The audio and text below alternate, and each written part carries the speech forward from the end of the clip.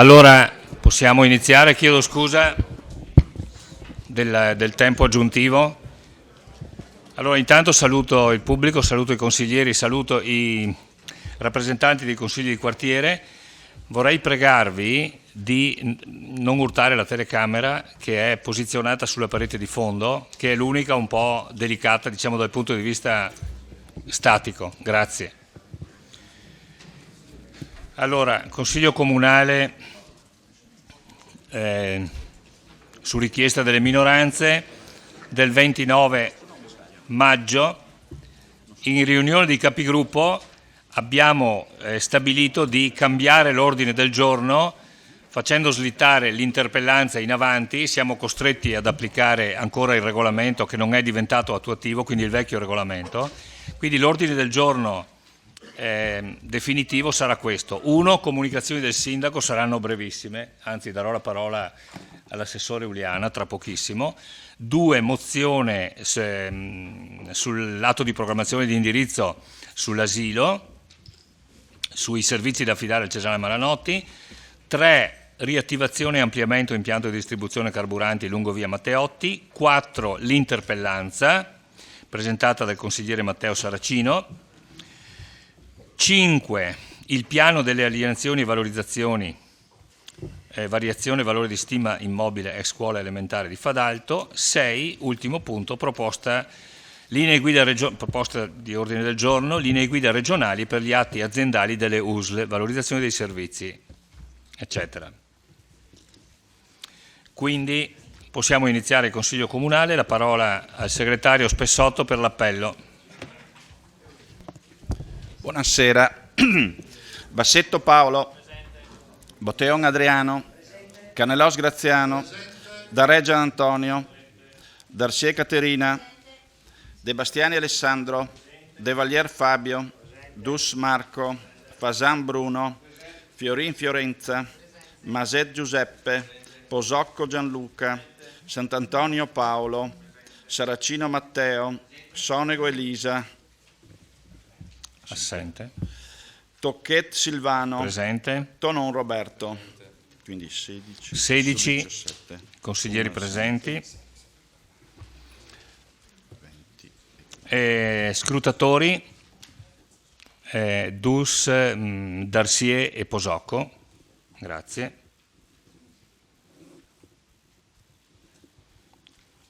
La parola all'assessore Uliana per una comunicazione. Grazie Presidente, un saluto a tutti quanti voi. Semplicemente per comunicare che la mostra a Palazzo Todesco, dalle murine storiche all'opera di Antonio De Rossi, Eclettico, poiché sta avendo un notevole successo di pubblico e anche un significativo apprezzamento da parte della critica, verrà prorogata fino alla fine di giugno per dare la possibilità a tutti, anche a quelli che non l'hanno ancora visitata, di visitarla. Grazie. Grazie Assessore Uliana. Allora, punto numero 4 all'ordine del giorno, mozione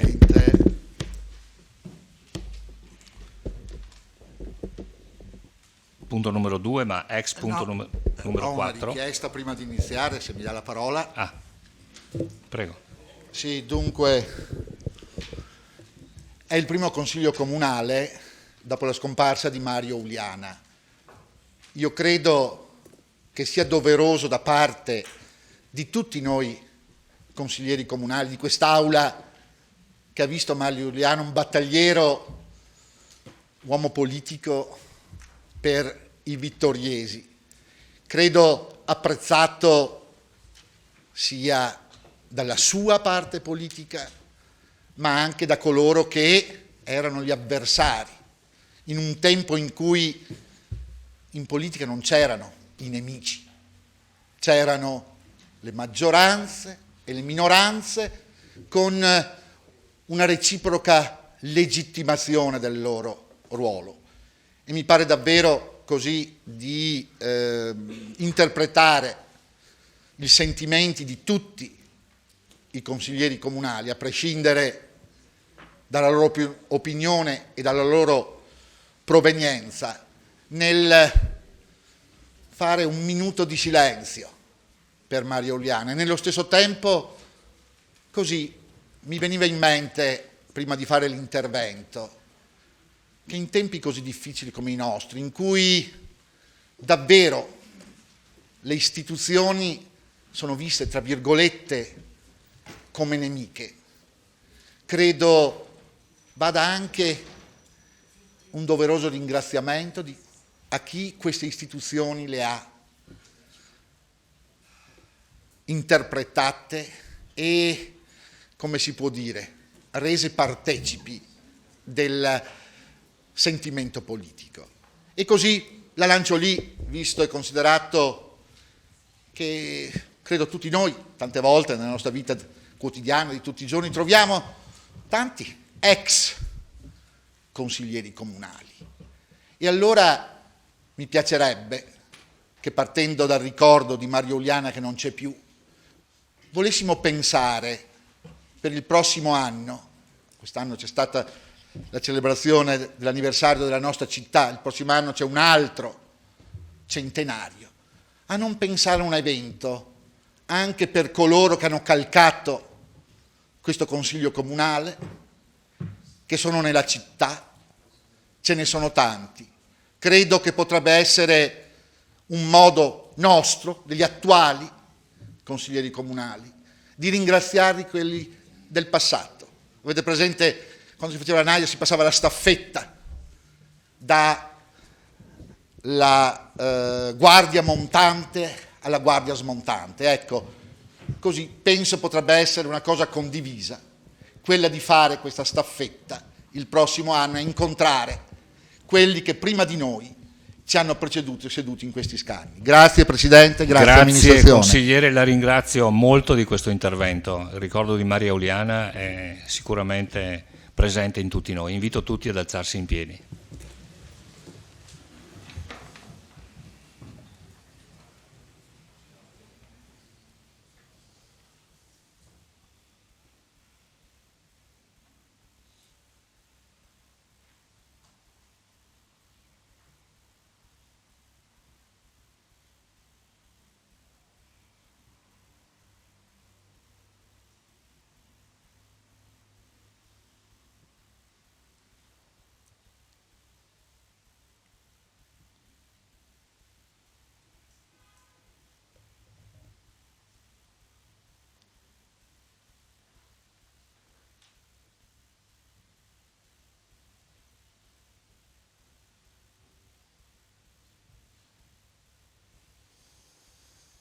E direi anche di fare un applauso.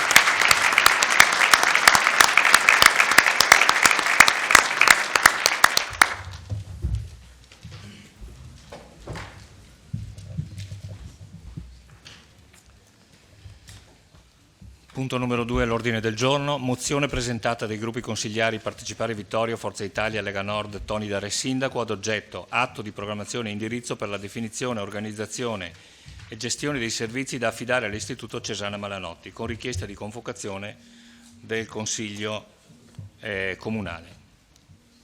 La parola quindi ai proponenti. Sì. Prego. Buonasera a tutti, esporrò io a nome dei miei colleghi questa mozione. Questa mozione ci ha visto trovare un accordo unanime subito sui temi che andiamo a trattare, in quanto riteniamo che sia una mozione del buon senso.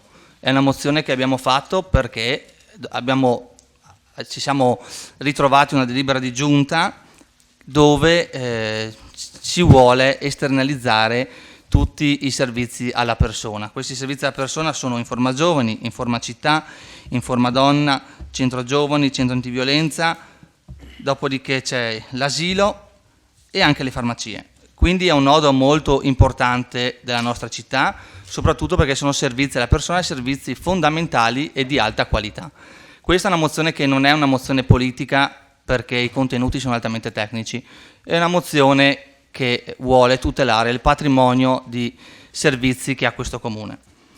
E detto questo, per farvi capire il perché ci siamo spinti a fare questa mozione, è il fatto che vediamo un servizio come l'asilo valutato come una perdita, cioè ragioniamo sul ridurre spese. Soprattutto sull'asilo, sui servizi dobbiamo cambiare modo di pensare, sono un investimento sui nostri cittadini e sulla nostra città. Già da questo principio ci troviamo in disaccordo con la delibera di giunta.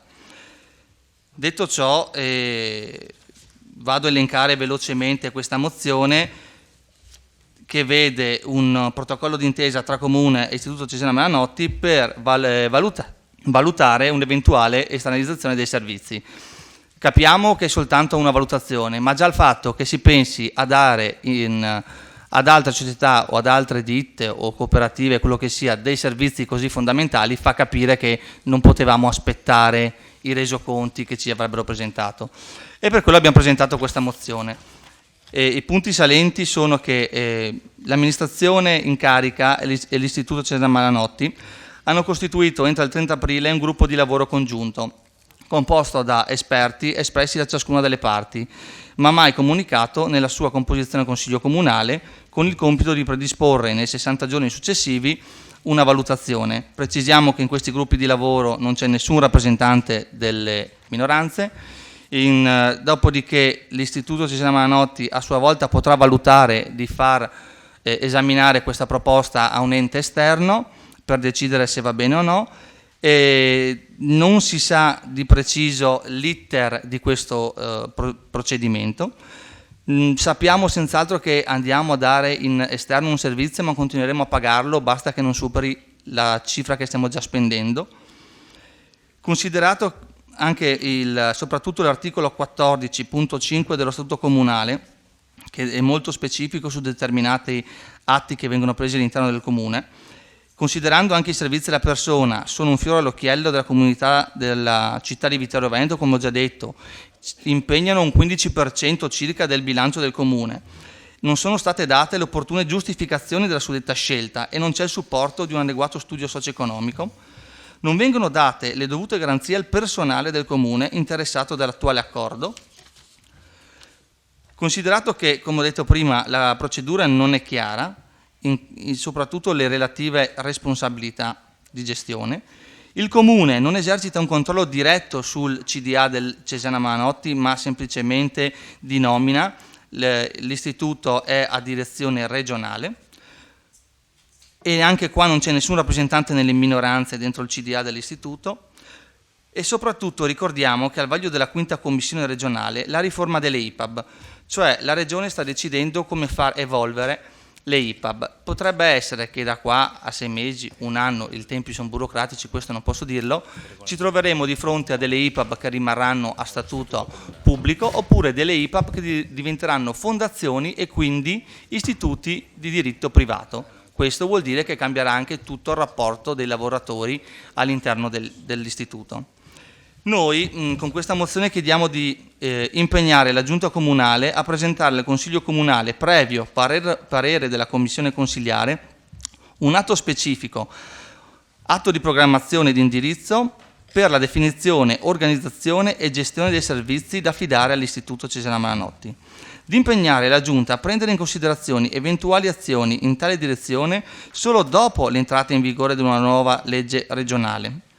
Di ribadire che la deliberazione in merito al futuro dei servizi di rilievo sociale attualmente erogati al Comune compete in via preventiva al Consiglio Comunale, previo passaggio nelle competenti commissioni consiliari, cui aspetta la valutazione sul piano qualitativo ed economico di eventuali proposte di diversa gestione.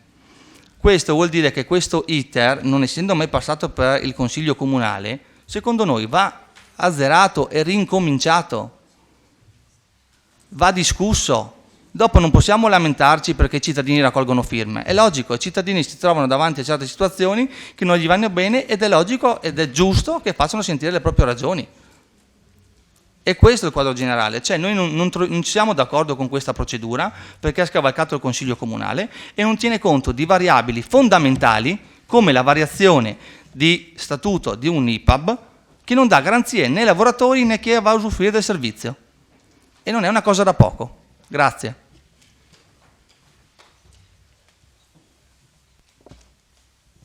Ecco, un attimo solo perché devo azzerare.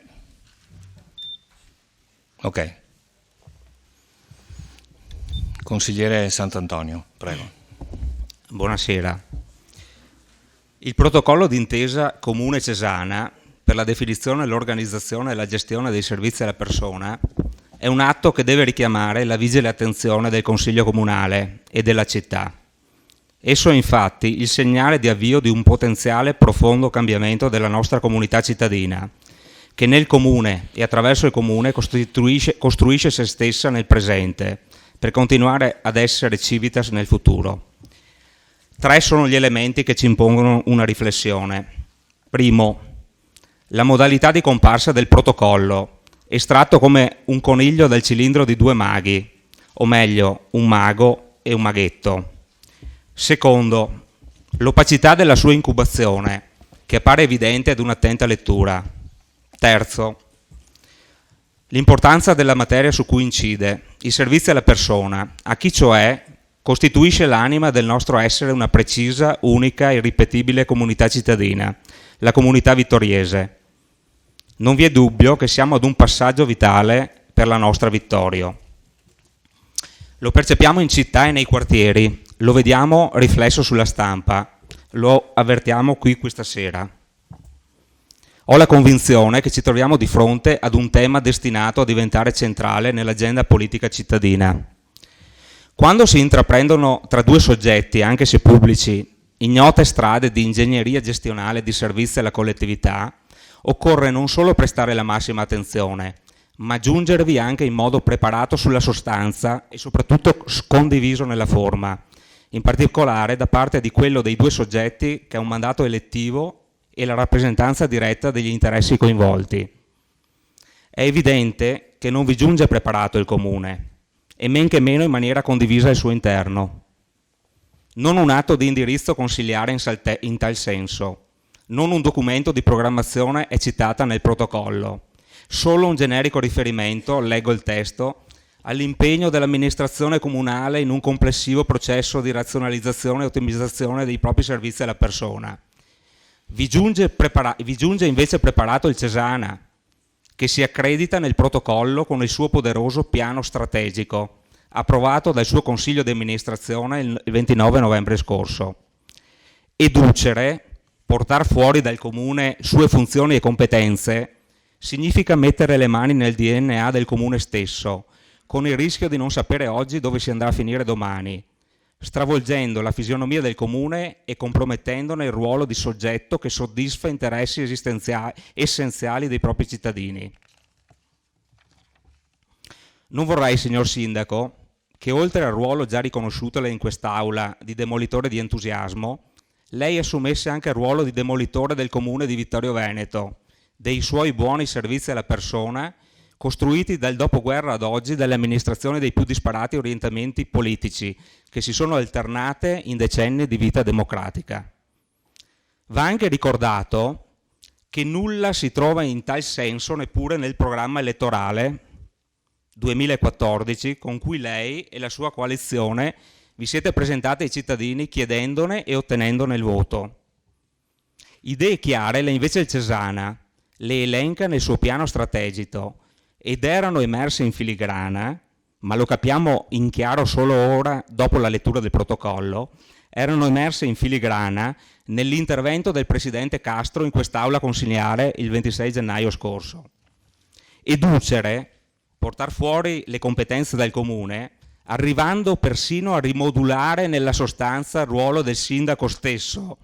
Era del resto un programma del dottor Castro, illustrato 8 anni or sono nel suo libro Dialogo su Vittorio Veneto. Nel maggio del 2009, da poco indossato il laticlavio Palazzo Madama, il neosenatore Castro affermava: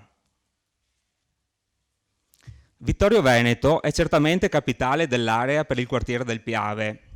Credo tra l'altro che per come le vicende politico-istituzionali si sono dipanate negli ultimi 15 anni, sia impraticabile impegnarsi nella fusione fra i comuni, la quale verrebbe percepita dai cittadini quasi come un vulnus alla diretta rappresentanza democratica della loro volontà e dei loro interessi. Piuttosto, meglio integrare subito tutti i servizi di supporto istituzionale, per esempio mercé la loro concentrazione in società miste pubblico-privato, dove gli enti locali conferiscono le attività e i migliori specialisti le competenze di tesoreria, di facility management, amministrazione, acquisti e ogni altro backup.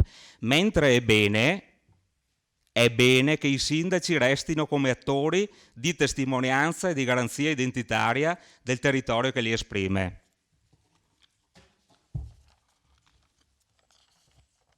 Si parla, è vero, di servizi di supporto istituzionale da portare fuori dal comune, per concentrarli in società misto pubblico-private, ma la sostanza non cambia se il modello di eduzione si applica ad altre competenze. Nel caso contingente è il settore sociale, per di più a favore di un ente, l'IPAB, attualmente in fase di revisione da parte della legislazione regionale. Chi ci garantisce oggi che il privato non possa far capolino domani nel sociale attraverso le IPAB? Con questo protocollo salpiamo verso un mare ignoto, in cui non vediamo spiaggia all'orizzonte.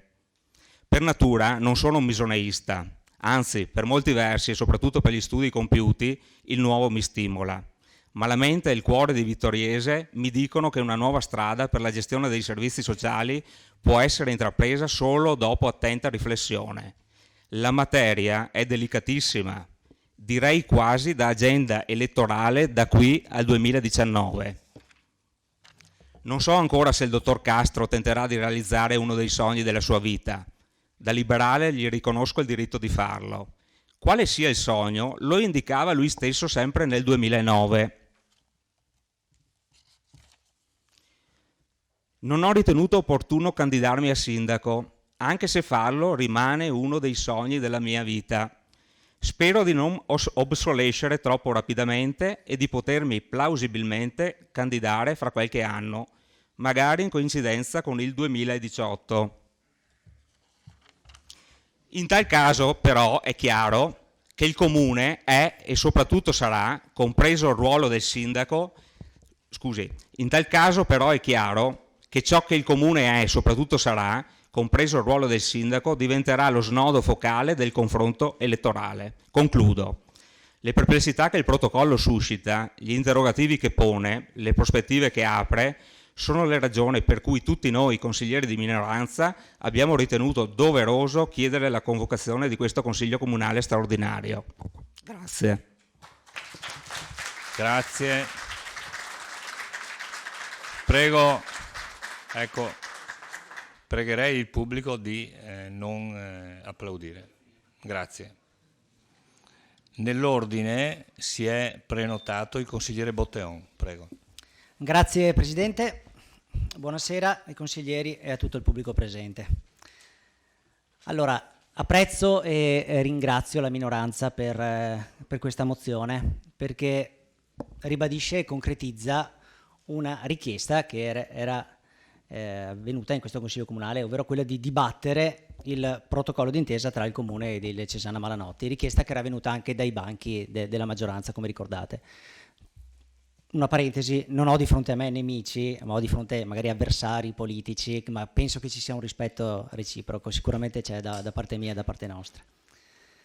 È un protocollo pesante quello che stiamo analizzando, che stabilisce un accordo forte tra due enti pubblici, il Comune e l'IPAB Cesana Malanotti, per la redazione di un progetto di gestione autonoma o condivisa di alcuni servizi alla persona attualmente dati in appalto dal Comune di Vittorio Veneto. Sono diversi i punti di vista dai quali è possibile osservare questo documento e diverse le considerazioni di cui bisogna tener conto prima di prendere una decisione delicatissima, confermo, per il futuro di servizi importanti per la nostra città. Cerco anch'io di elencare alcune di queste considerazioni, anche se alcune magari confermeranno gli interventi precedenti. I servizi alla persona attualmente gestiti direttamente o indirettamente dal Comune trovano grande e positivo riscontro nella comunità vittoriese per la qualità dei servizi stessi. In particolare il servizio di asilo è apprezzatissimo da moltissimi vittoriesi e invidiato dagli altri comuni che non ne dispongono. Però ogni comune tra cui il nostro Vittorio Veneto, è chiamato negli ultimi anni ad una riduzione del personale, difficile da affrontare, con assunzioni limitate, molto limitate, rispetto al numero di pensionamenti. Tale riduzione di personale impatta fortemente su ogni servizio offerto dal Comune, quindi, e su ogni ufficio comunale. Quindi a maggior ragione deve impattare anche su servizi non propri del Comune, come quello dell'asilo. Dico non propri perché vi sono molti comuni che non hanno un servizio di asilo, come abbiamo detto prima. L'impatto economico di questa riduzione di personale sull'asilo è particolarmente forte, perché in caso di conseguente riduzione dei bambini iscritti e quindi seguiti dall'asilo, va ad aumentare l'incidenza dei costi fissi sui costi variabili. Le questioni esposte evidenziano l'urgenza di affrontare la questione seriamente, dati alla mano nelle commissioni consiliari ed in consiglio comunale, così come prospettato dalla minoranza. Al consiglio comunale e non alla giunta spetta l'affidamento a terzi di qualsiasi servizio gestito dal comune. Il protocollo d'intesa proposto dalla giunta per un progetto di gestione dei servizi alla persona, all'analisi di questo punto manca di un indirizzamento necessario del consiglio comunale. Politicamente, aggiungo, tale protocollo manca di un necessario dibattito e di una decisione congiunta da parte della maggioranza stessa. È necessario e doveroso accogliere i contributi delle singole persone, dei consiglieri comunali, del comitato di gestione, ad esempio, dell'asilo, di maggioranza e di minoranza. Invito ancora una volta la Giunta a fare lo stesso, a coinvolgere, ascoltare e considerare gli interventi dei consiglieri, eletti dai vittoriesi a loro rappresentanza.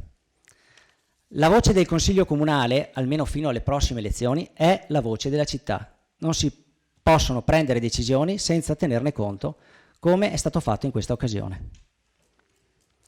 I consiglieri hanno il dovere di partecipare, ascoltare, cercare di capire e proporre soluzioni. La Commissione Bilancio che presiedo ha chiesto all'amministrazione di affrontare l'argomento oggetto del protocollo, ma tale incontro della Commissione non è ancora avvenuto, non ha avuto luogo per mancanza di dati necessari. Aggiungo, è perlomeno improprio che questi dati per l'analisi di questo punto siano forniti da una task force a cui partecipa da protagonista l'ente che desidera gestire il servizio. L'obiettivo principale che sicuramente tutti abbiamo è il mantenimento della qualità del servizio. La domanda che pongo da consigliere chiamato a deliberare è la seguente. Che garanzie vi sono che l'IPAB Cesana Maranotti sia in grado di gestire, mantenendo nella qualità, i servizi oggetti del protocollo? In particolare, che garanzia ho che il servizio di asilo, probabilmente il più importante ed il più complesso, mantenga gli standard faticosamente guadagnati e riconosciuti dalla comunità vittoriese ed enti certificatori in questi anni? Ricordo in tal senso un esempio, ma il sindaco era Tony De Re, il fallimentare passaggio di gestione del servizio dopo scuola dall'ente Luzzatti al Cesana, passaggio che ha comportato almeno un anno di profondi disagi tra gli utenti del servizio.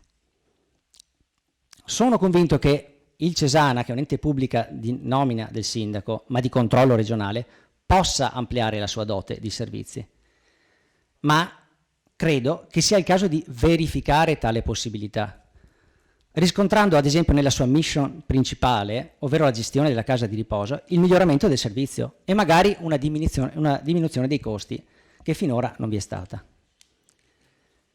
Quindi certo, qualche servizio si può pensare di affidare al Cesana, ma credo che il passaggio debba essere graduale, in modo da verificare puntualmente la capacità dell'ente di saper far fronte con successo al maggior carico gestionale. Grazie consigliere Botteon. Nell'ordine si è prenotato il consigliere Fasan, al quale do la parola. Grazie Presidente.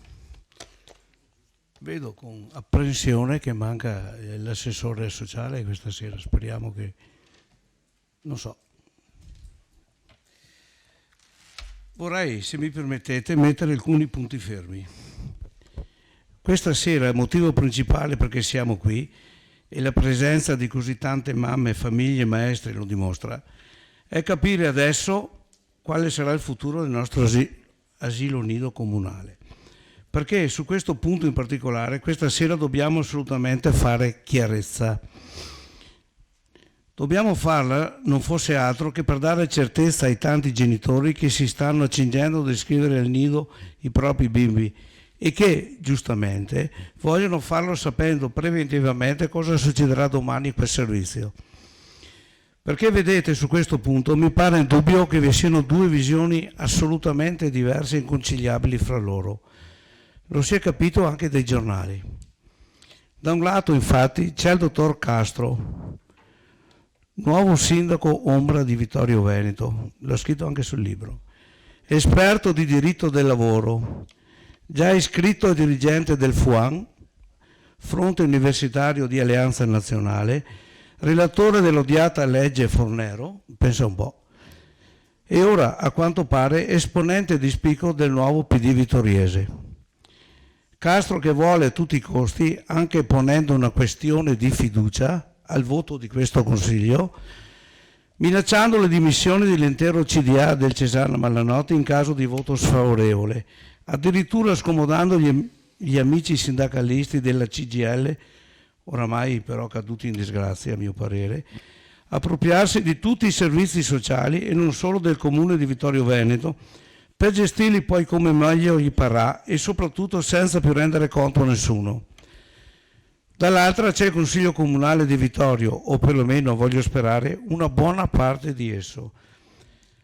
E questa volta significativamente in modo trasversale da destra a sinistra, dove per sinistra intendo quella vera, quella che difende il lavoro e i lavoratori, che invece vuole garantire continuità, stabilità, certezza ad un servizio educativo fondamentale per i nostri bambini.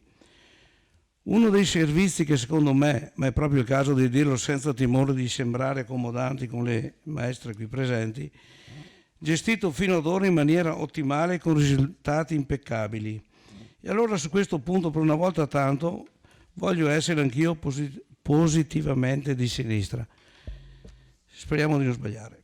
Per una volta che Vittorio ha un punto di eccellenza e non capita spesso, voglio che il servizio resti di tale qualità, a differenza di qualcun altro che vorrebbe invece svenderlo per realizzare un presunto risparmio che peraltro tale non è dal momento che l'amministrazione garantisce la copertura di eventuali buchi di bilancio.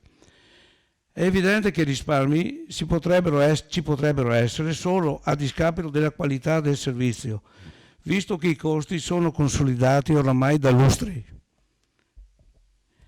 e non c'è più nulla da ottimizzare. E la cosa a me non sta bene perché non si può cominciare a risparmiare sul futuro dei nostri figli. Vorrei cominciare a risparmiare, se fosse possibile, dai costi dell'amministrazione. E vorrebbero essere legittimati a farlo con il voto di questo Consiglio, o meglio lo vorrebbero la Giunta e Castro a braccetto, raccontando alla gente un mucchio di frottole, mentendo alle maestre, ai lavoratori e alle famiglie, raccontando loro, come hanno cercato di fare in questi giorni, che non cambierà nulla, né per gli uni né per gli altri, che non cambierà nulla come non avrebbe dovuto cambiare nulla per i dipendenti dello spazzamento comunale, che invece si trovano adesso tutti costretti forzatamente a emigrare in Savno, con una delibera di giunta che neppure era stata preventivamente loro comunicata. E allora, per quanto mi riguarda, io vorrei questa sera che fosse chiara un'unica cosa. Come ha giustamente evidenziato il consigliere De Bastiani nell'articolo di giornale dell'altro giorno, e che mi sento di sottoscrivere, sull'asilo nido non dobbiamo cambiare proprio nulla. Questa sera noi siamo disposti a votare tutto quello che volete, purché contestualmente si chiarisca e si voti un principio semplice e chiaro. L'asilo nido deve restare così com'è, cioè comunale, con buona pace di Castro e di chi vorrebbe farne merce di scambio, ed indipendentemente da presunti risparmi o meno. Taglieremo semmai da qualche altra parte, magari nel finanziamento al Palafender, solo un'idea, ma non sul futuro dei nostri bambini e delle famiglie vittoriesi. Le mie tasse io le voglio pagare proprio per l'asilo nido comunale e voglio vedere chi questa sera, mentendo anche a se stesso, è in grado di fronte a tutti di sostenere, di votare il contrario, di fatto decretando la fine di un fondamentale servizio pubblico, fiore all'occhiello della città. Grazie. Grazie consigliere. Vorrei pregarvi di tenere, questa sera tutti quanti parlano troppo vicino al microfono, tenere una distanza media sui 10 centimetri, grazie. Consigliere Maset, prego. Grazie Presidente, buonasera a tutti. Ecco. Sì? Pronto, prova. Pronto? Funziona? Sì, grazie. Allora, buonasera a tutti. Allora, che dire, intanto i colleghi che mi hanno preceduto hanno fatto un po' chiarezza su cos'è l'argomento di questa sera. L'argomento che come minoranze compatte abbiamo portato all'attenzione del Consiglio Comunale è certamente tra i più importanti in considerazione della tipologia del servizio. Un servizio che è rivolto alla fascia più debole della popolazione. Stiamo parlando questa sera del destino di bambini in tenera età, di bambini di età compresa fra i 3 mesi e i 3 anni, figli di nostri concittadini. Quindi, come ben sappiamo, ma ripetere giova sempre, stiamo parlando del destino dell'asilo comunale di Vittorio Veneto. Il ruolo fondamentale di un asilo comunale è quello di erogare un servizio di ottima qualità, che deve contribuire a infondere serenità alle famiglie che vi accedono, facendo conciliare in modo rilevante la vita familiare e lavorativa e quindi contribuendo anche a promuovere una maggiore partecipazione femminile al mercato del lavoro. Noi, cari concittadini, abbiamo in città una vera e propria eccellenza, un servizio che, come hanno ricordato i miei colleghi, rappresenta un vanto, un fiore all'occhiello di cui andar fieri. Di recente, inoltre, così in linea generale, si sono moltiplicati gli sforzi volti a sostenere i servizi per la prima infanzia, secondo una prospettiva pedagogica e sociale, in base alla quale essi non rappresentano più solo una soluzione per la custodia e la cura del bambino, ma piuttosto un contributo al suo sviluppo e alla sua integrazione socio-economica. In questo quadro, quindi, attorno a una realtà così importante per la città, cerchiamo di dire la verità.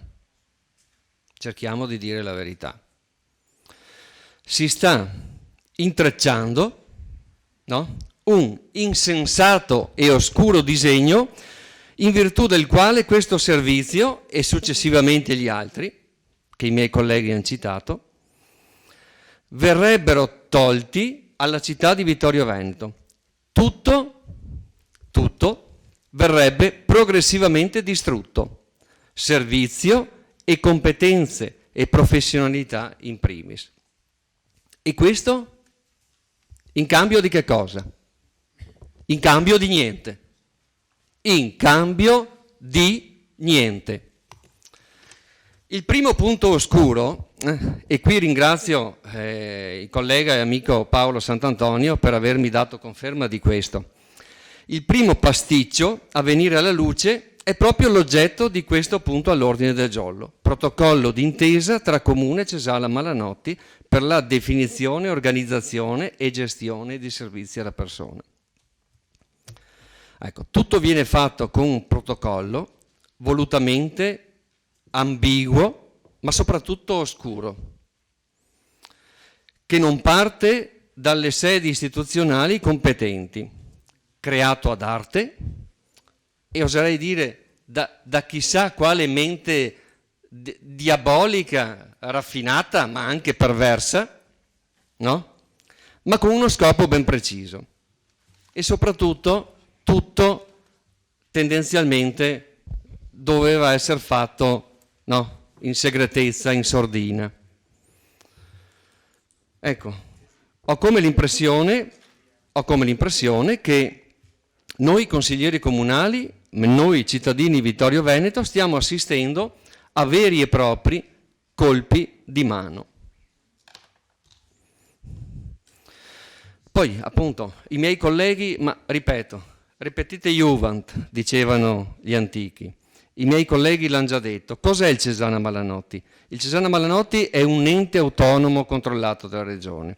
È un ente che ora in questo momento è di diritto pubblico, ma che in futuro, no, potrebbe diventare di diritto privato. Infatti, se vogliamo, a partire già dal 2003, la riforma delle IPAB ha portato in diverse regioni alla trasformazione, nella maggior parte delle IPAB, in persone giuridiche di diritto privato. E quindi, appunto, laddove le regioni sono intervenute, in un modello aziendale dove queste IPAB assumono sempre più una connotazione autonoma e originale di persona giuridica diversa sia dalla unità sanitaria locale sia dalle aziende speciali, con alla presenza al proprio interno di membri di nomina pubblica, ma soprattutto orientate verso forme ibride al limite e comunque non più riconducibili a elementi del terzo settore. Ma allora il ragionamento è anche questo: se la Regione Veneto è in fase di regolamentazione delle IPAB, perché tutta questa smania di concludere? Perché tutta questa fredda? Non sarebbe logico aspettare e ragionare a bocce ferme? No, viene da pensare, io potrei capire, e i cittadini di Vittorio Veneto, no, potrebbero capire che questa amministrazione sta cercando di far passare di mano a favore di, come posso dire, un'eminenza, no, grigia,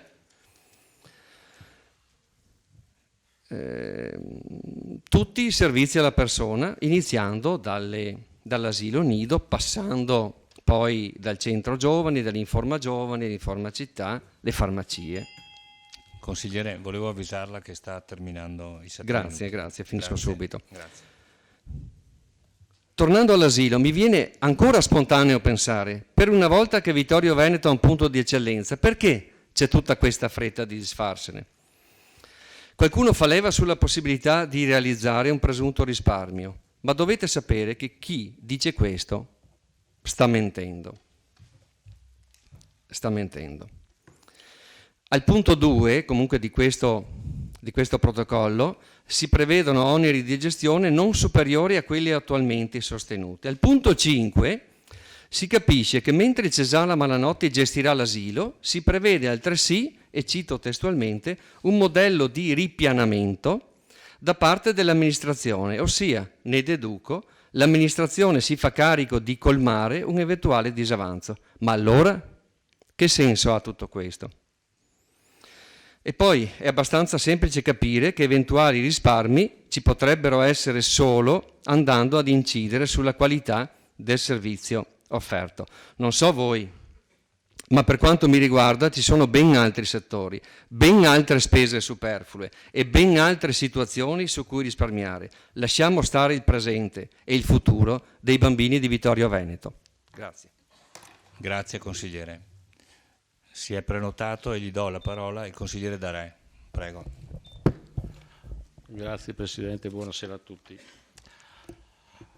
Ma siedo su questi banchi ormai da 13 anni, come capogruppo di maggioranza, come sindaco, come all'opposizione, quindi con ruoli diversi, ma con l'obiettivo è sempre quello di comunque rappresentare una parte della città, ma soprattutto di dare alla città quel servizio che queste amministrazioni comunali che mi hanno preceduto e che si susseguono hanno dato all'utente vittoriese. Stiamo parlando di persone che lavorano nel comune di Vittorio Veneto con professionalità, con passione, che vedono il loro lavoro avvenir meno con passaggi verso un istituto Cesana Malanotti che per il momento è ancora del comune, ma con degli obiettivi e dei presupposti, lo ha detto il presidente Castro, di diventare privato, cioè passare da una gestione pubblica a una gestione privata. Lo ha detto in questo Consiglio Comunale. E tutto in base a cosa? Al business. Perché bisogna fare business? Ricordo che il Cesana Malanotti vive delle rette che la regione del Veneto, ed è rimasta una delle poche regioni che fa questo sussidio, diciamo, alle famiglie. Allora, il Cesana Malanotti deve diventare di fatto un qualcosa di pubblico per un servizio che deve essere comunque pagato. Ci può stare, siamo in tempi diversi, difficili magari. Però vede, quando io ho visto il consigliere Sant'Antonio che diceva il dialogo, riportava il dialogo su Vittorio Veneto, più che, siccome ci sono citato anch'io, più che il dialogo del futuro sembra il libro dei sogni di Ido da Rosso, perché, scusatemi, dire che le comunità non contano, che il sindaco non conta, bisogna fare, non credo, noi dobbiamo essere al servizio del cittadino, siccome le tasse si pagano, ed è giusto che ci sia comunque un referente. Se questo passaggio avviene verso il Cesana Malanotti e quindi verso una privatizzazione, ricordo che se ci sono delle lamentele, io posso dire che in 13 anni non ho mai avuto, da sindaco, non ho mai avuto una lamentela da parte dell'utente nei confronti del nido. Vuol dire che chi ci lavora con passione, vuol dire che chi ci lavora con professionalità, vuol dire che chi ci lavora ci mette del suo, ma soprattutto diamo una garanzia ai genitori che lasciati i ragazzi al nido, i bambini al nido, possono andare e mantenere il posto di lavoro grazie a questo e soprattutto dare una continuità. Allora l'educazione che questi collaboratori del comune deve essere portati sul privato, è qualcosa che noi non accettiamo, è per questo che noi non accettiamo, perché non è possibile che si parli solo di piano finanziario, dobbiamo ricordarci che noi diamo un servizio all'utente. Il trasporto pubblico si chiama trasporto pubblico, ma non fa utili, fa perdite, ma è utile nel contesto della società. Allora, se dobbiamo fare che tutto deve essere utile, benissimo, privatizziamo anche l'acqua. E io mi ricordo le battaglie fatte in Regione del Veneto con l'acqua bene comune, ed è stata una battaglia fatta da tutti gli uomini di buona volontà, di qualsiasi colore. E qua è la stessa cosa, Giù le mani dall'asilo, è questo quello che io voglio portare. E se voi volete fare questo passaggio siete ben liberi di farlo, siete la maggioranza, avete i voti, avete i numeri. E noi non siamo d'accordo, e sul secondo intervento vi dico anche perché. Grazie. Grazie consigliere. Consigliere De Bastiani, prego. Grazie, buonasera.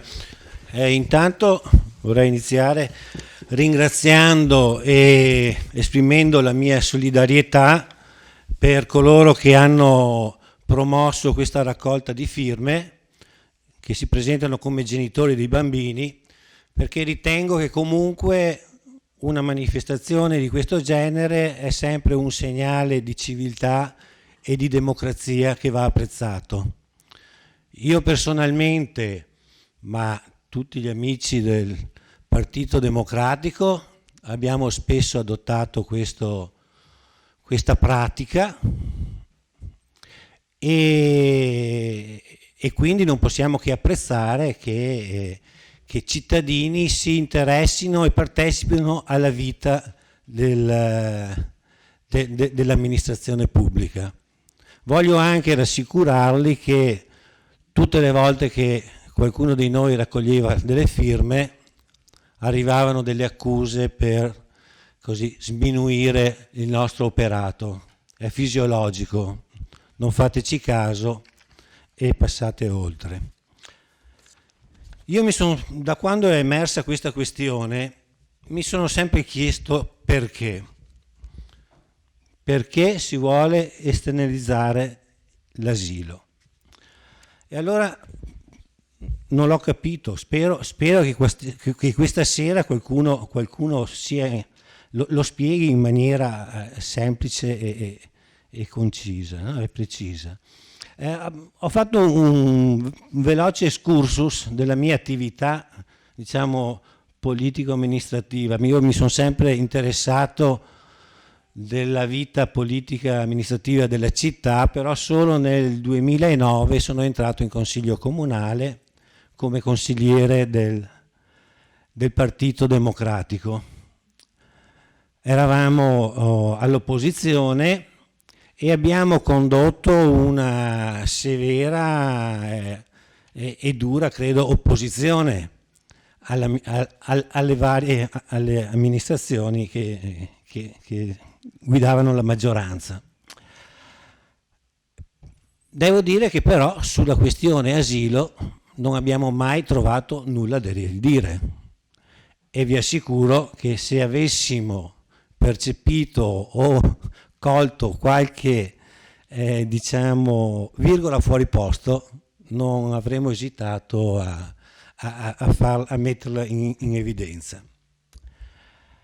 Poi nel 2014 c'è stata la campagna elettorale che ha portato al cambiamento di gestione e il mio partito è arrivato a condurre la città, ha vinto le elezioni, proponendo alla città un programma anche ben articolato. Su questo programma, che io conservo e ogni tanto vado a rivedermi, non c'è una parola che parli dell'asilo nido. Evidentemente non c'era niente da obiettare, da migliorare o da proporre. Posso dire francamente che se per caso su questo programma ci fosse stata la proposta di far affidare l'asilo nido a qualche altro ente, probabilmente io non avrei accettato la candidatura nella mia lista. Subito dopo la campagna elettorale, voi sapete che nel giro di pochi mesi la Giunta e il Consiglio è chiamato a presentare il programma di mandato. È stato fatto un programma di mandato, ricordo che ho proposto molti emendamenti, suggerimenti, e anche nel programma di mandato che ho riguardato anche l'altro giorno, appunto per accertarmi, non si parla di asilo nido. Quindi tutto quanto andava bene. Ho trovato una traccia invece di un documento che parla della realtà appunto dell'asilo dell'infanzia. Si tratta del piano triennale del fabbisogno del personale. C'è una lunga lettera che l'amministrazione manda soprattutto al sindacato, dove appunto affronta l'argomento, e verso la fine c'è questo passaggio. Per quanto riguarda infine l'eventuale scelta di esternalizzazione della gestione dell'asilo nido, si ribadisce, come affermato in altre occasioni, che l'amministrazione non intende procedere in tal senso. Firmato dall'assessore di competenza e dal segretario generale. E allora i miei perché diventano ancora più perché, cioè non riesco a capire. E l'altro passaggio cronologico che metto in fila e dopo ho finito. Siamo al 2016, novembre, compare il piano straordinario per il recupero dell'efficienza e della qualità competitiva dell'Istituto Cesana Malanotti. E qui ci sono dei chiari riferimenti. C'è una scheda che parla della realizzazione di un polo di aggregazione per i servizi alla persona che prevede alcuni possibili ambiti di sviluppo. Non parla in modo specifico dell'asilo nido, ma in modo puntuale delle farmacie comunali sì.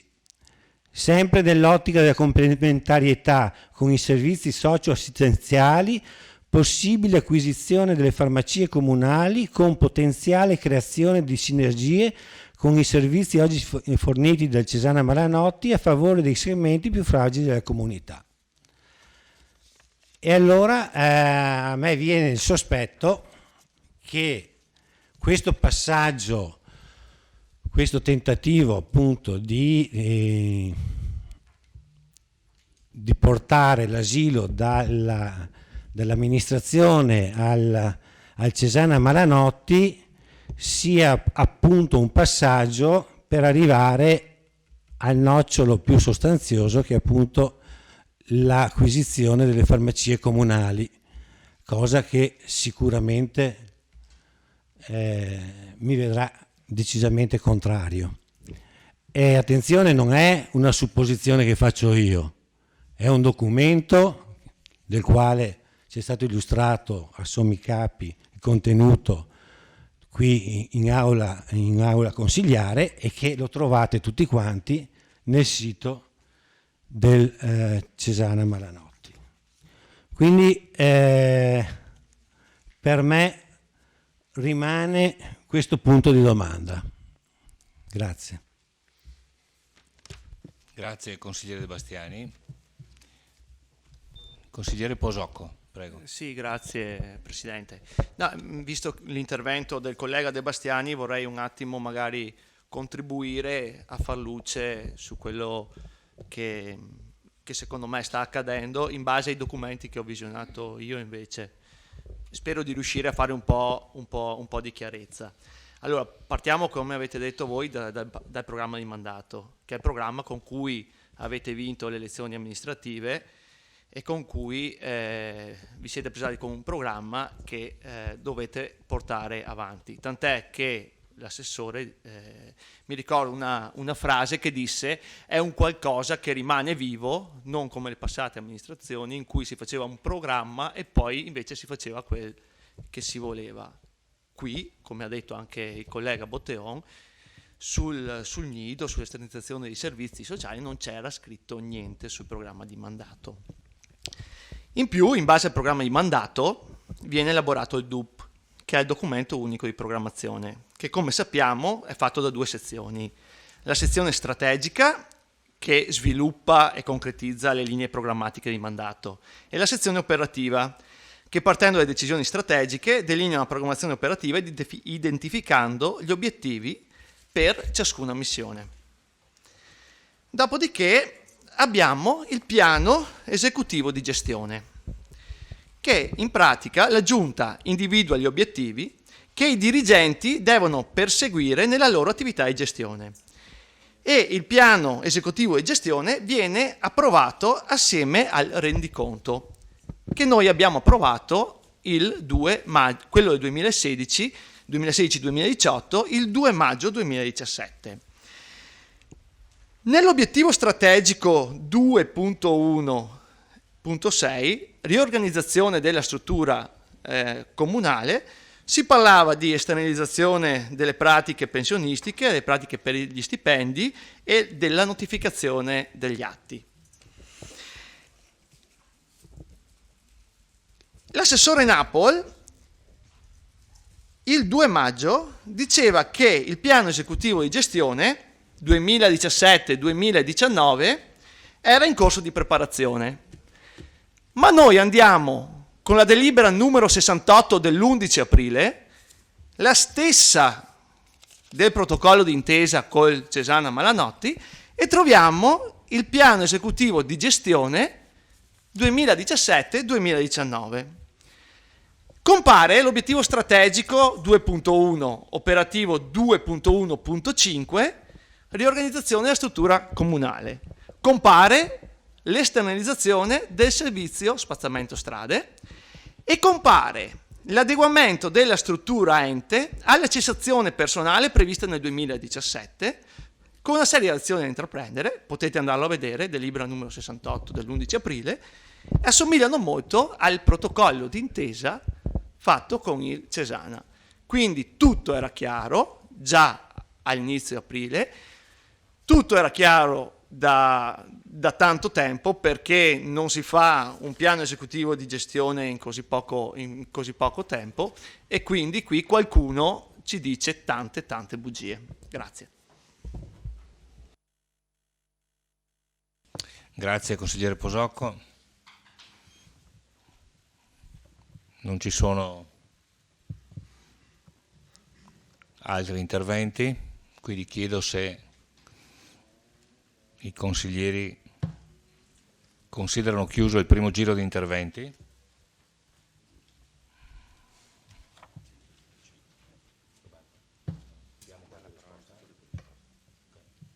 Ecco, allora confermo, consideriamo chiuso il primo giro di interventi, la parola al sindaco Tonon per la risposta. Sì, grazie, buonasera per alcune a tutti. risposte. Cerco, se possibile, se riesco, di fare un po' di chiarezza. Il protocollo parla in maniera esplicita di una fase di studio fatta da due task force diverse per arrivare a un progetto che poi sarà presentato e dovrà eventualmente essere approvato o meno dagli organi competenti, nel caso del Consiglio Comunale, del Comune di Vittorio Veneto, dal Consiglio Comunale. Qualcuno ha parlato di un procedimento, una delibera oscura e fatto in sordina. Beh, in realtà è una delibera di Consiglio Comunale, per cui è pubblicata regolarmente e quindi è tutto alla luce del sole, non è per nulla oscura. Poi il consigliere Fasan ha detto che i lavoratori dello spazzamento sono costretti ad emigrare in Savno. Non è così. Continuano a fare il loro spazzamento, il lavoro che facevano prima, e nessuno è stato costretto né obbligato ad emigrare altrove. Non so lei le notizie dove le abbia lette o da dove le abbia tratte, fatto sta che non è assolutamente come dice lei, proprio per nulla. Per quanto riguarda poi l'intervento del collega Sant'Antonio, diciamo che è brillante da un punto di vista così della fantasia, però leggermente contraddittorio. Mi spiego. Lei, citando una delle ultime frasi del libro, dice che uno dei sogni, citando testualmente, del dottor Castro è quello di fare il sindaco magari nel 18. Sì, potrebbe essere che nel 18 questa giunta, come potrebbe essere già nel 17, non ci sia più. E però attribuire a Castro la volontà di fare il sindaco, fra virgolette, come lei ha letto prima, depotenziato, puro testimone, credo faccia torto a qualcuno. E quindi delle due l'una, tertium, come si dice, non datur, quindi come dire, il suo intervento è leggermente, per usare un eufemismo, non ho detto quello che c'è scritto, il suo intervento, non quello che c'è scritto, il suo intervento è leggermente contraddittorio, non quello che c'è scritto, è un po' diverso, anzi è molto diverso.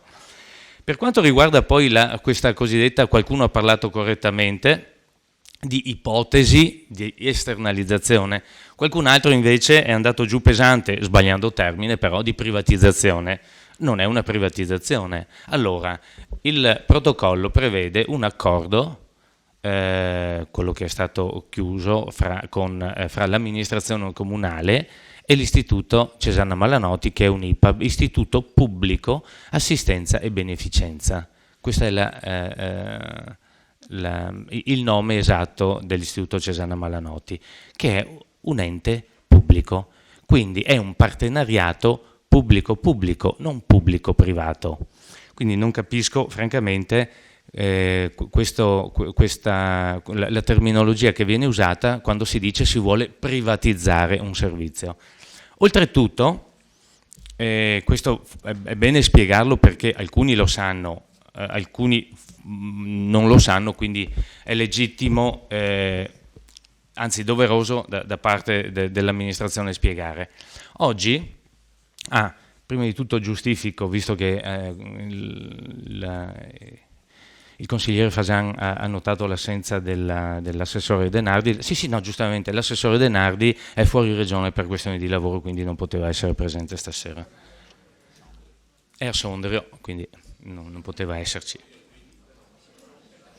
No, ho detto per questioni di lavoro.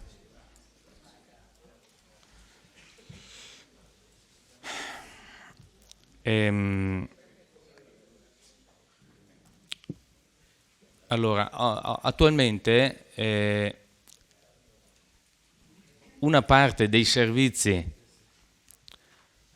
forniti dall'asilo nido sono già esternalizzati. Allora, ci sono, vado a memoria, casomai chiedo di essere corretto se sbaglio i numeri, sono 9 dipendenti maestre, che fanno egregiamente il loro lavoro, nessuno ha mai detto di no, anzi, anche perché se no il punteggio di 93,6, se non ricordo male, su 100 non ci sarebbe. Alcune sostituzioni educative sono fatte da una cooperativa. Il servizio mensa oggi fino a luglio è curato da una dipendente, poi ahimè andrà in pensione e quindi è già stato contrattato un servizio interno, esternalizzato, ma un servizio che viene reso sempre all'interno. E poi ci sono i servizi di pulizie che da moltissimi anni sono esternalizzati, quindi una parte del servizio dell'asilo nido è già esternalizzato e viene fatta tramite appalto, quindi con cooperative.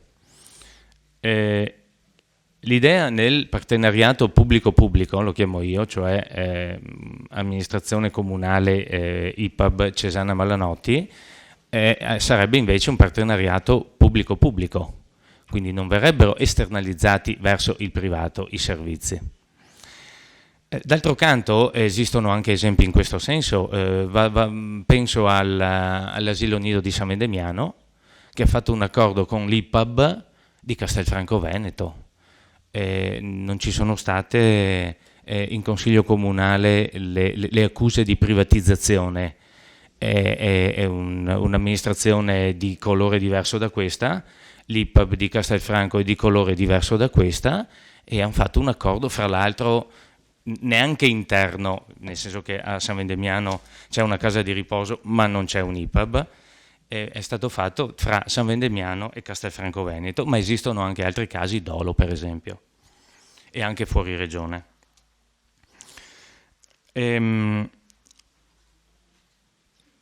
Siccome l'idea è quella di riinternalizzare, diciamo così, per certi versi i servizi, nel senso farli ritornare al pubblico, è chiaro che la condizione sine qua non è che l'IPAB resti un ente di diritto pubblico. Non sarà, meglio, dipenderà dalla legge, da quale sarà l'iter e ovviamente la decisione della Regione per quanto riguarda la riforma. Noto solo che è vero, è sempre in discussione, ma è dal 2001 che la Regione Veneto avrebbe dovuto decidere in materia. Siamo nel 2017, Quindi affermare che a breve ci sarà, non lo so, siccome è tutto relativo si può dire anche che dal 2001 è passato poco tempo, oppure ne è passato molto, quindi è ancora il vaglio della quinta commissione, non sappiamo quale sarà la tempistica.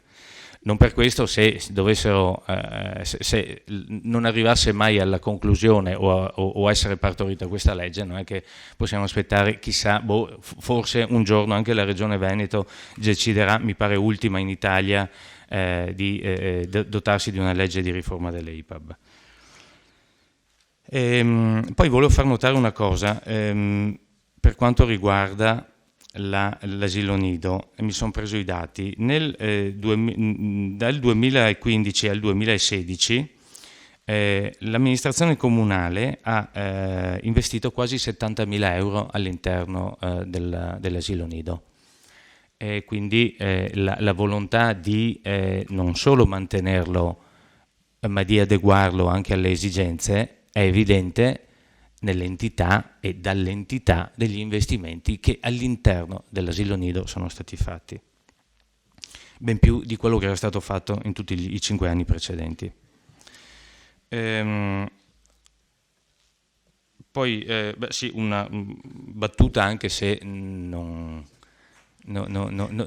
per carattere, o meglio anche perché è una dote che mi manca, che io sia un demolitore di Vittorio Veneto, lei mi attribuisce un potere che davvero io non ho, e una capacità che davvero, ha detto lei, che potrei essere il demolitore della nostra città, lei mi attribuisce un potere che non ho.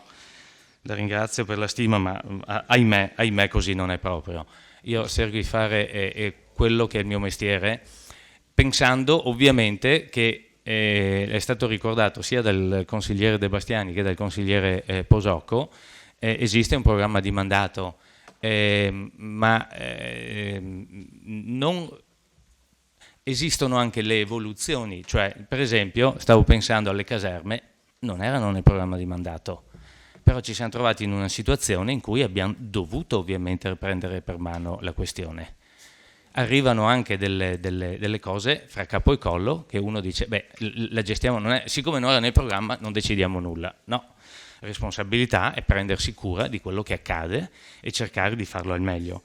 Dopo chiaramente con la possibilità inevitabile di incorrere in errori, di incomprensioni, ma affermare che siccome non c'era scritto non si può fare niente, no, non è così, anche perché alcuni vincoli di bilancio, per esempio, da quando noi abbiamo cominciato ad amministrare, sono cambiati notevolmente.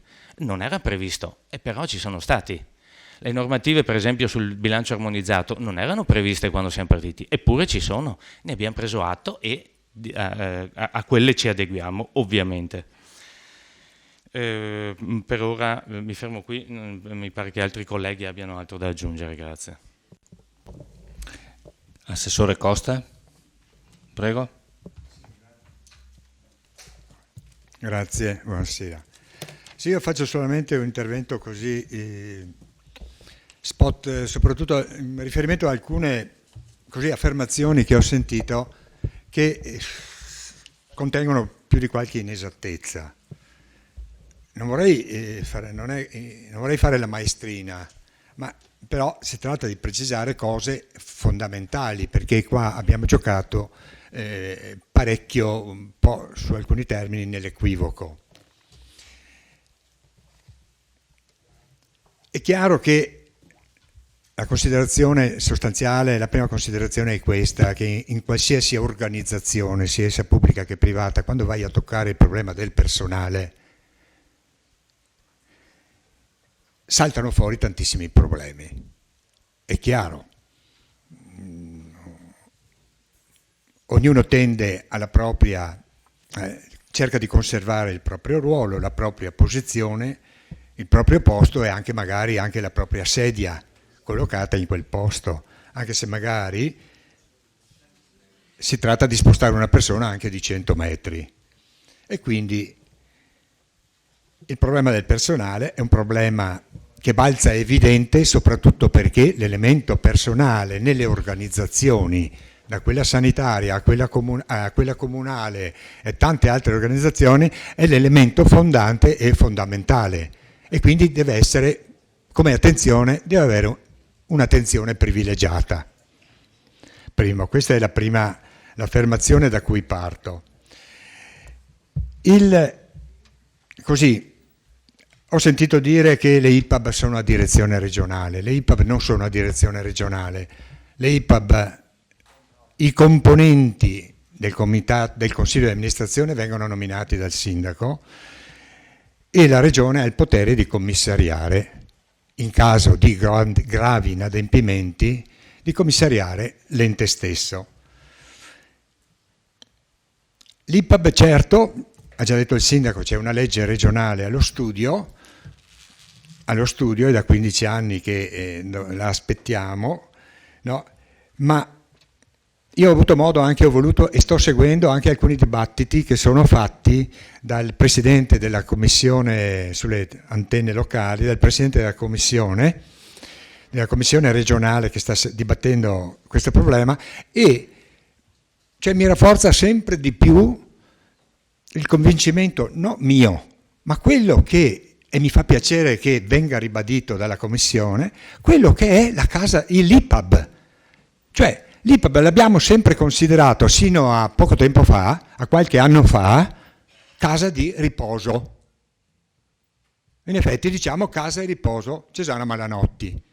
Questo è un errore fondamentale, perché tutte le IPAB del Veneto hanno subito, grazie alle modifiche apportate, alle modifiche normative apportate dalla Regione in questi anni, e sono modifiche positive, le hanno chiamate e si chiamano oggi centro servizi alla persona.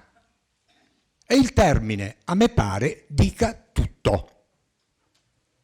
Che poi la legislazione regionale ovviamente dovrà, essendo una legislazione di secondo grado, dovrà decidere tra fondazioni private o pubbliche. Ricordo appunto che fondazioni possono essere fondazioni pubbliche e fondazioni private, mentre qua dentro qualcuno ha detto che le fondazioni sono private. Ecco altro motivo dell'intervento. Quindi centro servizio alla persona vuol dire, e si va delineando il modello Veneto, qual è questo? Di voler incrementare questi centro servizi alla persona. Cioè noi cos'è che avremo nel modello Veneto? Cos'è che abbiamo? Abbiamo da una parte l'ULS, no? Che si sta sempre più ritirando nel core business, nelle sue peculiarità sanitarie, e sta delegando, decentrando, esternalizzando tanti e tanti altri servizi, quelli che non sono di stretta competenza, quello che non è il core business. Così il comune ha delle compiti e funzioni essenziali. Compiti e funzioni essenziali del comune sono l'ufficio anagrafe, la polizia locale, l'ufficio tecnico, la ragioneria, e niente esclude che altri servizi vengano esternalizzati. Il comune una volta non gestiva le fognature, non gestiva l'acqua, non gestiva, non so, tante altre cose, lo spazzamento, la raccolta dei rifiuti. Eppure hanno, secondo me giustamente, io sono della teoria che ognuno deve fare le cose per le quali è idoneo e ha la competenza da fare. Ecco quindi i consorzi territoriali, i bacini, la Savona, non Savona, è giusto che se lo facciano. Tra questi due enti io personalmente vedo il centro servizi alla persona così come lo va delineando la Regione Veneto. Punto. Quindi l'asilo nido, senz'altro dobbiamo essere fieri di questa realtà, però non è un servizio indispensabile, essenziale, tanto che ci sono tanti comuni che non ce l'hanno. Riguardo a qualche altro intervento, volevo precisare questo. Sì, io, consigliere Sant'Antonio, io trovo semplicemente disgustosa l'espressione che lei ha usato nei confronti del sindaco definendolo demolitore, perché mi viene da chiedergli, ma lei com'era allineato quando il consiglio di amministrazione del Cesana Malanotti ha modificato lo statuto per prevedere l'inserimento di altri di rappresentanti di altri enti. Quello era un atto demolitorio. Poi non capisco le sue espressioni, come si è espresso nei confronti del dottor Castro, con un'acidità compulsiva quasi sì, che è un po' al limite della correttezza, ecco. Queste erano alcune cose che volevo fare. Non si tratta di creare niente di catastrofico. Abbiamo sentito qualche intervento catastrofico, cioè viene tutto distrutto in cambio di niente. Io volevo, per deformazione professionale, sono abituato a leggere le carte prima di parlare. Nelle carte c'è scritto che per quanto riguarda i processi di servizio dedicati all'infanzia intenzionata, il Comune mantenendo la propria funzione di indirizzo, coordinamento e controllo. Indirizzo, coordinamento e controllo, che sono le due fasi essenziali. I motivi per cui viene effettuata questa operazione ha anche una rilevanza non indifferente dal punto di vista economico, perché la costosità del sistema, cioè l'attuale normativa, poneva e pone grosse limitazioni alle assunzioni del personale, quindi incentivare purtroppo il ricorso a cooperative, a cui manodopera si sa che alla fine viene a costare molto di più, soprattutto quando viene chiamata alle 8-10 per avere dopo l'unità alle 8:30. Ora, con il Cesano Vananotti, che ha un patrimonio di persone, un bacino di persone in maggiore disponibilità, questo può essere fatto a costi più contenuti. Questo. E non sarà stato scritto nel documento di mandato, però nel documento di mandato c'è scritto, nel programma di mandato c'è scritto che vi è una volontà di operare una attenta valutazione nel contenimento della spesa. Ora può essere questo come anche altri, adesso io non voglio infierire su questo, però ecco. Poi un'altra cosa volevo sottolineare. Invito il pubblico a stare in silenzio, grazie. Volevo sottolineare anche un'altra cosa, che diciamo l'asilo nido, la conquista dell'asilo nido è prodromica dopo veniamo in possesso delle farmacie. Cioè le carte bisogna leggerle, questo lo dico a tutti, e queste sono le carte. E quindi vediamo l'articolo 6 di questa benedetta o maledetta convenzione. E al tema del rafforzamento, le opportunità di collaborazione in aree di servizi sociali e sanitari integrati, che estende un primo rapporto per favorire l'integrazione dei servizi sociali nei poli del presidio farmaceutico pubblico. Presidio farmaceutico pubblico, c'è scritto nella convenzione. Quindi questo mantra delle farmacie comunali, cerchiamo anche io gradirei che rimanga così, nel presidio farmaceutico pubblico, però mi permetto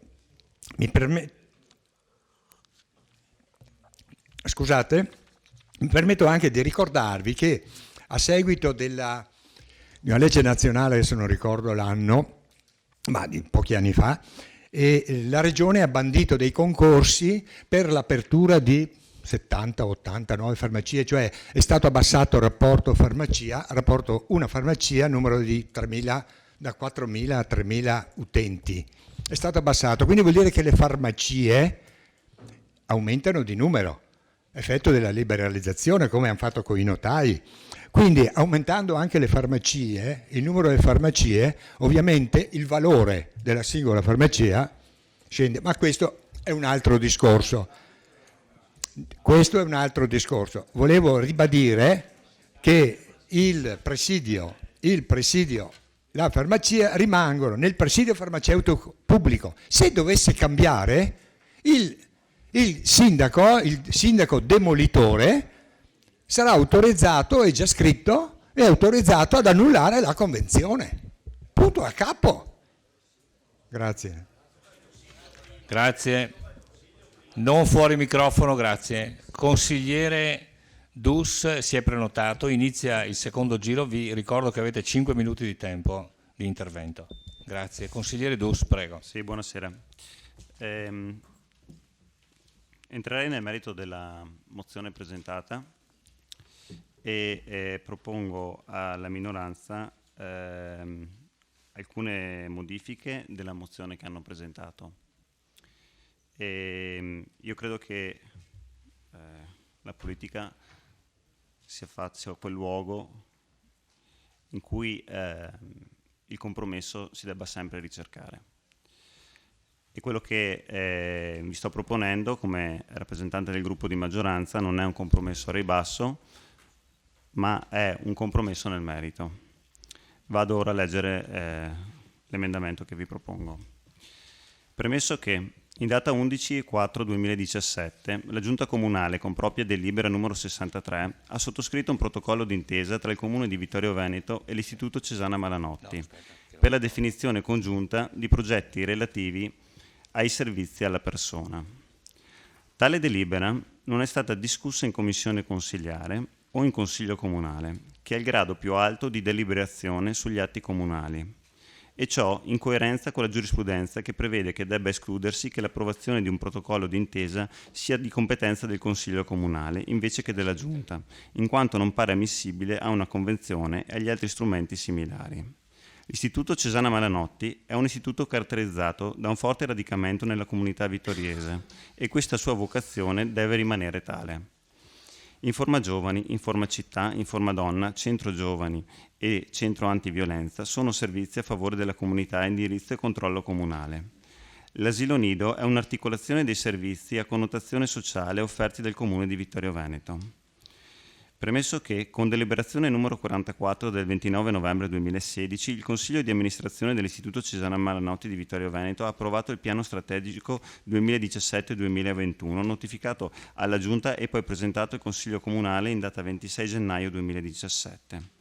Premesso che l'assetto dei rapporti tra le parti sarà individuato dai progetti che verranno stesi dai gruppi di lavoro già insediati e avranno validità quanto al Comune di Vittorio Veneto, solo in seguito all'approvazione da parte del Consiglio Comunale, come peraltro già precisato dall'articolo 8 del protocollo d'intesa allegato alla delibera 63/17. Richiamati gli articoli 1, comma 3 dello Statuto Comunale, l'articolo 6 dello Statuto Comunale, l'articolo 7.a e .g dello Statuto Comunale, l'articolo 14.5 dello Statuto Comunale, l'articolo 26 dello Statuto Comunale, considerato che i servizi alla persona sono un'attività assai apprezzata del Comune di Vittorio Veneto, le risorse dell'assessorato alle politiche sociali costituiscono circa il 15% del bilancio del Comune di Vittorio Veneto, quindi una quantità considerevole delle disponibilità stanziate a favore della comunità.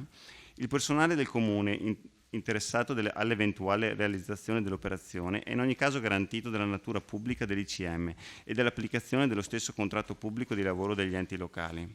Considerato altresì che il Comune non esercita un controllo diretto sul CDA dell'Istituto Cesana Malanotti, in coerenza alla prescrizione della legge Crispi, ricordato che è dal 2001 che la Regione del Veneto non si è ancora dotata della legge di riforma delle IPAB ed è sul punto ancora al vaglio della 5ª Commissione regionale la proposta di legge, si delibera. Punto A. Di impegnare la Giunta Comunale a presentare al Consiglio Comunale, sulla scorta di progetti presentati, previo parere alla prima e terza Commissione consiliare, uno specifico atto di programmazione e di indirizzo per la definizione, organizzazione e gestione dei servizi da affidare all'Istituto Cesana Malanotti. Punto C. Di ribadire che la deliberazione in merito al futuro dei servizi sociali attualmente erogati dal Comune compete al Consiglio Comunale, previo passaggio nella competente Commissione consiliare, cui aspetta la valutazione sul piano qualitativo ed economico di eventuali proposte di diversa gestione.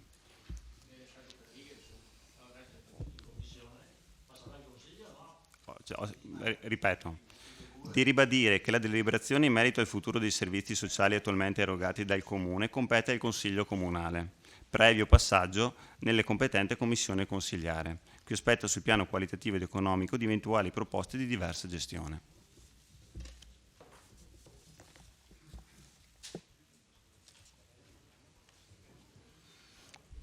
Grazie, consigliere. Ha nulla da aggiungere? No.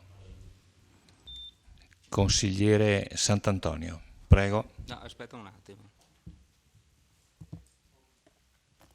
Lei si è prenotato? Tolgo la prenotazione?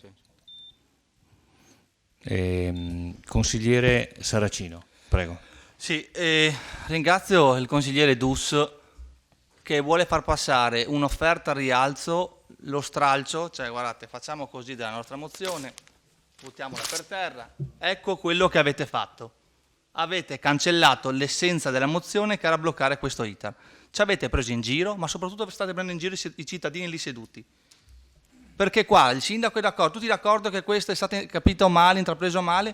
Bene, ritiriamo sta delibera 63, ripartiamo da capo, come Dio comanda, in modo organizzato, partecipativo, se no voi state prendendo in giro noi consiglieri e cittadini. Avete fatto una serie di emendamenti che rendono carta straccia la nostra mozione.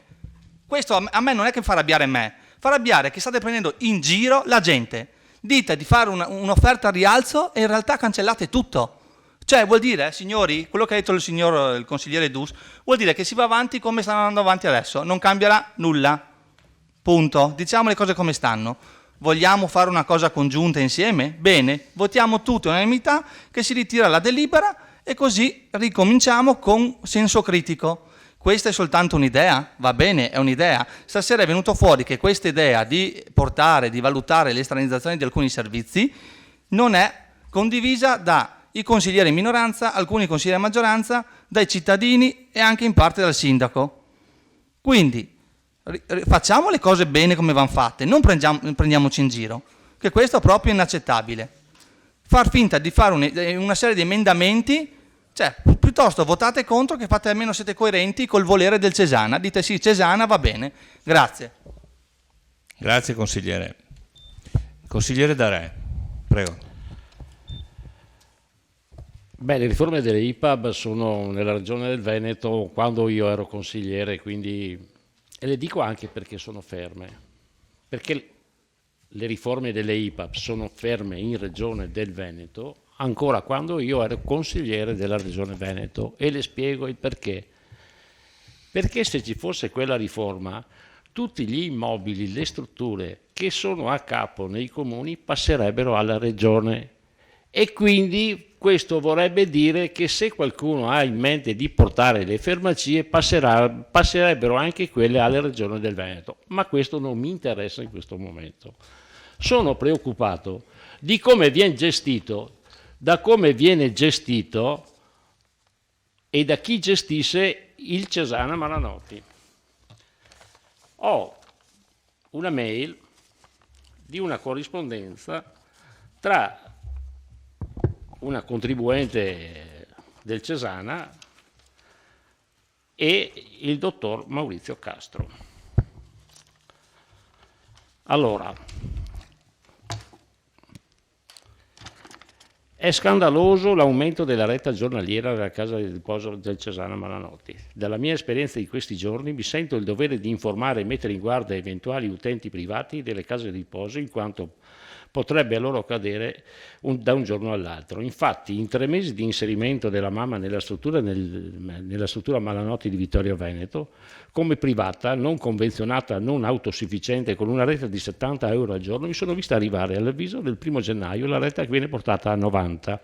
Mi avevano avvisato che probabilmente ci sarebbe stato un aumento, ma lo aveva valutato in misura del 5-10%, anche considerando le tariffe delle strutture della provincia. Mai mi sarei aspettato un aumento del 30%. Capisco che nel rapporto tra i privati vige la legge del libero mercato, ma questa comunque mi pare una scelta sconsiderata da parte del Consiglio di amministrazione, aggravata dalla consapevolezza di mettere in tal modo in seria difficoltà l'ospite indifeso.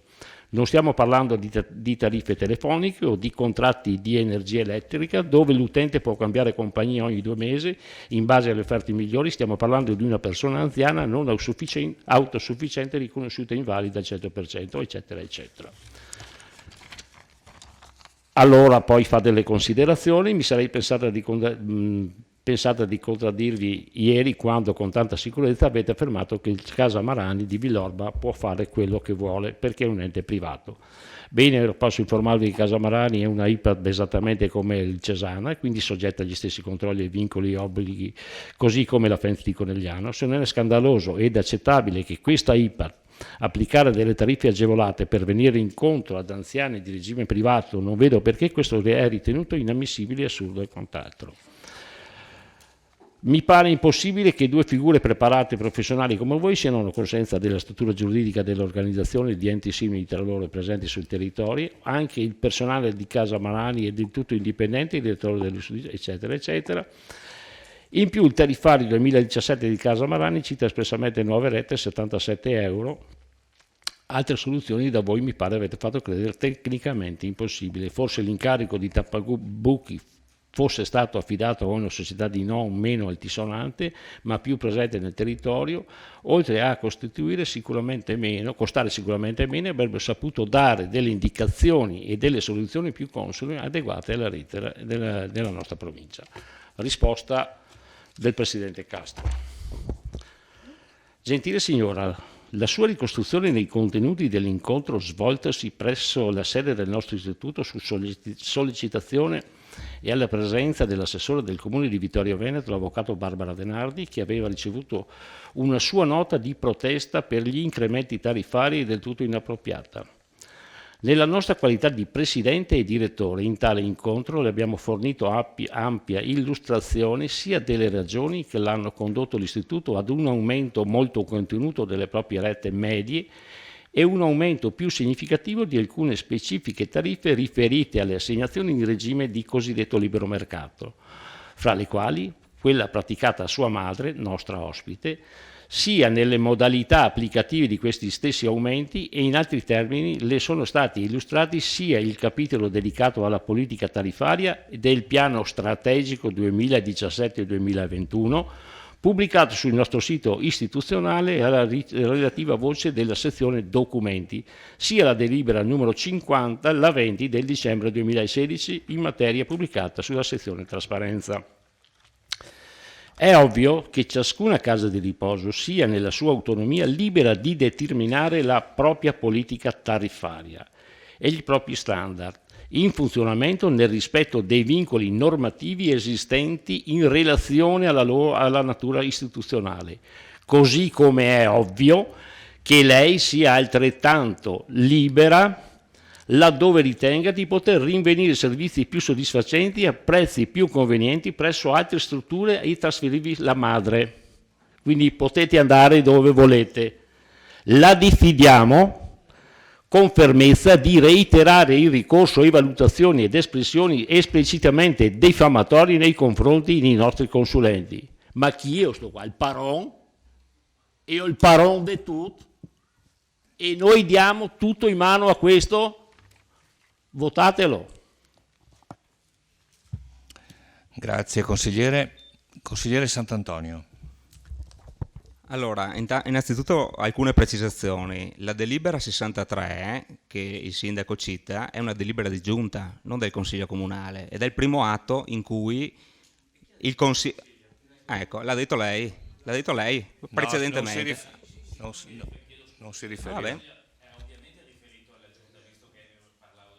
Vabbè, comunque lei ha detto che era del Consiglio, perché se fosse stata del Consiglio noi avremmo dovuto saperlo, siccome uno dei punti di contestazione,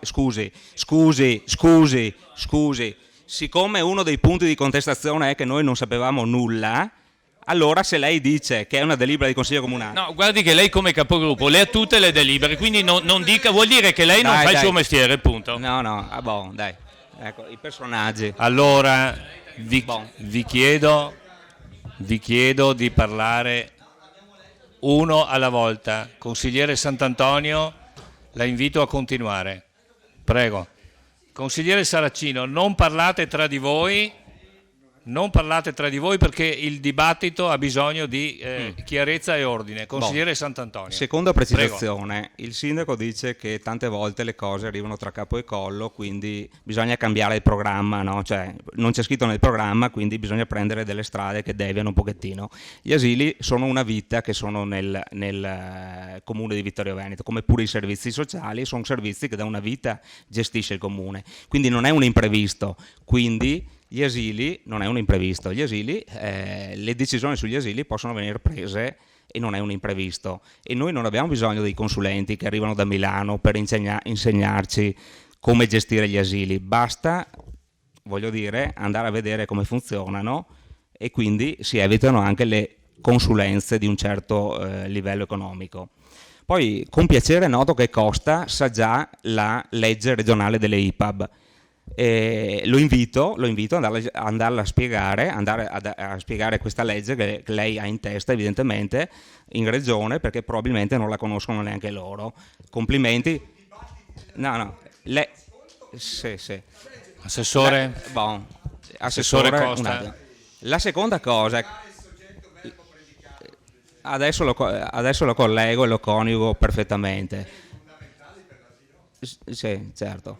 Assessore Costa, lasci continuare il Assessore Costa, la seconda cosa che le dico, io non ho usato nessun tono offensivo contro Castro. Infatti, no, sapendo delle 30 lettere che sono partite di richieste danni, denunce, eccetera, mi sono guardato bene di fare un intervento così come sto facendo a braccio. L'ho scritto, lei vada a rivederselo, se io ho usato qualche frase offensiva. La frase offensiva la uso in questo momento contro di lei, mi sa che sta perdendo un po' di colpi in questo momento, quindi vada a rivedersi quello che ho letto e veda se lei trova nel mio discorso delle frasi offensive, chiaro? Boh. Assessore? Assessore Costa, guardi. Entro nel merito. Assessore, non entro nel merito del dibattito, però è giusto che gli interventi siano chiari. E quello che ho citato. Il consigliere abbia la capacità di finire. Grazie. Invito i cittadini di andare a leggere quello che ho trovato io in questo libro, così si faranno un'idea che la cosa era già da tempo nell'aria. Detto questo, entro nel merito della delibera. Allora, qua mi chiedo perché non avete, perché il consigliere Dus è andato a scomodare per riscriverla, persino la giurisprudenza. Questi sono attaccati, no, alla giurisprudenza per andare a legittimare un atto di giunta che è un colpo di mano, e con la giurisprudenza, andando a trovare gli articoli vari dagli avvocati che sono qui presenti e assenti, sono andati sostanzialmente a legittimare un colpo di mano che ha fatto la giunta, e quindi stanno cercando di mettere una toppa a quello che è stato fatto. Perché allora non riportare il lavoro che stanno facendo? Potrebbe andare bene in futuro, perché non riportare tutto in consiglio comunale? Partiamo dai fondamentali, visto che Costa mi dice di seguire i fondamentali. Consiglio comunale che decide quali sono i compiti che decide quali sono gli indirizzi che la Giunta dovrà seguire. La Giunta, secondo gli indirizzi del Consiglio Comunale, andrà a trattare una convenzione o un protocollo, quel Cesana, poi si ritorna in Consiglio Comunale. Questi sono i fondamentali, questi li avete saltati e adesso state mettendo una toppa con il povero Dus che si arrampica sugli specchi per poter mettere in sesto una situazione che non sta in piedi. Grazie. Grazie. Consigliere Carneros. Quante balle ho sentito stasera. Qui, a dir la verità... Prego di far silenzio, grazie.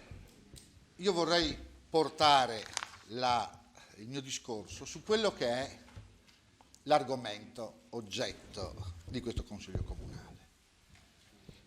Prima di far questo, però, non è stato detto da nessuno, e io voglio ringraziare l'attuale personale dell'asilo Nido, che sta facendo un lavoro egregio nonostante il fatto che per ragioni economiche sia sottodimensionato, e a causa di questo una parte del servizio viene svolto esternamente, è già esternalizzato, e credo di non essere mentito dal fatto che effettivamente qualche criticità a causa di questo, e nonostante l'ottimo, superlativo lavoro che chi c'è fa,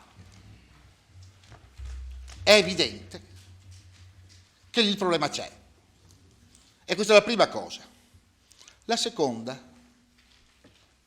credo e spero sia stato capito una cosa, qualsiasi decisione sui servizi pubblici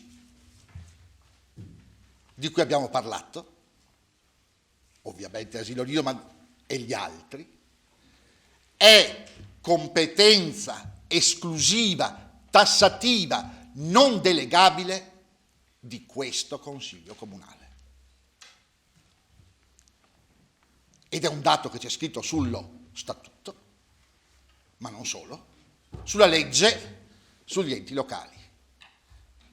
Quindi credo che i colleghi tutti concorderanno sul fatto che nessun colpo di mano, nessun blitz potrà essere effettuato se non passerà da questo Consiglio Comunale.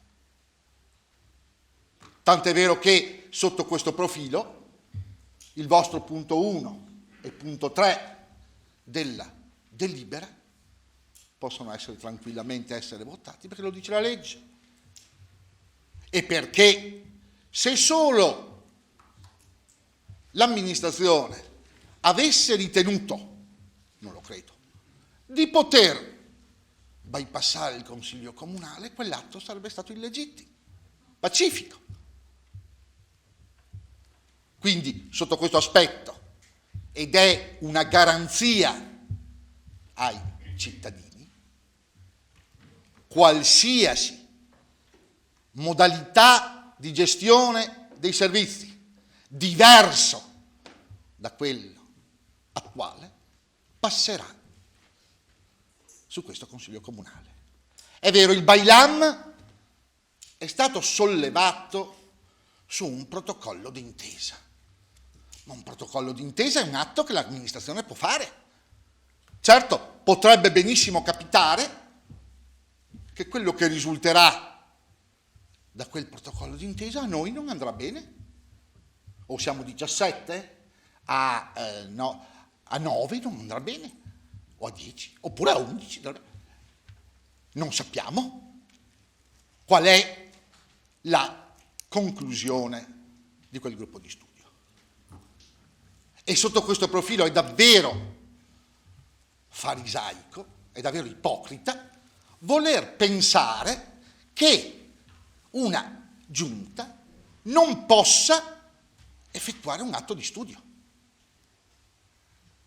Credo che, da che mondo è mondo, questo una giunta lo può fare.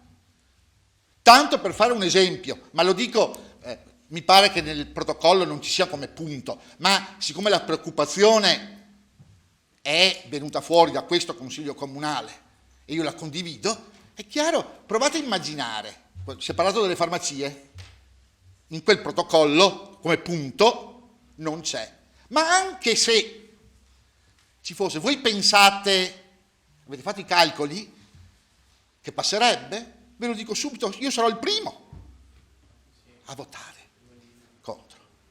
E credo tanti altri. Il problema della farmacia quindi non si pone, è sollevato il gran vespaio. Seconda cosa, se quando arriverà, perché è vero, è molto meglio, come si può dire, la calunnia un venticello, diceva Rossini, e quindi è meglio agitare le acque prima che arrivi sul tavolo. Perché vi dico un'altra cosa, voi pensate che in questo Consiglio Comunale passerebbe il trasferimento, da voi ipotizzato, del personale ad un altro ente? Ma guardateci, pensate davvero, siccome la competenza è nostra, può essere che voi dite, ah no, non mi fido della giunta, no, quei per carità terribili, i fa tutto, ma sappiamo, e lo sapete benissimo, che non lo possono fare, guardarci in faccia, noi 17, il sindaco compreso, è il 17esimo anche lui, e quindi necessariamente, non è che, a meno che qualcuno qui non sia, come si può dire, la Sibilla Cumana, che sa già cosa c'è scritto negli studi che si stanno facendo, o sia già a conoscenza di come il Consiglio Comunale voterà, ma per carità, se abbiamo queste arti divinatorie siamo felici di avere super uomini. Consigliere, sì. solo per ricordarle che la prego di Sì, adesso finire. finisco. Grazie. Ultima questione, perché qui ci si è scagliati le vesti per il fatto che il Cesana si occupi o voglia occuparsi di bambini. Tenete presente che sotto questo profilo potrei essere anche d'accordo, però è davvero farisaico che queste cose le dicano coloro che per primi hanno dato il là al fatto che il Cesana potesse cambiare mission. Perché ve lo ricordo, chi fu per primo che cominciò? Certo, il doposcuola era comunale, il Luzzatti era comunale, cosa avete fatto? Gliel'avete dato. E a quel punto cosa ha fatto il Cesana? Furbastro cosa ha fatto? Ha cambiato lo statuto e dove c'era scritto che si doveva occupare di anziani, ha scritto bambini e tutto quello, e compagnia cantante. Questo, Per cortesia, non fuori. questi sono Consigliere fatti. Darè, poi lei Questi ha sono la possibilità fatti. di intervenire ancora. Prego. Ecco, e non sono balle ma sono fatti. Se all'epoca non ci fosse stato quel pertugio, probabilmente il Cesana avrebbe avuto quella mission. Ultima questione, è davvero singolare. Ho sentito stasera parlare di laticlavi. Consiglieri, la invito ancora, mi prego. Sì, un minuto. Altrimenti mi prendo le Sì, un minuto giuste solo. recriminazioni.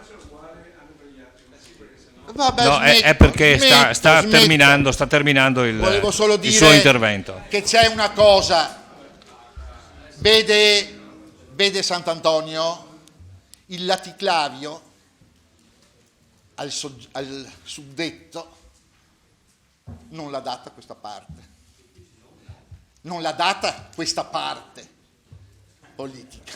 Come lei sa benissimo, fra l'altro il listino era regionale e chi da quella parte del Consiglio Comunale ha fatto la croce in quel modo, tranquillamente ha mandato quel signore con il laticlavio al Senato della Repubblica. È vero, nella vita ci si può pentire.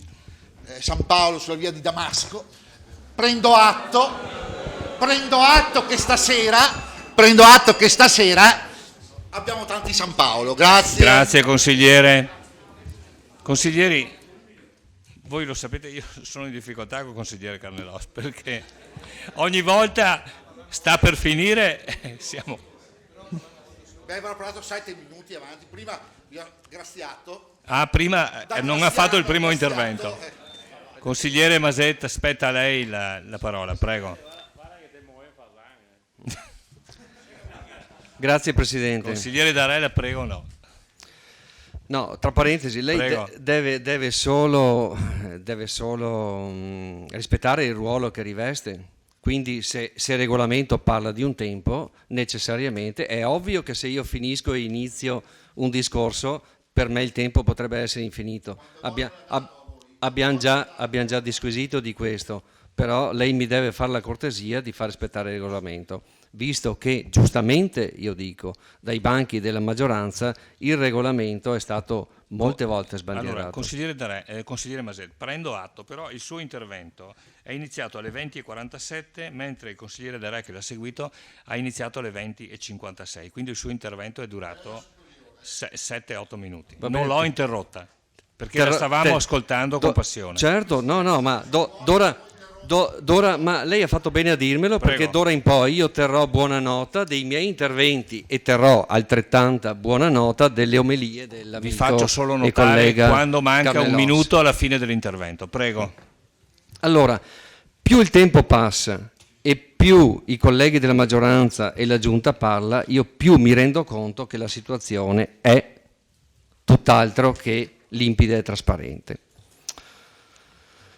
Tutto quello che la Giunta e il dottor Castro stanno dicendo, no? Compreso anche i diktat che abbiamo visto sui sui quotidiani in questi giorni. Ecco, sono delle cose veramente strane, particolari e brutte. Io dico, devo stringere un po' tutto il ragionamento. Comunque dico solo che noi siamo qua questa sera a discutere. Siamo in Consiglio Comunale. Il Consiglio Comunale è un organo deputato a lavorare per il bene della città e dei suoi cittadini e non per perseguire altri scopi, quali essi siano. Noi siamo stati votati dai cittadini vittoriesi per rappresentarli in quest'Aula e per decidere per il bene di Vittorio. Mentire alle famiglie, alle maestre, al resto della cittadinanza è profondamente sbagliato. Dire a queste persone che a seguito di questa decisione non cambierà nulla è profondamente sbagliato. È profondamente sbagliato e va contro ciò che rappresentiamo. Il collega Carnellos diceva che qualsiasi decisione è competenza, cito le sue affermazioni, tassativa ed esclusiva del Consiglio Comunale. Bene, allora noi se lo avessimo voluto, no, se la maggioranza lo avesse voluto, avremmo finito un'ora fa questo punto all'ordine del giorno, avremmo ritirato all'unanimità questo, praticamente avremmo dovuto votare per il ritiro della delibera e poi saremmo ripartiti da zero, compresa il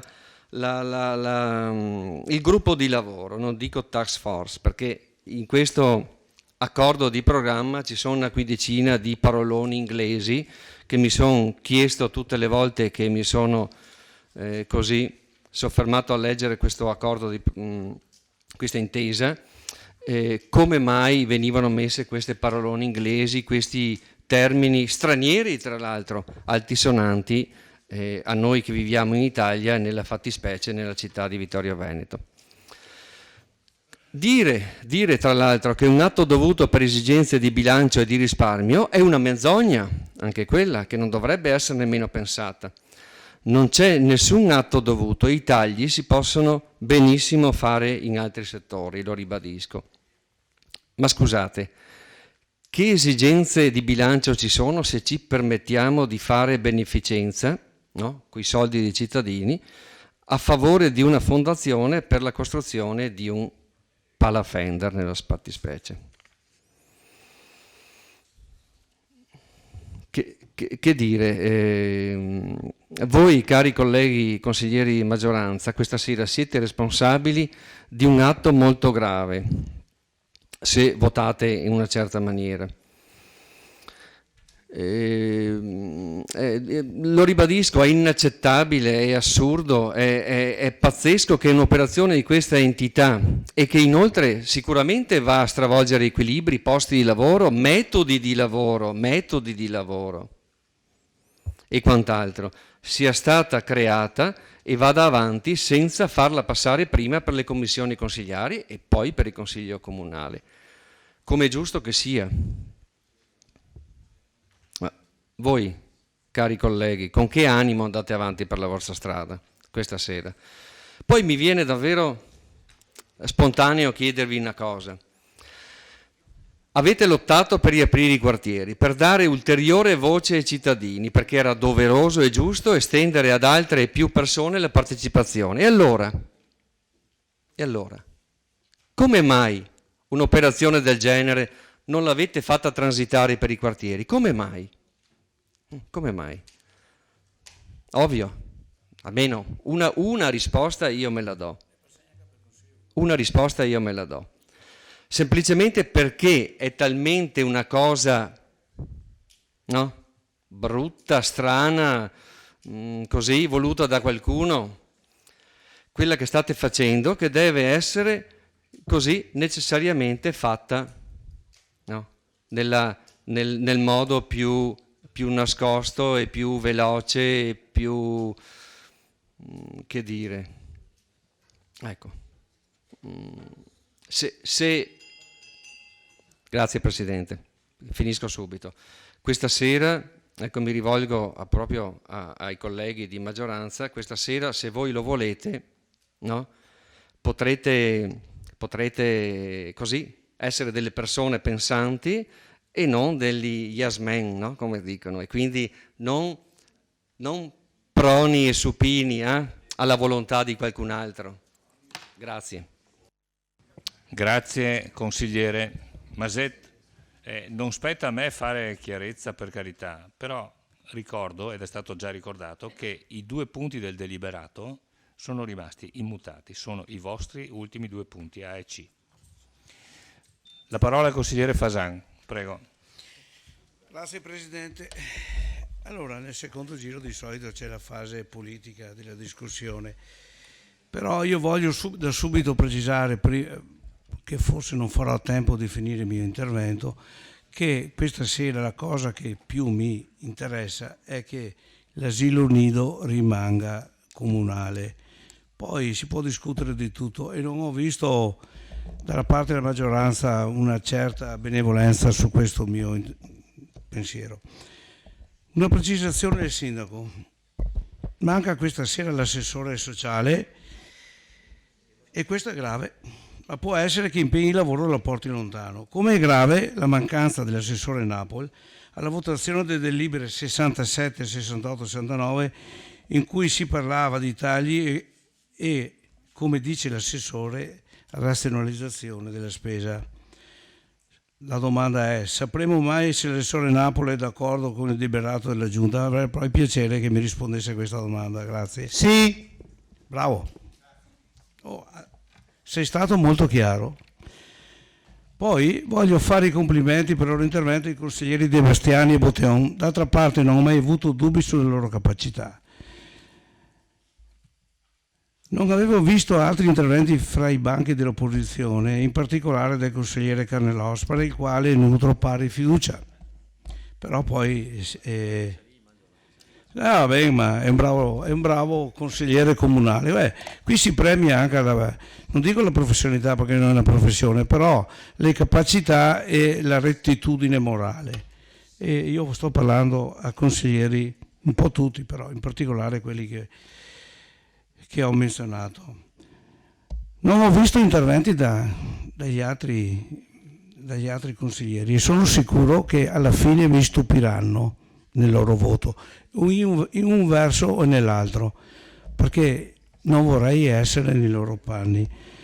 Lasciatemi però levarmi qualche sassolino e in particolare sull'inusuale atteggiamento dei sindacati. Siccome i sindacati hanno riempito i giornali, il posto giusto per parlare di queste cose è il Consiglio Comunale. La discussione, c'è anche un notevole sindacalista fra il pubblico che non mancherà di parlare ai suoi colleghi. D'altra parte sono anche io sindacalista, da almeno 10 anni.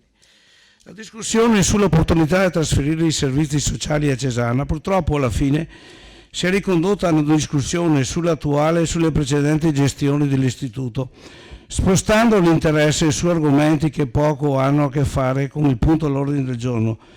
Tuttavia, per fare emergere la verità, non posso sottrarmi dall'obbligo di esprimermi. Consigliere, un po' leggermente più staccato. Grazie. Di solito era lì contrario, però. Leggo con stupore che nelle pagine vittoriesi dei quotidiani locali che i rappresentanti della CGIL, che insieme all'amministrazione stanno discutendo sul futuro della gestione dei servizi sociali nella nostra città, hanno impropriamente assunto il titolo di morigeratori della politica vittoriese. In particolare, nel fustigare i passati CTA dell'istituto, si sono politicamente schierati delegittimando il proprio ruolo di rappresentanza a difesa degli interessi dei lavoratori, ruolo per il quale sono pagati, per il quale i lavoratori iscritti al sindacato mensilmente versano un contributo nella loro busta paga. Appoggiando la linea dell'amministrazione del CDA dell'istituto, il giovane leader della CGIL Giacomo Vendrame dichiara: è tempo per tutti, comunità politica e regione, mettono punto fermo. Legalità, trasparenza e correttezza nell'utilizzo delle risorse e beni pubblici e non di ristretti gruppi di interesse.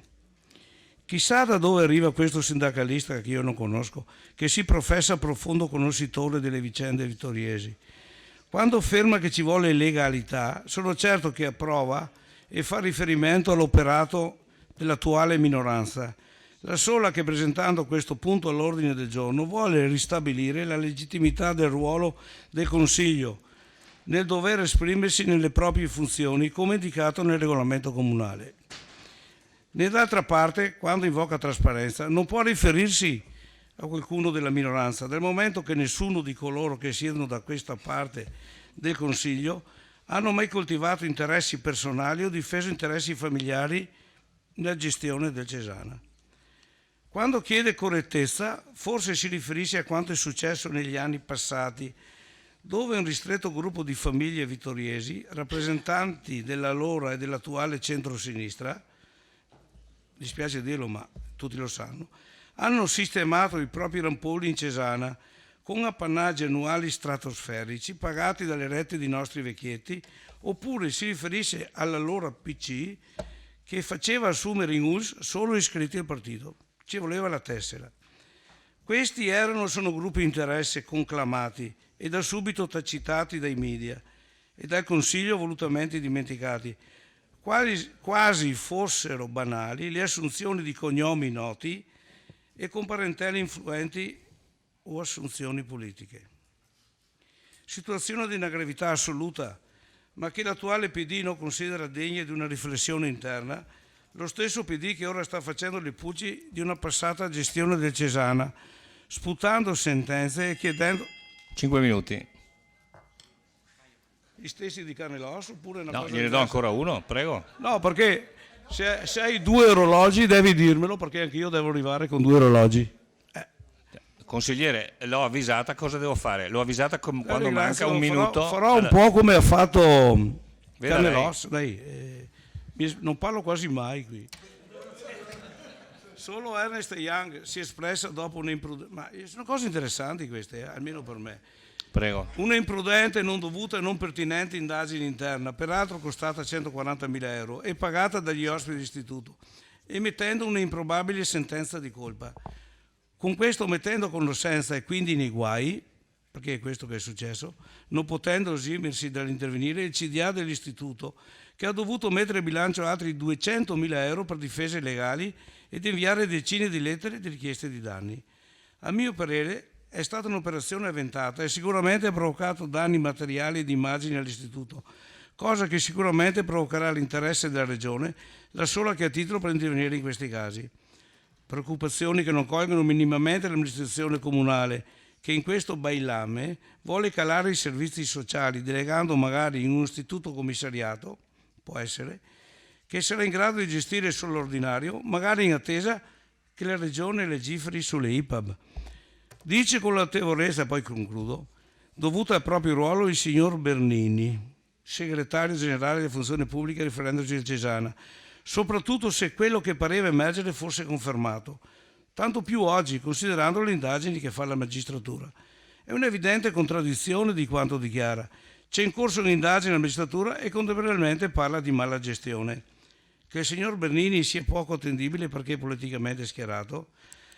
Alla fine la CGIL, per voce del suo segretario provinciale, si permette di mettere in discussione la validità e l'opportunità della raccolta firme attuata dai genitori, quasi fosse cosa non opportuna l'espressione democratica data dal sostegno all'attuale gestione dell'asilo nido.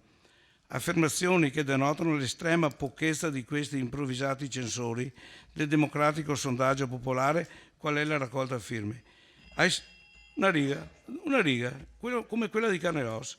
Ai sindacati che in questo frangente hanno dimostrato il loro lato peggiore, mi permetto di dare un consiglio: fate voi una raccolta di firme perché i servizi sociali e il nido passino a conduzione del Cesana. Basta, mi fermo qui perché poi la ringrazio per la pazienza, Presidente. Sì, a titolo di chiarezza lei ha parlato 8 minuti. Beh, cosa vuoi che sia?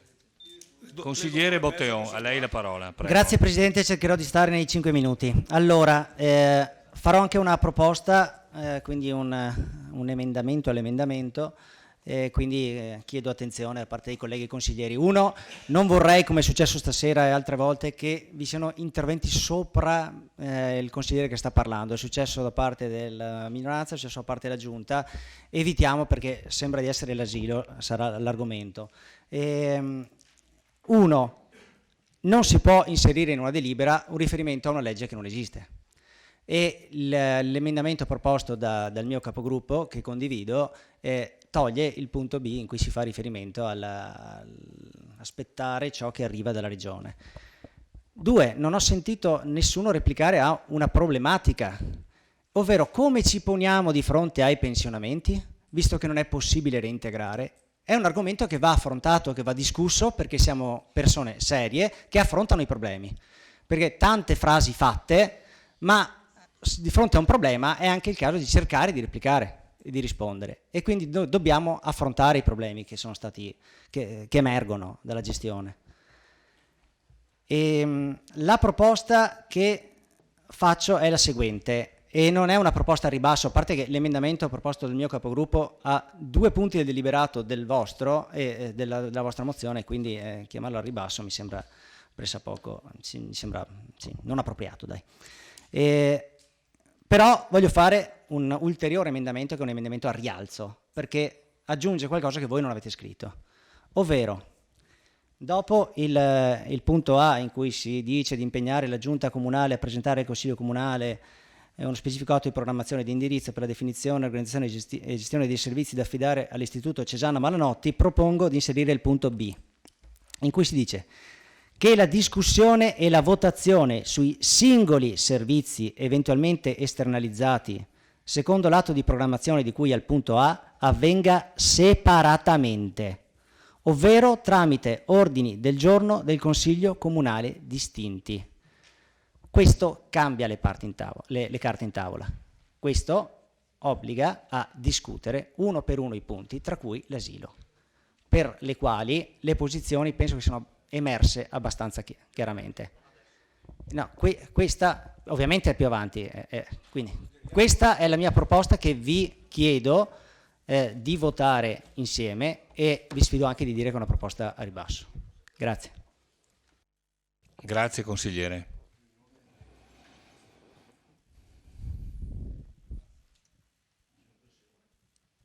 La minoranza chiede una sospensione di qualche minuto? Sì, mi dica lei, consigliere, se desidera parlare adesso. Allora la parola al consigliere Posocco, prego. Sì, grazie Presidente. Mi ero segnato alcuni punti che volevo ribadire prima poi di un confronto con i miei colleghi della minoranza. Poi tra l'altro dire che sono rimasti solo 2 punti vuol dire anche un po' prendere in giro chi ha preparato questa mozione, perché quando l'ha letta io leggevo la mia e vedevo tutta un'altra cosa. Del deliberato sì, ma in questa maniera mi sembra, ma poi mi confronterò con i miei colleghi, che date un atto di indirizzo, l'ennesimo, alla Giunta, che faccia quello che vuole. Vi invito ad andare a vedere i vostri interventi sull'atto di indirizzo per il traforo, in cui tutto sarebbe dovuto tornare in Consiglio Comunale. Leggetevi quello che dicevate quella sera e vediamo se si traduce poi in quello che sarà, purtroppo. Qua qualcuno, non lo so se vi informa male o non vi informate voi, comunque è un altro discorso. Riguardo all'assessore Costa, parlava di costo, sempre questa parola. Ma il nido è un costo o un investimento? Per noi è un investimento, per i bambini, per le famiglie e per il servizio alla comunità e ai cittadini. Questa amministrazione mi pare che per i nostri bimbi non sono il bene comune per voi, che deve essere valorizzato investendo risorse pubbliche, ma mi sembra che viene allineato a qualunque altra voce di spesa, e come tale deve essere contenuta senza magari valutare gli effetti di certe scelte sulla qualità dei servizi. Certo, esiste un problema, siamo qui per discuterlo, però dobbiamo evitare che le decisioni vengano prese dagli uffici o dalla Giunta senza la partecipazione dei cittadini direttamente interessati. Mi sembra tra l'altro che nella task force famosa non ci sia nessun esperto di bimbi dai 6 mesi ai 3 anni, giusto? Parliamo di nido, metteremo qualcuno che ne sa, mi sembra. Stiamo discutendo del futuro delle nostre generazioni, delle future generazioni, nella prima fase educativa. Perché l'abbiamo dato a Cesana? Perché abbiamo deciso a Cesana? Perché è questo che mi domando, andiamo avanti con questo treno Cesana, in un posto dove mi sembra chiaramente si ragioni con i numeri, non con il cuore. Noi i nostri figli li educhiamo con il cuore, sia chiaro. E anche se mi costano €1 in più all'anno, non me ne frega niente, i soldi li vado a risparmiare da un'altra parte. Non voglio autorizzare, non accetto che qualcuno a furia di consulenze pensa di sistemare il sociale di Vittorio Veneto come se fosse una multinazionale. Perché l'ha detto, io mi confronterò con le multinazionali private, ma non è il sociale di Vittorio Veneto, non deve far quello. Deve garantire i servizi alle persone più deboli, perché questo fa un comune. Invece no, ci confrontiamo con multinazionali olandesi, inglesi, che giustamente da privati vengono a investire nel nostro territorio. Tra l'altro una hub individuata chiaramente nel protocollo d'intesa, che è Luzzati, pagina 4 del protocollo d'intesa, che necessita di una grossa revisione e una grossa manutenzione. Certo, come voi avete dato il Manzoni. Quindi quello che vi chiedo è: facciamo un passo indietro e ripartiamo a capire cosa dare e perché. E facciamo la scelta di a chi dare. Non esiste solo il Cesana Malanotti. C'è un problema, è vero, sono d'accordo col collega Botteon. Il comune è reintegrato del personale, non è che ha solo lasciato andare, è reintegrato, sta reintegrando dei D e dei... sì, cioè, stanno facendo delle scelte che vanno da un'altra parte. Quindi c'è un discorso, bisogna che ci mettiamo qui serenamente, perché questo non riguarda l'opposizione e la maggioranza, bisogna che ci mettiamo qui a pensare cosa fare e in modo costruttivo parliamo dei servizi sociali e vediamo, c'è un problema, lo affrontiamo, ma non in questo modo, ragazzi, non in questo modo. Io credo, Presidente, che adesso a nome dei miei colleghi chiediamo una piccola sospensione per un attimo vedere riguardo agli emendamenti presentati dalla maggioranza. Allora raccolgo il vostro invito, 5 minuti o quanto necessario di sospensione, grazie.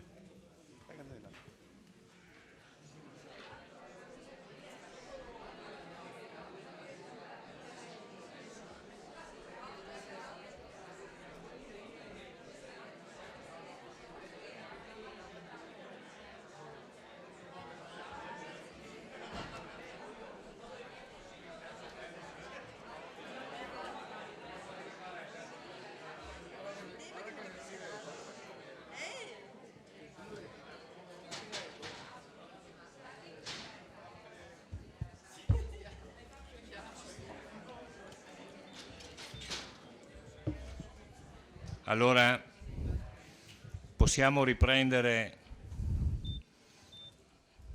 il Consiglio Comunale. Chiedo se devo rispettare l'ordine delle prenotazioni o se avete...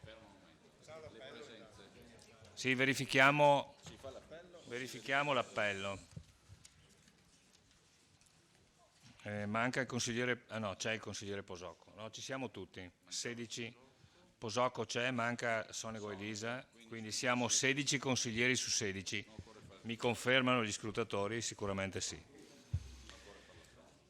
Quindi stavo chiedendo, in prenotazione vedo, non so chi prima, non so chi dopo, consigliere De Bastiani, consigliere Masetta.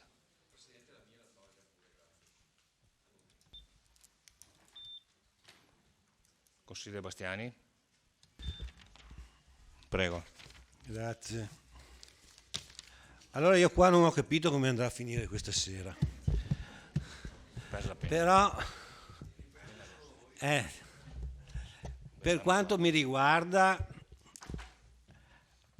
questa è una delle classiche, mi si prospetta la classica situazione in cui da una parte hai il dovere di rispettare il mandato del partito e dall'altra parte hai il dovere di rispettare il mandato degli elettori. E io, in tutta sincerità, tra le due deciderò. Se dovessi decidere, decido per la seconda, cioè per me vengono prima gli elettori e poi il partito. Il pubblico, vi ho già detto, per cortesia. E quindi, Partita di calcio. ripeto, voglio vedere come si evolverà la situazione. E ritengo che togliere quel punto che dice aspettiamo di vedere cosa diventerà l'IPAP sia togliere il punto più sensato, secondo me, della mozione proposta. Perché, voglio dire, chi di voi affiderebbe un suo bene a qualcuno che non sa cosa sarà? Mi viene in mente e mi sembra che stiamo ripetendo un errore fatto recentemente, di cui ancora siamo in balia, il traforo di Sant'Augusta. Stiamo facendo il traforo ma non sappiamo dove andremo fuori e se andremo fuori. E se andremo fuori, che conseguenze andremo a creare?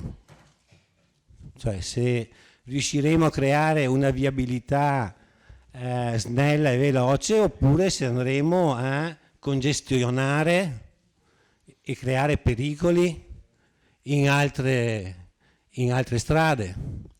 Quindi, ripeto, è fondamentale sapere, sarebbe a mio avviso è fondamentale sapere cosa diventerà il Cesana.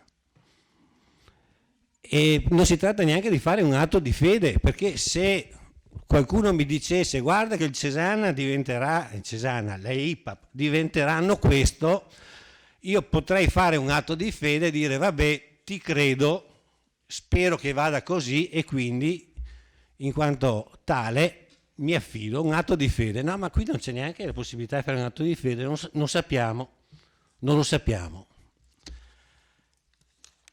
Per quanto riguarda la faccenda della problematica, devo dire che io avevo chiesto dei perché, delle risposte e sinceramente non sono riuscito a coglierle. Cioè il mio dubbio di perché si vuole fare questa operazione non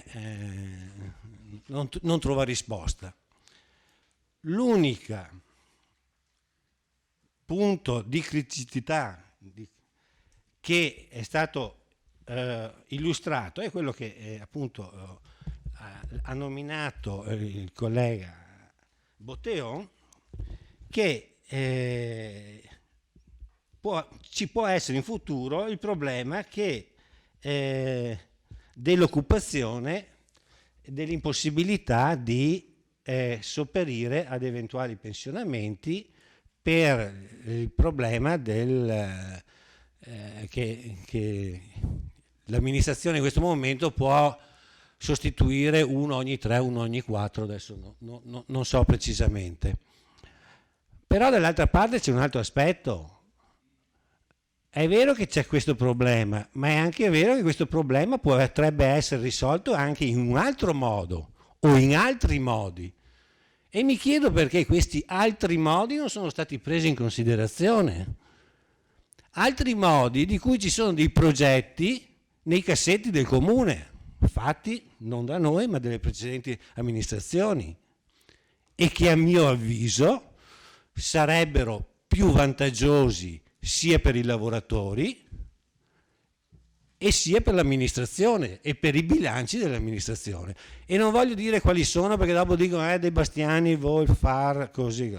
Vi assicuro che questi progetti ci sono nei cassetti, non dico che bisogna adottarli, però sarebbe doveroso analizzarli e mi sembra strano che non siano stati tirati fuori. Grazie. Grazie consigliere. A questo punto chiedo appunto ai rappresentanti della minoranza se hanno...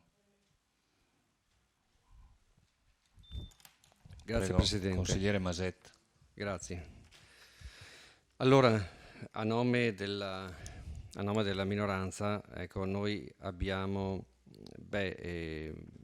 innanzitutto troviamo inaccettabili gli emendamenti proposti dalla maggioranza, che significherebbero continuare sulla strada intrapresa dando una parvenza di niente. Ecco, questa è la sostanza dei vostri emendamenti.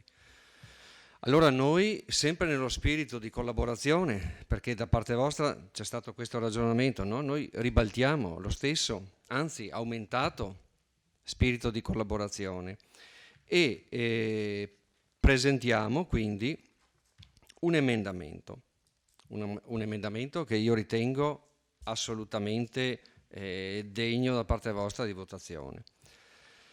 L'emendamento è questo e praticamente va ad eliminare i 3 punti di delibera con un unico punto, che recita così: si delibera di impegnare la Giunta Comunale a ritirare la delibera numero 63, ribadendo che deliberazioni in merito al futuro dei servizi di rilievo sociale attualmente erogati dal Comune competono in via preventiva al Consiglio Comunale, previo passaggio nelle competenti commissioni consigliari, cui spetta la valutazione sul piano qualitativo ed economico di eventuali proposte di diversa gestione. Ecco, è un punto molto semplice, assolutamente condivisibile, che mette, ecco, dico questo, mette le cose a posto. Qua stasera dobbiamo, non so come dire, capire se vogliamo sistemare le cose o se vogliamo continuare per la strada intrapresa da qualcuno. Il bivio è netto, è semplice, è un sì e un no. Grazie.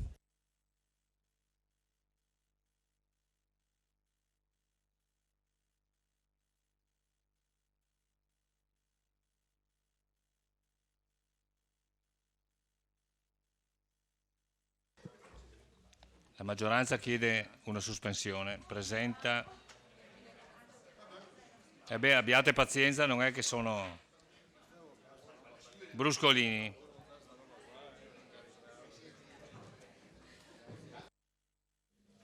Allora metto in votazione. Consigliere De Bastiani è uscito. Non è presente. Quindi siamo 15 presenti, 2, 4, 6, 8, 10, 12, 14, 15.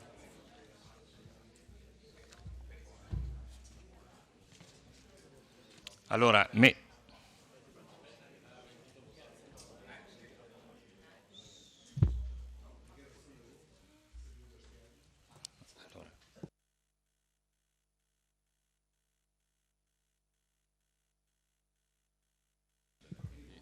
Allora, prima facciamo le dichiarazioni di voto. Vedo che si è prenotato consigliere Dus, sì, prego. Siamo su quale degli emendamenti che sono stati presentati? Allora, io nell'ordine metterò in votazione l'emendamento Dus, che è un emendamento unico, in cui risulta dai documenti che lei mi ha consegnato la delibera emendata e anche la delibera con gli emendamenti in aggiunta e le frasi da togliere. Bene. Cioè, rispetto scusi un attimo, rispetto al deliberato che è un po' il succo, diciamo, no? Rispetto al deliberato, a questo punto il deliberato con la... poi metterò in votazione l'emendamento del consigliere Botteon e poi l'emendamento della minoranza. Essendo la minoranza che ha presentato, non è meglio che prima si voti quello della minoranza? Presidente, io volevo darle un suggerimento. Siccome l'emendamento dell'opposizione fa rimanere fermo tutte le premesse e sostituisce 3 punti del deliberato con uno solo, proprio per economia amministrativa, conviene, come diceva il collega, far votare prima quell'emendamento, perché se dovesse passare il problema è risolto. Ok, mi trova d'accordo, quindi nell'ordine Botteon, quindi emendamento della minoranza, poi l'emendamento, chiedo scusa, Dus e poi l'emendamento Botteon. Esatto. E poi l'emendamento del consigliere Botteon. Certo. Allora, consigliere Dus, lei? Sì, come dichiarazione di voto noi voteremo favorevolmente agli emendamenti che sono stati da me presentati e da Adriano Botteon presentati. Grazie. Ci sono altri interventi da parte della minoranza?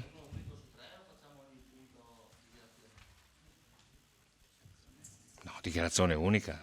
La delibera è unica, l'impianto è unico. Sì. La delibera poi viene votata e emendata. Consigliere Posocco. Sì, mi aspettavo una sorta di commento dalla maggioranza sull'emendamento proposto da noi, minoranza, nel rispetto anche di chi ci sta guardando a casa e delle numerose persone che sono intervenute qui questa sera e delle 1800 firme raccolte in pochi giorni in città. Consigliere Saracino, prego. Partendo dal presupposto che se passa il nostro emendamento non serve votarne altri, visto che il nostro è sostitutivo e va a cancellare tutto e imposta ripartire tutto da zero, mi sembra chiaro che questo emendamento sarebbe il compromesso corretto e giusto per tutte le palesità che sono emerse questa sera, che la stessa maggioranza stessa è andata contro una delibera di giunta. Abbiamo visto un protocollo confusionario, scritto poco chiaro, che ha causato tutto questo marasma, possiamo dire, e questo non è bello per i cittadini, non è bello per noi consiglieri, ma soprattutto non è bello per i bambini che dovranno andare in un asilo o i ragazzi che dovranno usufruire di un servizio che non si sa che fine farà. Quindi il fatto che non si voti il nostro emendamento è una chiara volontà politica di questa amministrazione, in accordo col CDA del Cesana, di perseguire la strada dell'esternalizzazione del tutto. Grazie, quindi voterò a favore del nostro emendamento e contrario agli emendamenti salvafaccia della maggioranza. Grazie. Consigliere Botteon. Sì, una dichiarazione di voto sul mio emendamento, anche un po' per rispondere. Allora, noi nei giorni scorsi abbiamo lavorato sulla vostra proposta, l'abbiamo ritoccata, voi avete detto stravolta, in realtà il deliberato è rimasto 2/3 uguale, abbiamo sostituito un terzo punto, l'abbiamo secondo me rafforzato, anche se abbiamo tolto qualcosa che secondo voi era fondamentale. La nostra proposta secondo me era una proposta assolutamente condivisibile. Capisco il vostro punto di vista, in realtà il nostro deliberato obbliga la Giunta a portare i punti all'ordine del giorno separatamente, quindi ci sarà la discussione sull'asilo se arriverà. Io posso già anticipare il mio voto contrario all'esternalizzazione dell'asilo, se arriverà, perché secondo me se non c'è una maggioranza non arriva e quindi l'asilo non viene esternalizzato. Per questo non penso che arriverà. Ma è il mio punto di vista, poi magari se arriverà, adesso sono stato chiaro, penso di averlo chiarito, consigliere Fasan. Quindi purtroppo non siamo arrivati, io capisco il vostro punto di vista, però effettivamente se si lavora su un percorso anche dal punto di vista degli atti di un certo tipo, stravolgerlo totalmente con un nuovo deliberato come avete fatto, secondo me non è corretto. Grazie consigliere. Consigliere Darè. Ma è chiaro che già gli emendamenti fatti dalla stessa maggioranza indicano che questa delibera è stata una delibera, diciamo, fatta sotto dettatura da qualcuno all'attuale maggioranza, all'attuale giunta. Altrimenti non si spiega diciamo, le correzioni che voi stessi avete proposto. Noi proponiamo invece di cancellare tutto e che tutto rimanga com'è, perché i servizi sociali sono in capo al sindaco, all'assessore, alla giunta, e così devono rimanere. perché loro rispondono ai cittadini e soprattutto devono rispettare le persone che ci lavorano e soprattutto chi usufruisce del servizio. Deve sapere con chi deve andare a parlare. Per questo noi voteremo il nostro emendamento e voteremo contro i vostri.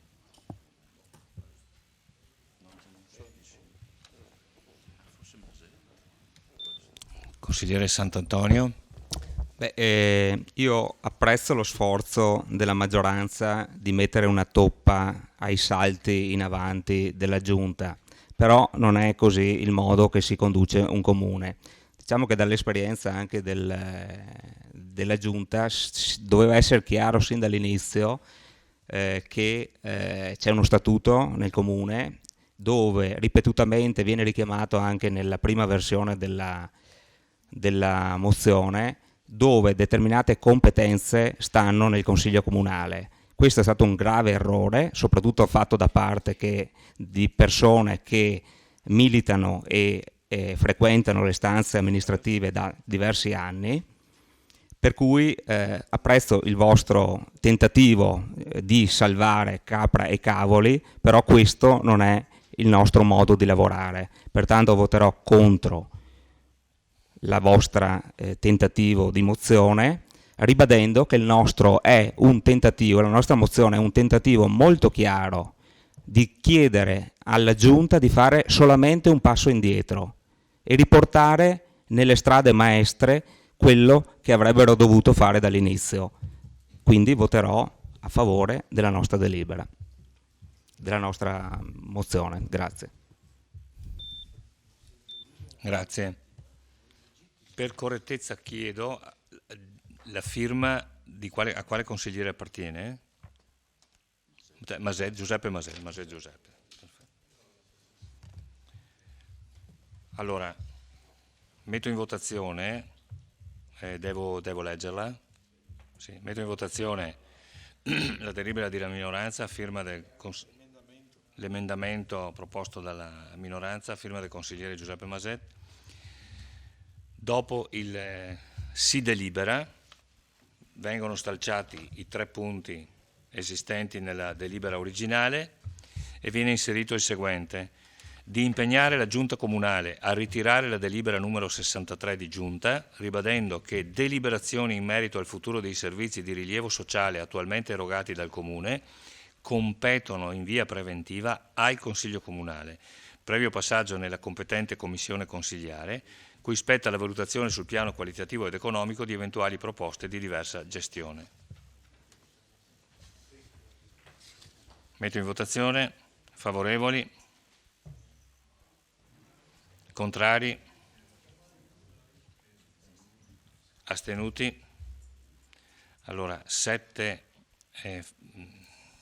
favorevoli,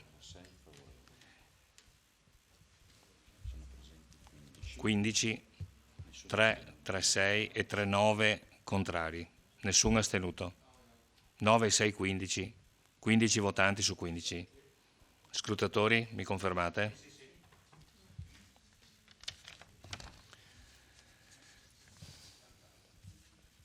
Allora, qui leggo. Allora, qui io leggerei leggo il deliberato ponendo l'attenzione sulle aggiunte, perché ci sono aggiunte e cancellazioni. Allora, certo, leggo tutto anche con le cancellazioni? Sì? Come vuole. No, le cancellazioni dirò è cancellato il punto tal dei tali, però credo che sia meno chiaro. Allora, la cosa più chiara secondo me, permettetemi di dire, è leggere la delibera emendata ponendo l'attenzione sulle aggiunte. Allora, ho la delibera emendata e ho la delibera con le aggiunte e le parti cancellate che mi ha consegnato il consigliere Dus. Allora, proposta di mozione: premesso che Il primo punto rimane perfettamente uguale. In data 11/4 la Giunta Comunale con proprio delibera numero 63 ha sottoscritto un protocollo d'intesa tra il Comune di Vittorio Veneto e l'Istituto Cesare Malanotti, ICM, per la definizione congiunta di progetti relativi ai servizi alla persona. Sul secondo punto viene aggiunta una lettera O. Tale delibera non è discussa in commissione consigliare, non è stata, discussa in Consiglio Comunale o in commissione consigliare o in Consiglio Comunale, che è il grado più alto di deliberazione sugli atti comunali.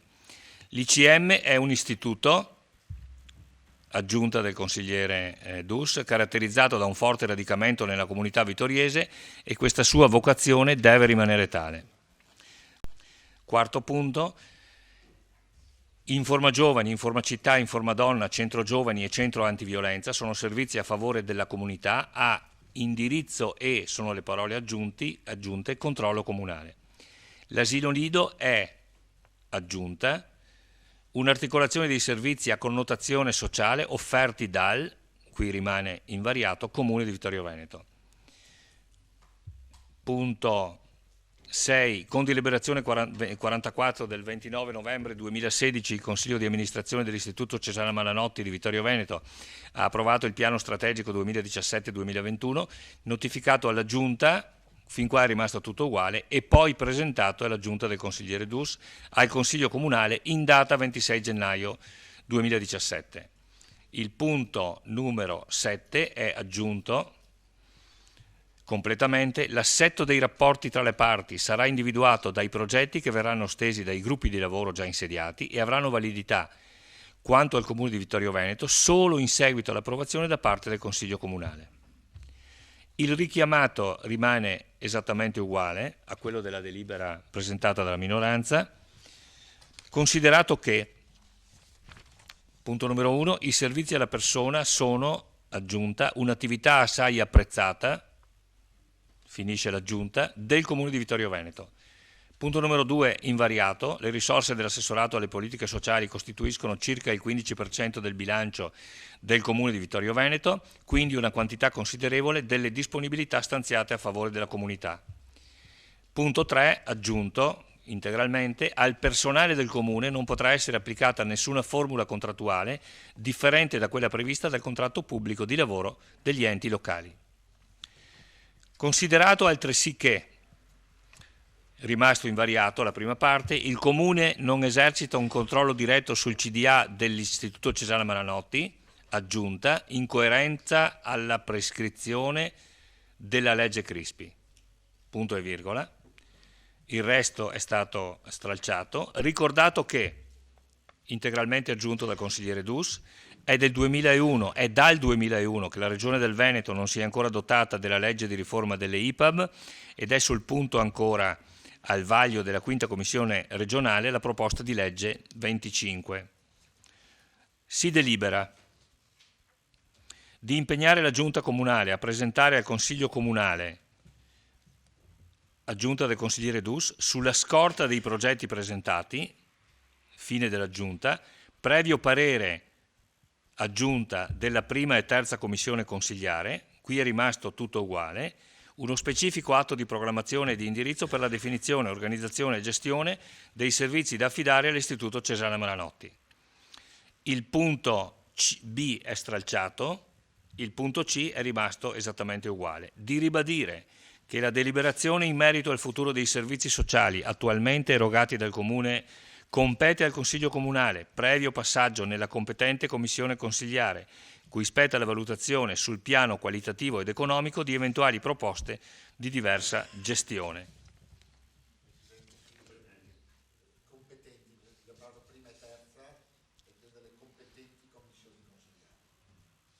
Competenti, plurale. Commissioni, beh, questo se vuole dopo magari mi firma la correzione. Come? Consigliari, plurale, quindi è solo trasformato al plurale, quindi nelle competenti commissioni consigliari. Ecco, questo è l'impianto della delibera che è presentato come emendamento unico e che io a questo punto metto in votazione. Favorevoli? Contrari? Astenuti? Quindi 9 favorevoli, 6 contrari, 15 votanti, 9, 6, 15. L'emendamento è approvato. Metto in votazione l'emendamento del consigliere Botteon. Eccolo qua.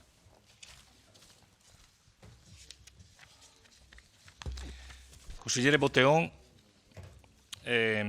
chiede di inserire al punto B del deliberato, tra il punto A quindi e il punto C, il seguente testo: che la discussione e la votazione sui singoli servizi eventualmente esternalizzati secondo l'atto di programmazione di cui al punto A avvenga separatamente, ovvero tramite distinti ordini del giorno del Consiglio Comunale.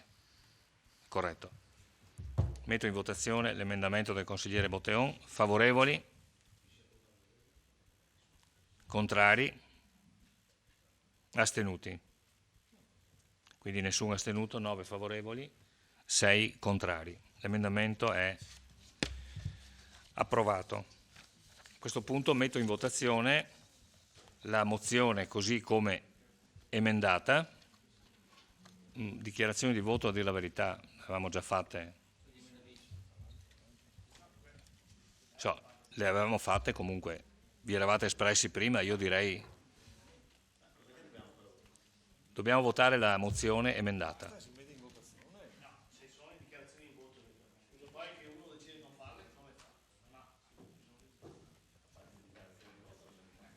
Va bene, allora facciamo le dichiarazioni di voto prima della...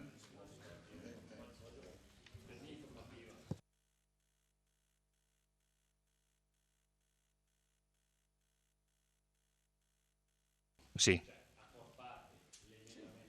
Beh, no, sono due emendamenti. Restano 2 emendamenti e naturalmente integrati nella delibera il testo è unico. Quindi votiamo abbiamo votato i 3 emendamenti e poi votiamo la delibera così come risulta dalle votazioni. Allora, dichiarazione di voto, prego. Consigliere Saracino.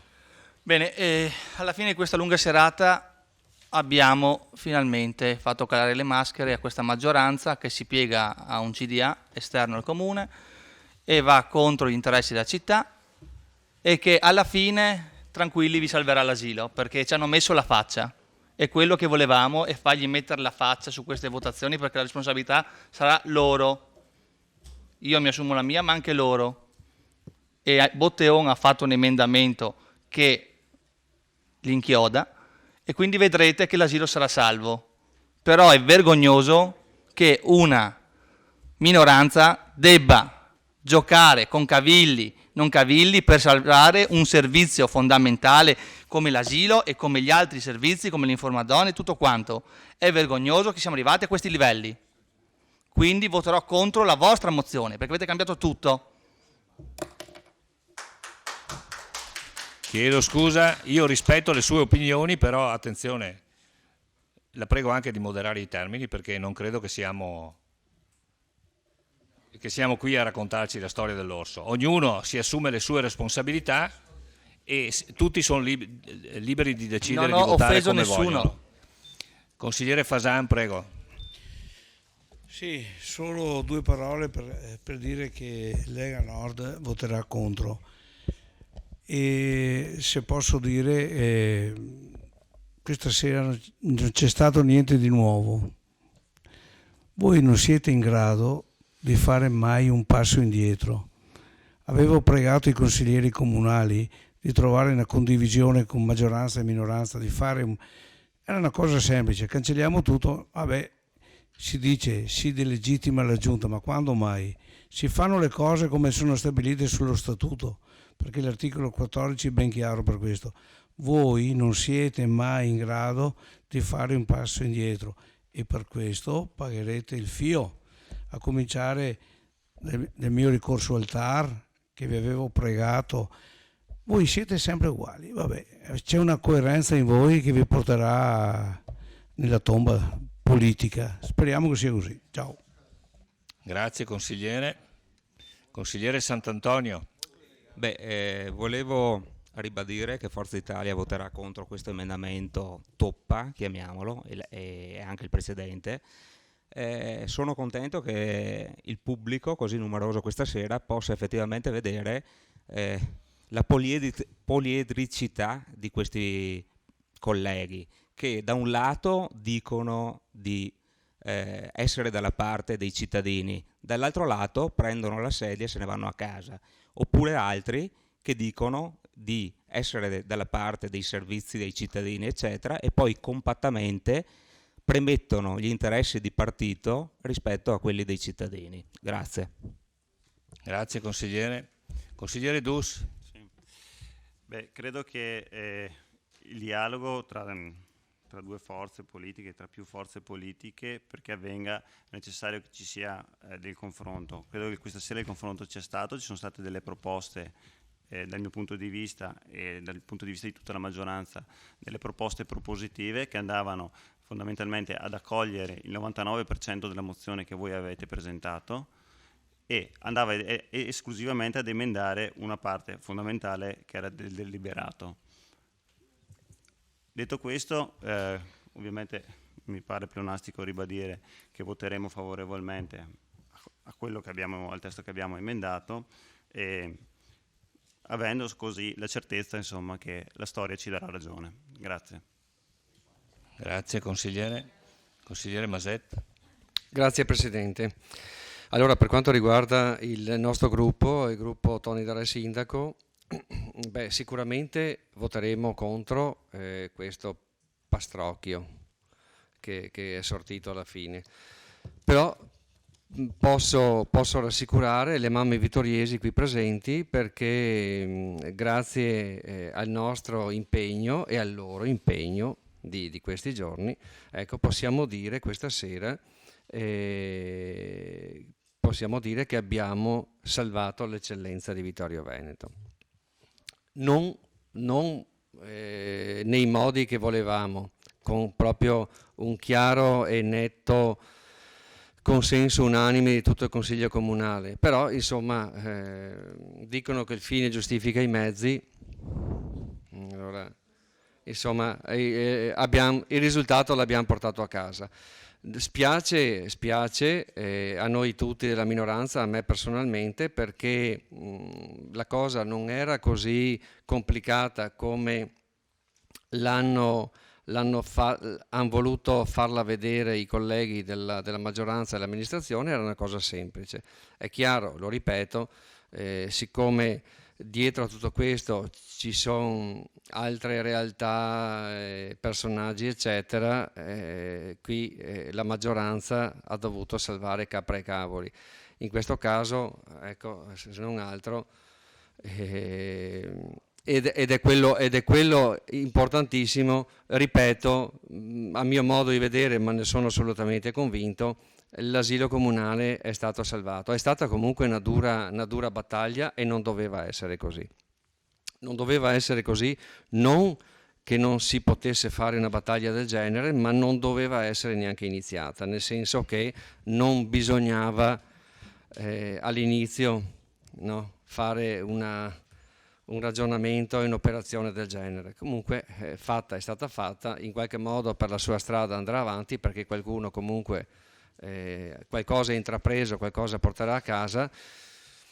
Vi posso dire che ne vedremo ancora delle belle, probabilmente con altri servizi del Comune di Vittorio Veneto, ma ripeto, perlomeno credo, insomma, ho buoni motivi di pensare che, ripeto, l'asilo nostro, l'eccellenza di Vittorio Veneto, che è tale grazie anche al lavoro delle maestre e dei genitori che ci credono, e tutto è salvo.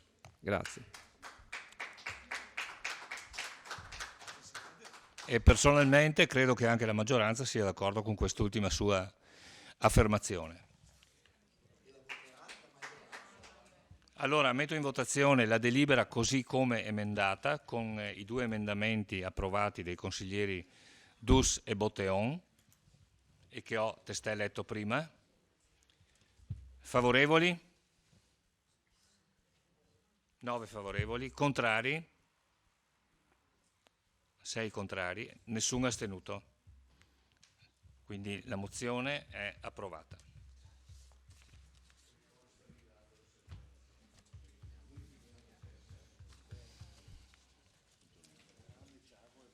Invito l'architetto Antoniazzi e i tecnici, architetto Scalette.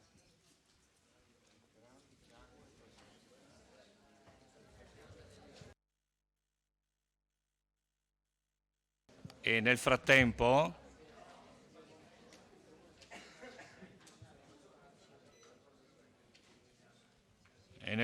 invito il sindaco a dare pure corso all'illustrazione del punto numero 3 all'ordine del giorno. Riattivazione e ampliamento, impianto distribuzione carburanti.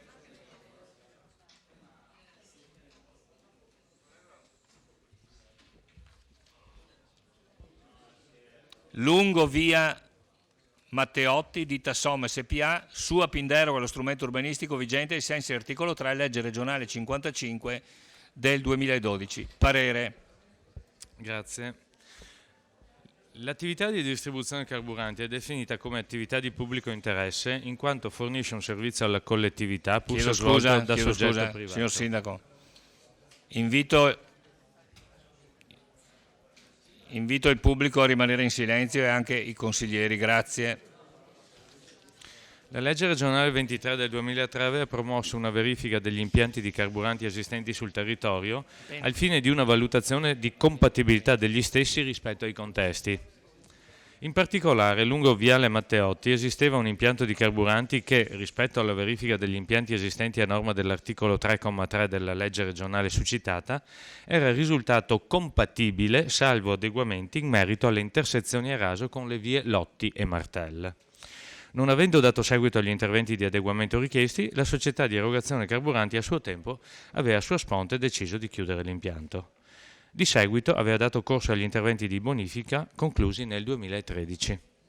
La medesima società aveva anche l'impianto di distribuzione nelle vicinanze tra le vie Rizzera e Celante, anche tale impianto era stato dismesso.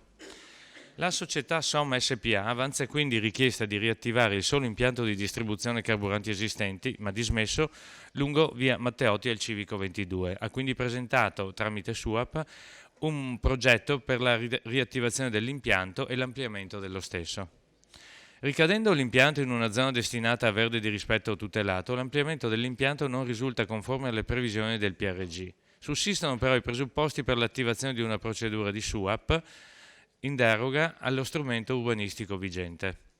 Rispetto all'impianto originario dismesso, il progetto prevede la riattivazione del chiosco, la realizzazione di una nuova pensilina e l'installazione di 3 serbatoi anziché 5 come in passato. Volume e superficie di progetto rientrano comunque nei limiti della legge regionale 55-2012 di cui è l'articolo 3, infatti l'ampliamento è inferiore all'80% e comunque non superiore ai 1500 m². Viste le caratteristiche dimensionali, si tratta quindi di un SUAP in deroga allo strumento urbanistico vigente, sempre ai sensi del medesimo articolo 3 della legge regionale 55 del 2012. L'istruttore della pratica ha seguito il seguente iter. Conferenza di servizi del 20 aprile 2016 tra i diversi uffici del Comune competenti in materia. Nel corso di tale conferenza sono emerse alcune criticità risolte con la modifica progettuale, vedasi integrazione del 27 ottobre 2016. Conferenza poi successiva di servizi del 21 giugno 2016 per l'acquisizione dei pareri, nulla osta autorizzazione degli altri enti esterni competenti.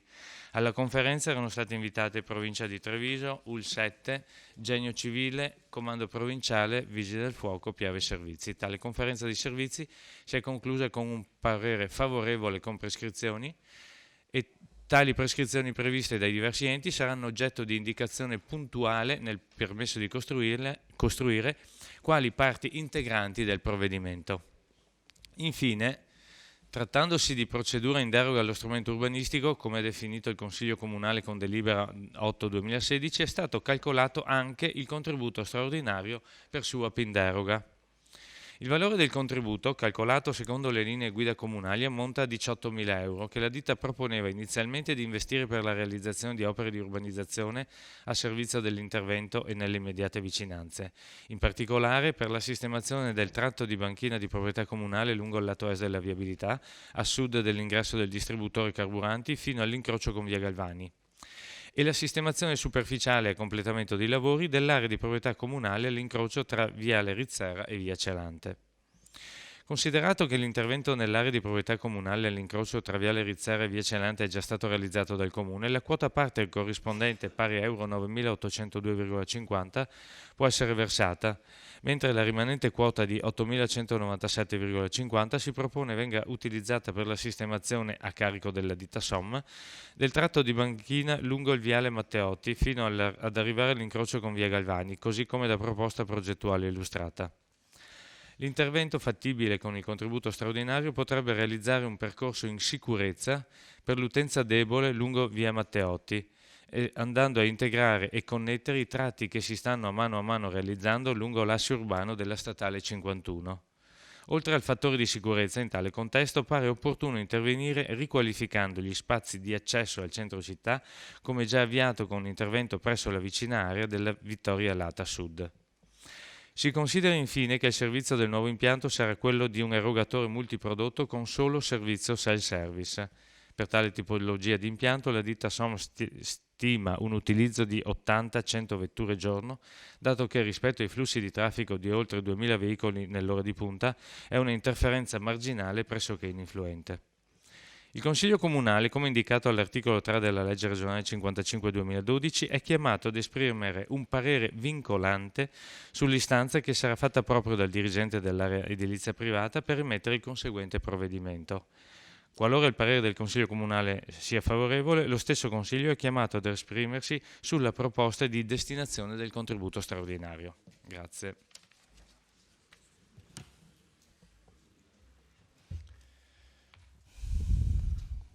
È aperto il dibattito, ci sono richieste di chiarimento. Consigliere Fasan. Sì, grazie Presidente. Quando si parla di riattivazione di un impianto di distribuzione carburanti chiuso dall'amministrazione 10 anni prima, il diligente consigliere comunale, sia esso di maggioranza sia di minoranza, come si usa dire, va a vedere le carte.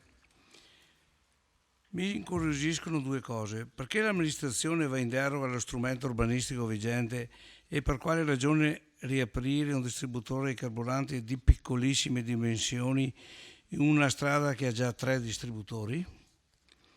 A parte il fatto che ho qualche dubbio sulla legittimità della procedura in deroga piuttosto che invariante, ma il parere di regolarità tecnica aiuta a fugare le mie perplessità, ma non del tutto.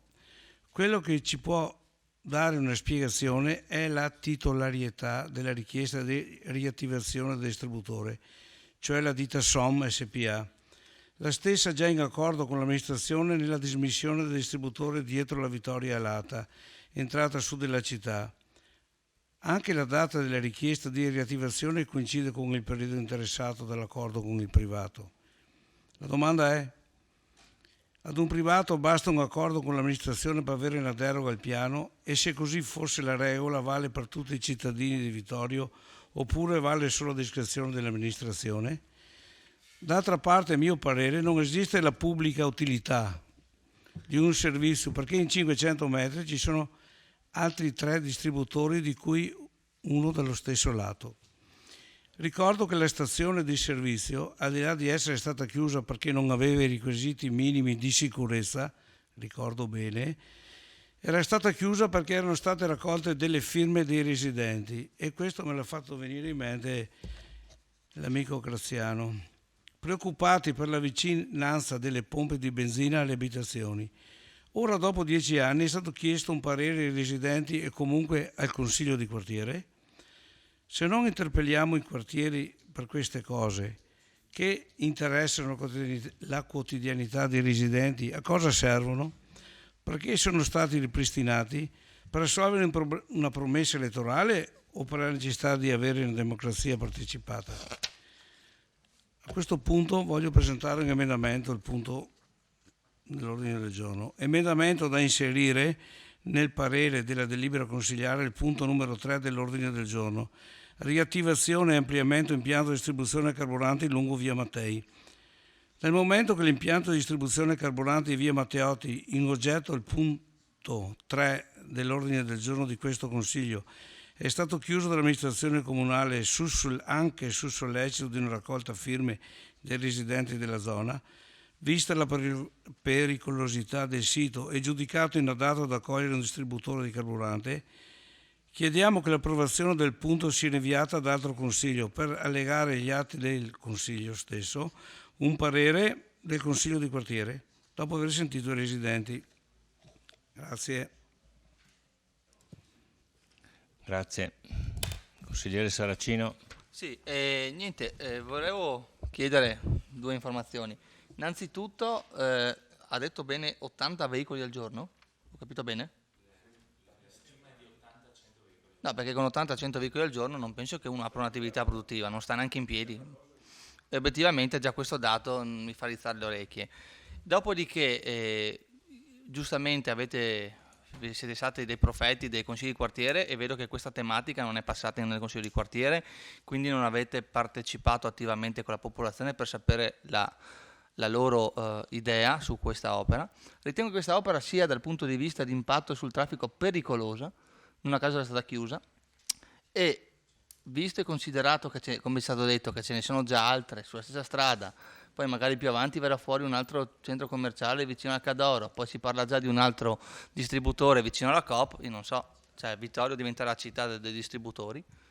Sì, obiettivamente non vedo l'utilità di questa opera e, ripeto, è una zona verde di rispetto o tutelato, che non ho ben capito, e la bonifica è stata fatta e in che termini?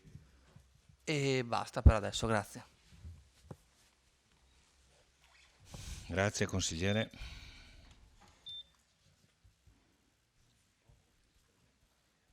Non ci sono altre richieste, quindi prego. Consigliere De Bastiani. Sì. Giovedì, no, quando abbiamo fatto commissione, giovedì, sì, abbiamo fatto commissione, purtroppo non ci sono stati i tempi necessari per esaminare in profondità l'incartamento. Io mi sono accorto dopo, leggendo il parere del responsabile, che in questa pratica manca il verbale della conferenza di servizi interna, mentre c'è il verbale della conferenza dei servizi esterna. La conferenza dei servizi interna, che è costituita dal comandante della polizia, il responsabile delle attività produttive, il responsabile dell'ufficio strade e il responsabile dell'ufficio pianificazione, viene però riassunta. E i dati salienti sono che, punto 1, le condizioni di viabilità rispetto al quale si colloca il nuovo impianto carburanti risultano estremamente critiche per la formazione di code. Al punto 3, la presenza di un distributore metterebbe in crisi il sistema distributivo del traffico all'incrocio. In effetti tale impianto è stato dichiarato nel 2008 non adeguato rispetto alla prossimità degli incroci veloci e per questo non aveva adeguato ingressi. Dopodiché ci viene, quindi sostanzialmente è un parere negativo. Se fosse stato allegato avremmo potuto magari leggerlo assieme e verificare meglio. Il parere del responsabile cerca di superare queste osservazioni con altre osservazioni, cioè dicendo che il progetto presentato supera, no, e risolve le osservazioni della conferenza di servizi interna, ma allora a questo punto doveva essere ripetuta la conferenza di servizi interna. Cioè, questa è una deduzione che fa esclusivamente il responsabile del SUAP, ma però non consulta la conferenza. E qui, no, vengono fuori quel discorso delle 80. La tipologia di impianto stima un utilizzo di 80-100 vetture al giorno. Vorrei vedere questa stima. Intanto, come ha detto il collega Saracino, io non me ne intendo più di tanto, però 4 conti riusciamo a farli. Con 100 rifornimenti al giorno un impianto non sta in piedi. Ipotizziamo un'altra cosa, che questo impianto voglia, no, imporsi sul mercato vittoriese e offra le tariffe più basse di tutta la città. A quel punto ci saranno moltissimi utenti che usufruiranno di quell'impianto. Allora i 100 potranno diventare 200, 300, 400. A quel punto noi potremo dire, creando i problemi che possiamo facilmente immaginare, no? A quel punto noi potremo dire al gestore: no, guarda che tu non puoi fare più di 100 rifornimenti. Dubito di questo.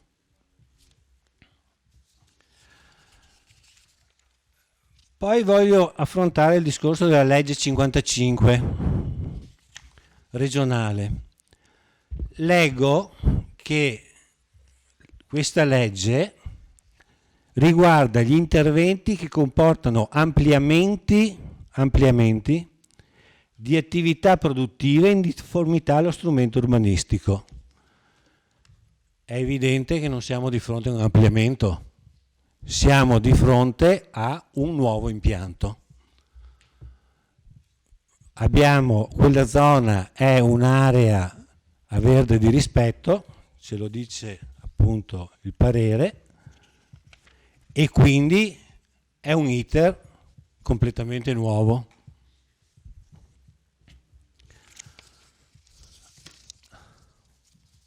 C'è un'altra carenza, a mio avviso, in questa pratica.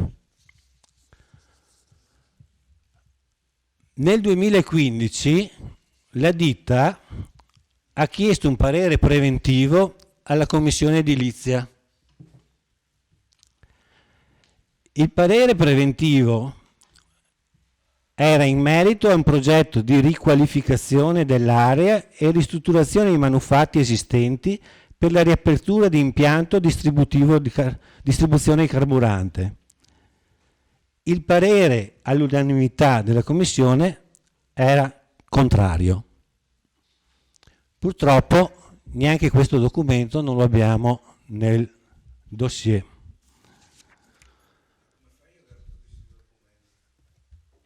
Come fanno chi?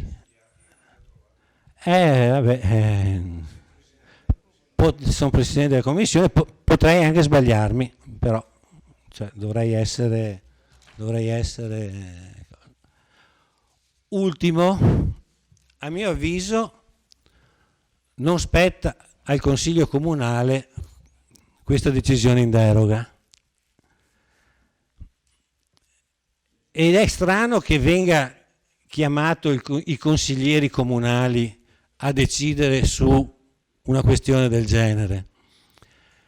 Perché, voglio dire, perché questa decisione non la prende direttamente la Giunta? Perché questa responsabilità non se la prendono gli uffici competenti? Perché non se la prende la Commissione Edilizia? Il parere del responsabile alla fine ci dice che il progetto così presentato con le prescrizioni fanno parte integrante del provvedimento, può quindi essere sottoposto al Consiglio Comunale, ma non dice che è favorevole. all'apertura, dice solo che la decisione può prenderla il Consiglio Comunale. Grazie tante. E venendo qua prima ho incontrato un amico, mi ha detto: ma siete matti, riaprire quel distributore? Sfido chiunque a trovare uno favorevole all'apertura di quel distributore, oppure che dica che sia cosa sensata riaprire quel distributore. Per ultimo, torno a citare la legge 55 che dice, finisco, il parere del Consiglio Comunale di cui è comma prima deve essere reso entro 60 giorni dalla trasmissione dell'esito favorevole della conferenza dei servizi o dell'istruttoria del responsabile SWAP, decorsi inutilmente i quali si intende reso in senso positivo. Quindi i 60 giorni sono già passati abbondantemente e quindi di fatto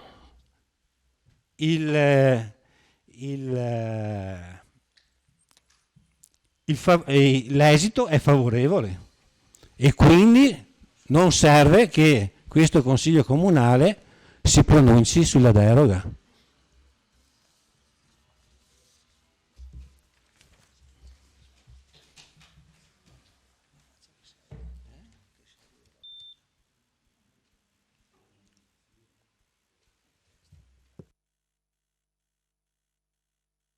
Non vedo altri interventi, quindi facciamo rispondere. Sì, no, facciamo rispondere prima. Allora, le domande tecniche rispondono ovviamente i tecnici. Per quanto riguarda però, mi preme ricordare al consigliere Fasan che anche nella commissione di mercoledì ha detto che era stata chiusa dall'amministrazione. Io in apertura di relazione lo rileggo. Lungo Viale Matteotti esisteva un impianto di carburanti che, rispetto alla verifica degli impianti esistenti a norma dell'articolo 3,3 della legge regionale 23/2003, era risultato compatibile, salvo adeguamenti in merito alle intersezioni a raso con le vie Lotti e Martel. Non avendo dato seguito agli interventi di adeguamento richiesti, la società di erogazione carburanti a suo tempo aveva chiuso l'impianto. Punto. Non è stata l'amministrazione che è andata di lì chiudi l'impianto, è un po' diverso. Dopodiché, per quanto riguarda invece la bonifica, esiste un attestato, c'è anche, era presente nell'incartamento. La bonifica si è conclusa nel 2013, esiste anche ovviamente un certificato, una relazione di un tecnico esterno che certifica questo. E che le condizioni, diciamo, di viabilità fossero ritenute non congrue nella prima conferenza dei servizi interni, è vero. Così come al punto 3 c'è scritto che la presenza di un distributore metterebbe in crisi. In effetti tale impianto era stato dichiarato nel 2004 non adeguato rispetto alla prossimità dell'incrocio con via Lotti e Martel e per questo, non avendo adeguato gli ingressi, era stato chiuso. Sì, sto leggendo il verbale, Sì, prego.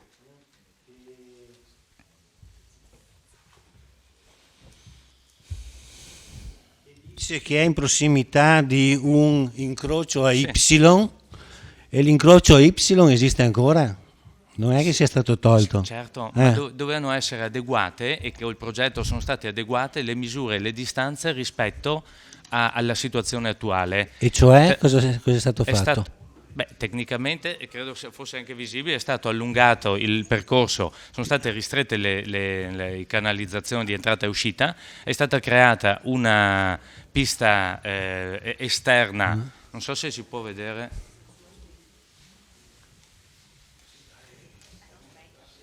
Vabbè, comunque abbiamo presente, sì, presente. Una corsia che oggi non c'è, una corsia esterna di salvaguardia, di sicurezza per chi dovesse transitare in quella parte, non in auto ovviamente.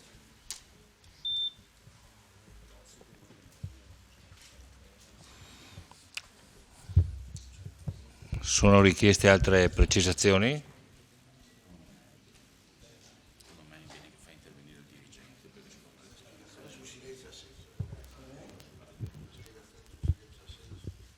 Ecco, magari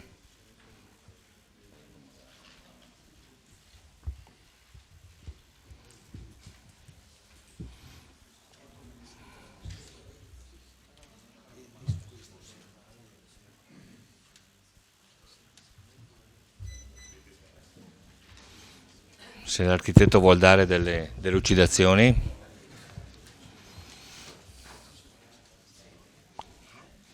Altrimenti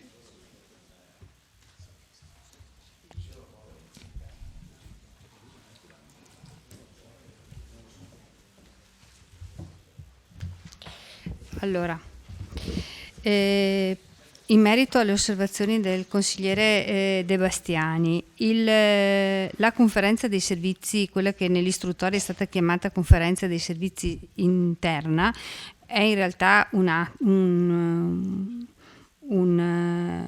evento non prescritto dalla norma, ma che ho ritenuto di promuovere per raccogliere simultaneamente i pareri di tutti. Il verbale della conferenza è questo ed è quello riportato comunque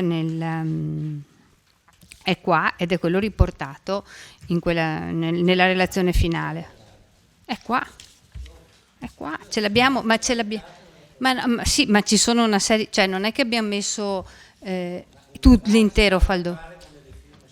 È un verbale, è qua, cioè, ma il verbale riporta esattamente quello che abbiamo riscritto, perché è stato ricopiato integralmente quello che in quella sede ci si era detti.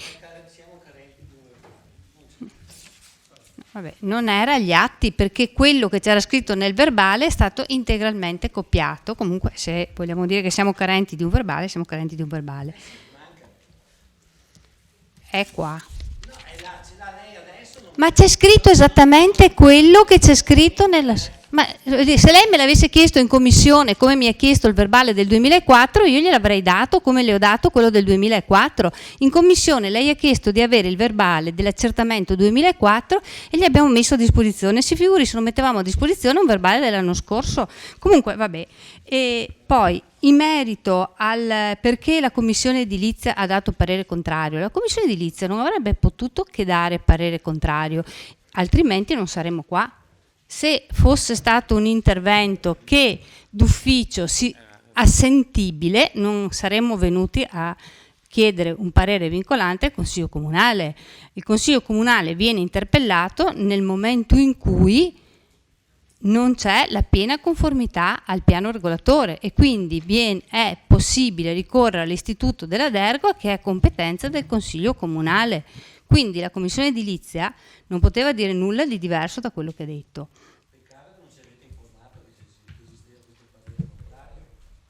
Era un altro procedimento. No, era un altro procedimento. Vabbè, cioè, se veniamo accusati di aver omesso atti, non poteva darlo. Era un altro procedimento. SOM presenta la richiesta in deroga perché gli era stato detto di no. Era area verde.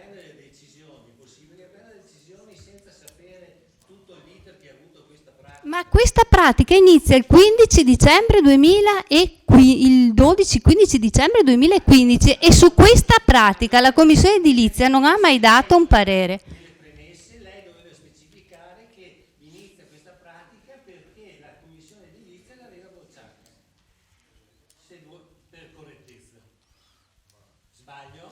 Allora, mi scusi consigliere, ma se una ditta fa un'istanza in deroga, farà un'istanza in deroga perché quell'istanza non è conforme allo strumento urbanistico, altrimenti avrebbe fatto una richiesta di semplice permesso di costruire.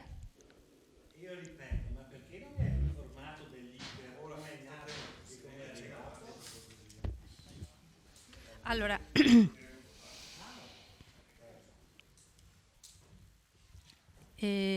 altre questioni.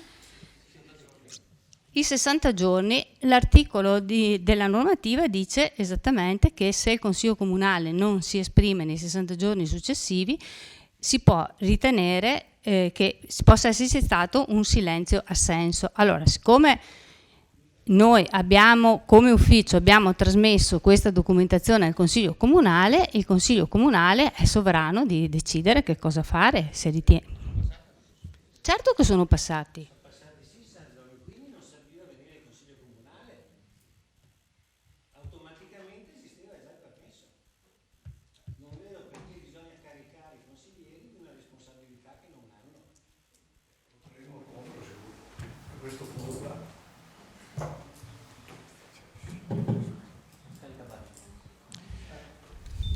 Consigliere Posocco, a lei la parola. Secondo intervento? Sì. Per una cosa, è sempre positivo quando c'è una nuova attività, chiamiamola attività produttiva, che vuole investire in città, senz'altro. Lì tra l'altro l'area è molto degradata e senz'altro siamo tutti d'accordo che bisogna trovare una soluzione. Certo è che quella prospettata, come evidenziato dal collega De Bastiani, mi sembra una situazione parecchio intricata in una zona in cui anche da un punto di vista di viabilità è parecchio intricata e complicata, e quindi credo che in questo caso la Giunta farebbe meglio a ritirare il punto all'ordine del giorno e magari a riproporlo in un altro momento, perché qui non mi sembra ci siano i presupposti per votare il punto. Senz'altro il mio voto sarà contrario, ecco, lo anticipo già. Consigliere Saracino. Sì, secondo giro. Ritengo le spiegazioni date inutili. Non si riesce a capire se questo è un ennesimo scaricabarile ai consiglieri comunali di prendere una decisione per qualcun altro. Io devo dare il mio parere dire sì o no a un parere di qualcun altro senza avere una storia chiara e oggettiva. Mi pare che l'abbiamo fatto su Piazza Meschio e c'era il danno erariale, l'abbiamo fatto sul traforo e i consiglieri hanno votato, poi non si è fatto tutt'altro. Qua sembra che ormai sia tutto a posto, sono passati 60 giorni e in più ci chiedete di votare. Cioè, è incoerente, questo è un iter incoerente, sembra lo scaricabarile ai consiglieri comunali. Se questo è già andato, perché dobbiamo votarlo? Se ci sono delle criticità vanno risolte. Io ritengo che questa nuova attività non debba neanche aprire perché è incongruente con la mole di traffico che c'è e crea soltanto disagi. Poi cosa facciamo? Traforo? Passiamo sotto a Cadoro? Cioè, non so. Ha terminato? Sì, perché una risposta. Consigliere Carnelos. Sì, dunque, innanzitutto mi sento di dover intervenire perché mi pare che, come si può dire, il mettere in croce l'architetto Antoniazzi in questo specifico problema è un errore. Effettivamente, intendo dire per quanto riguarda quello del parere della Commissione Edilizia, perché è indubbio che quello era un procedimento, evidentemente la ditta pensava di poter ottenere una concessione tra virgolette normale, l'istanza era per l'attivazione di un distributore, tout court, come tutte le domande che fanno i cittadini di concessione edilizia, deve andare in commissione edilizia. La commissione edilizia ha visto che nel piano regolatore non era possibile darlo, ha dato il parere negativo e quindi quella pratica è stata archiviata. La ditta, per superare questo aspetto, ha detto l'ordinamento concede la possibilità della deroga, presenta una nuova istanza di deroga, e questo per quanto riguarda quell'aspetto. Mentre invece un pochino, direi così, mi mette in imbarazzo il discorso del silenzio assenso, perché se il silenzio assenso c'è, è illegittimo un voto contrario, perché se c'è, e se io fossi il privato con un silenzio assenso, e se è vero che il silenzio assenso c'è già, come Consiglio Comunale non potremo fare altro che prendere atto che si è formato il senso-assenso. Non so neanch'io cosa potremmo fare di diverso se effettivamente il silenzio-assenso si è già formato. È un parere ultroneo che ci viene richiesto. Ne potrei dire di no, perché qualsiasi cittadino su una pratica che ha il silenzio-assenso, il diniego successivo è illegittimo. Oddio, è venuto. Questo è un dato che è effettivamente da appurare, perché se il silenzio-assenso non serve il nostro voto. Se invece non c'è il silenzio-assenso, è vero che dobbiamo pronunciarsi, ma se il silenzio-assenso ci fosse, pronunciarsi contro vorrebbe dire avere responsabilità nei confronti del privato. E adesso abbiamo detto che il silenzio-assenso è una cosa che è venuta fuori stasera. Appunto, ma non lo so, adesso chiedo, è possibile chiedere?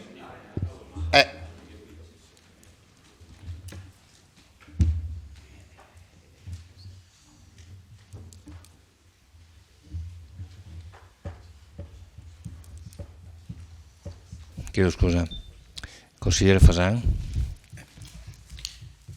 Una domanda all'architetto Antoniazzi. Tra apertura e riapertura c'è una differenza dal punto di vista normativa di andare in deroga oppure una variante? Perché a mio parere lì non è una riapertura, perché il precedente stazione di servizio era stata proprio estinta, elevati, bonificato e tutto quanto. Pertanto a mio parere non è una riapertura ma un'apertura. Si può andare in deroga anche per un'apertura? Questa è la domanda.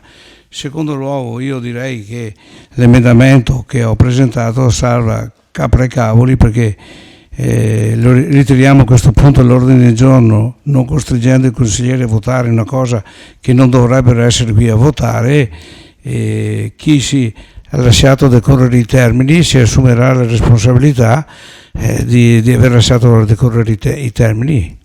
Basta.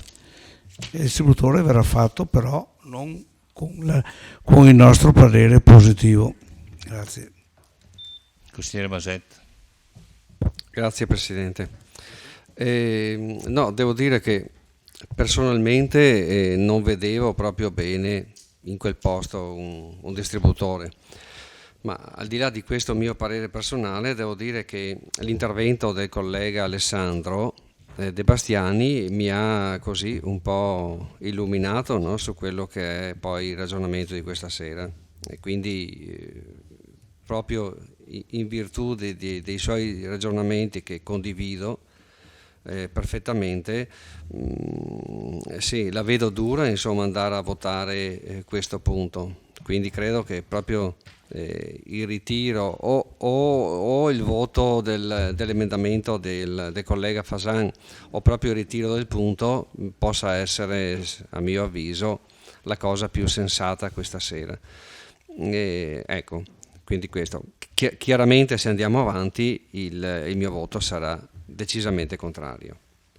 Poi volevo invece, una curiosità mia, chiedere se il distributore della ESSO che è stato chiuso era sempre della ditta SOM SPA. Sì, è scritto agli atti. Sto d'accordo. Bene. Siamo d'accordo. Consigliere Darè, prego. Vorrei capire se questo spostamento praticamente di impianto fa parte dell'accordo di programma con la ditta Salamon. Perché se è così, cioè è la stessa ditta, la SOM era che gestiva l'impianto di Salamon, la stessa ditta è quella che si sposta sotto. Se è un accordo di programma lo dite e siamo anche disposti a votarlo, se è questo. C'è una promessa Perché è un accordo pubblico-privato. Chiedo se è così, se mi confermate che non è, solo questo. Consigliere Dus? Sì, stante la incertezza normativa che aleggia, chiederei innanzitutto 5 minuti di sospensione e poi eventualmente la sospensione del punto. Marco, prendi tu la parola. Chiedo scusa della prolungata riunione oltre le aspettative.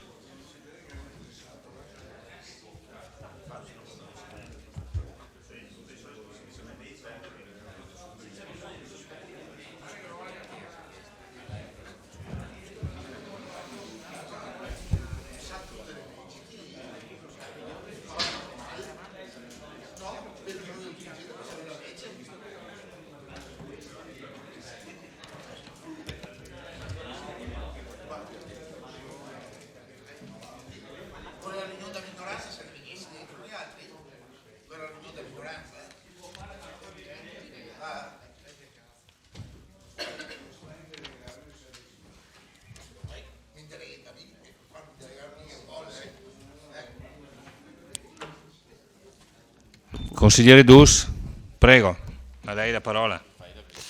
Dunque, chiarito... La verifica delle presenze, dovremmo essere 15, 5 e 3, 8, 8 e 3, 11, 12, 13, 14, 15, ho contato male, 1, 2, 3, 4, 5 e 3, 8 e 3, 11, 12, 13, 14, 15. Manca Bassetto, siamo in 15 infatti. Sì, Antonio Candabi. Sì. Sì. Siamo in 15 presenti. Consigliere, prego. Sì, credo, adesso non ho sotto mano il testo della... Il testo dice riattivazione e ampliamento impianto di distribuzione di carburante lungo via Matteotti di Tassom SPA su Apindergo allo strumento urbanistico vigente ai sensi dell'articolo 3, legge regionale 55/2012. Parere. E quindi il deliberato a questo punto deve essere modificato in quanto noi prendiamo semplicemente atto che sono trascorsi 60 giorni e quindi c'è stato un silenzio assenso. Quindi mi mostri. Sì. Quindi non va votato... Un attimo.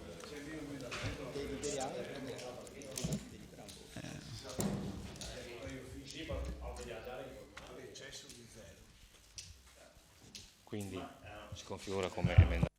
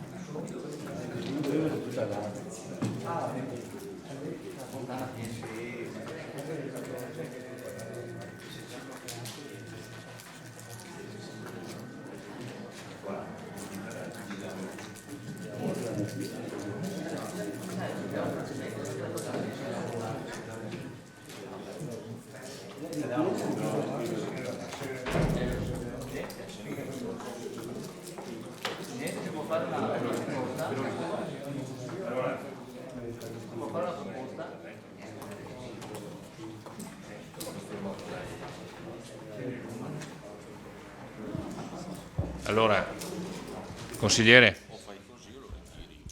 se ho capito bene, noi siamo nell'impianto di delibera dove siamo prima del deliberato, visti gli allegati pareri eccetera eccetera, del responsabile del servizio, visto che sono trascorsi 60 giorni previsti dall'articolo 3,2 della legge regionale 55 del 2012 e che il parere del Consiglio Comunale si intende pertanto reso in senso positivo.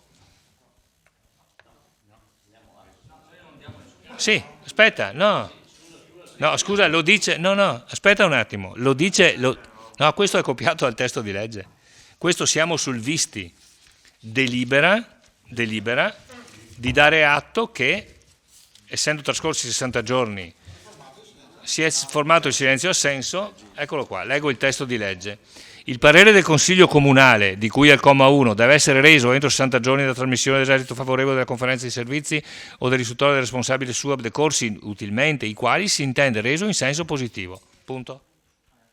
Quindi noi prendiamo atto di questo, che è il comma 2.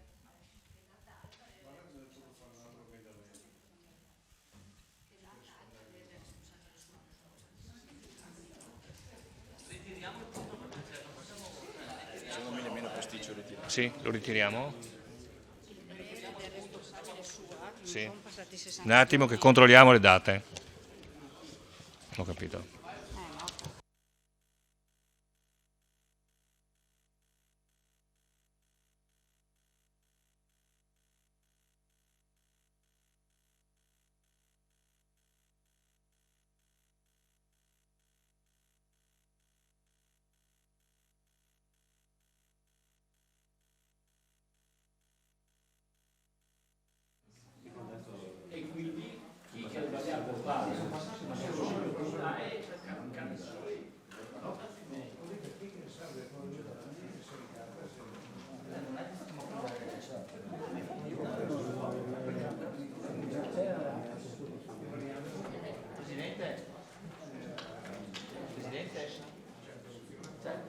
Propongo, Stagliata Santoro, di ritirare il punto e basta.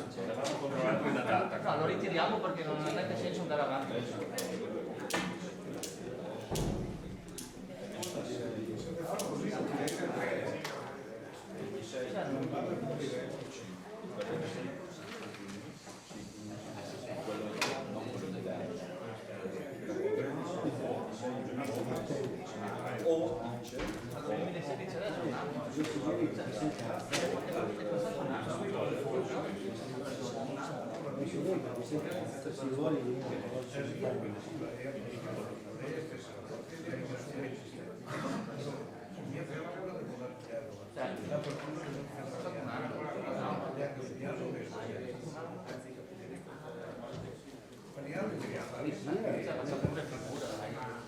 Allora viene proposto il ritiro del punto all'ordine del giorno.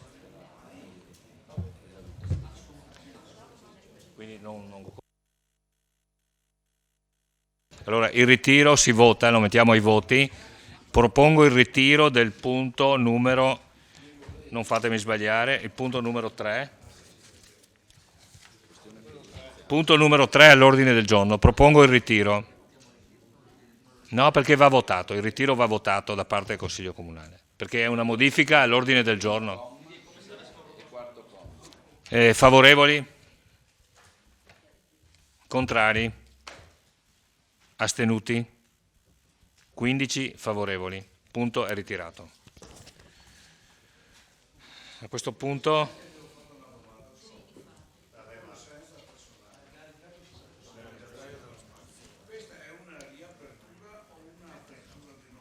è una riapertura perché c'è ancora, ma questo glielo dico io, perché non è mai stato smantellato. In ogni caso, andiamo veloci, c'è l'interpellanza del consigliere Saracino. Punto numero 4, ex punto numero 6, gruppo Partecipare Vittorio, riguardate la mancata stima dei valori degli immobili militari oggetto di permuta. Consigliere. Grazie. Allora, premesso che nell'anno 2014 il Comune di Vittorio Veneto ha siglato un protocollo d'intesa con il Ministero della Difesa e Agenzia del Demanio e che oggi, nel 2017, il procedimento di valorizzazione del patrimonio militare dismesso è in corso, procedimento che costituisce variante al PRG per la riclassificazione di 5 aree militari. Silenzio per cortesia. Grazie. Grazie. Il protocollo prevede la permuta della caserma maronese di proprietà del Comune con immobili dismessi oggetto del protocollo stesso. È presumibile e logico pensare che la permuta dovrà avvenire con scambio di immobili di pari valore. Grazie Fasan. Considerato che Comune, Demanio e Ministero hanno concordato che la caserma maronese verrà scambiata con l'Eurocampo di San Giacomo più circa 19.000 metri quadri di superficie della caserma Gotti, individuata nell'area più a est, collegata anche al percorso ciclopedonale del fiume Meschio.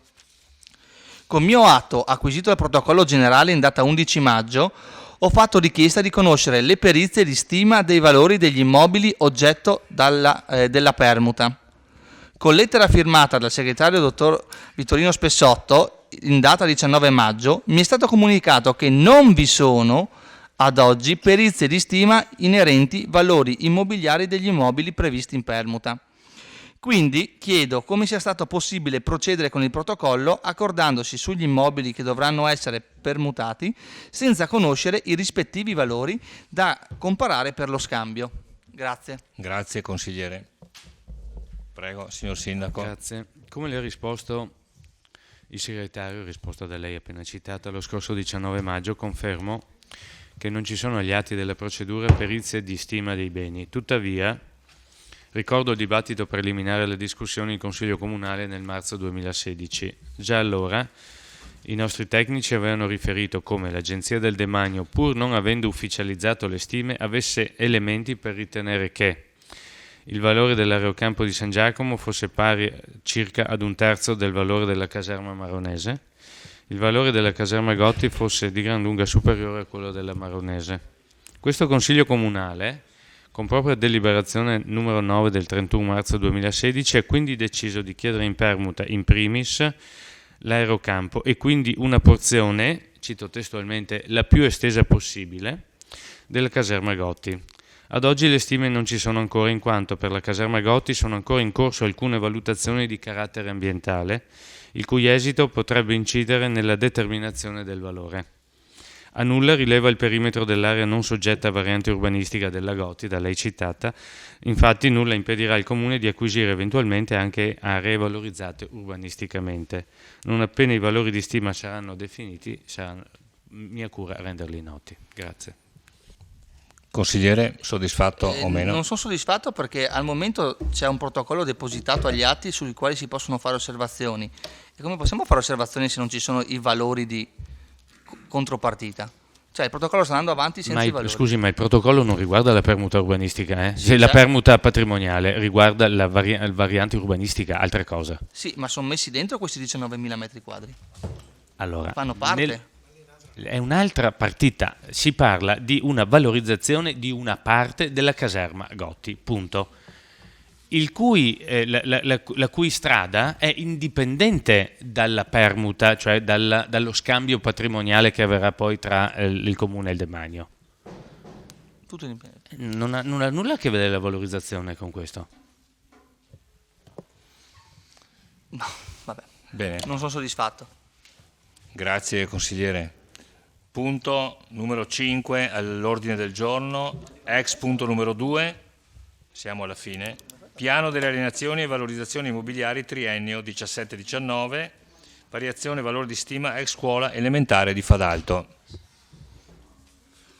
Illustra il vice sindaco Turchetto. Prego. Sì, grazie Presidente. Allora, come detto, si porta all'attenzione del Consiglio Comunale la modifica al piano delle alienazioni limitatamente al prezzo di vendita dell'ex scuola elementare di Fadalto.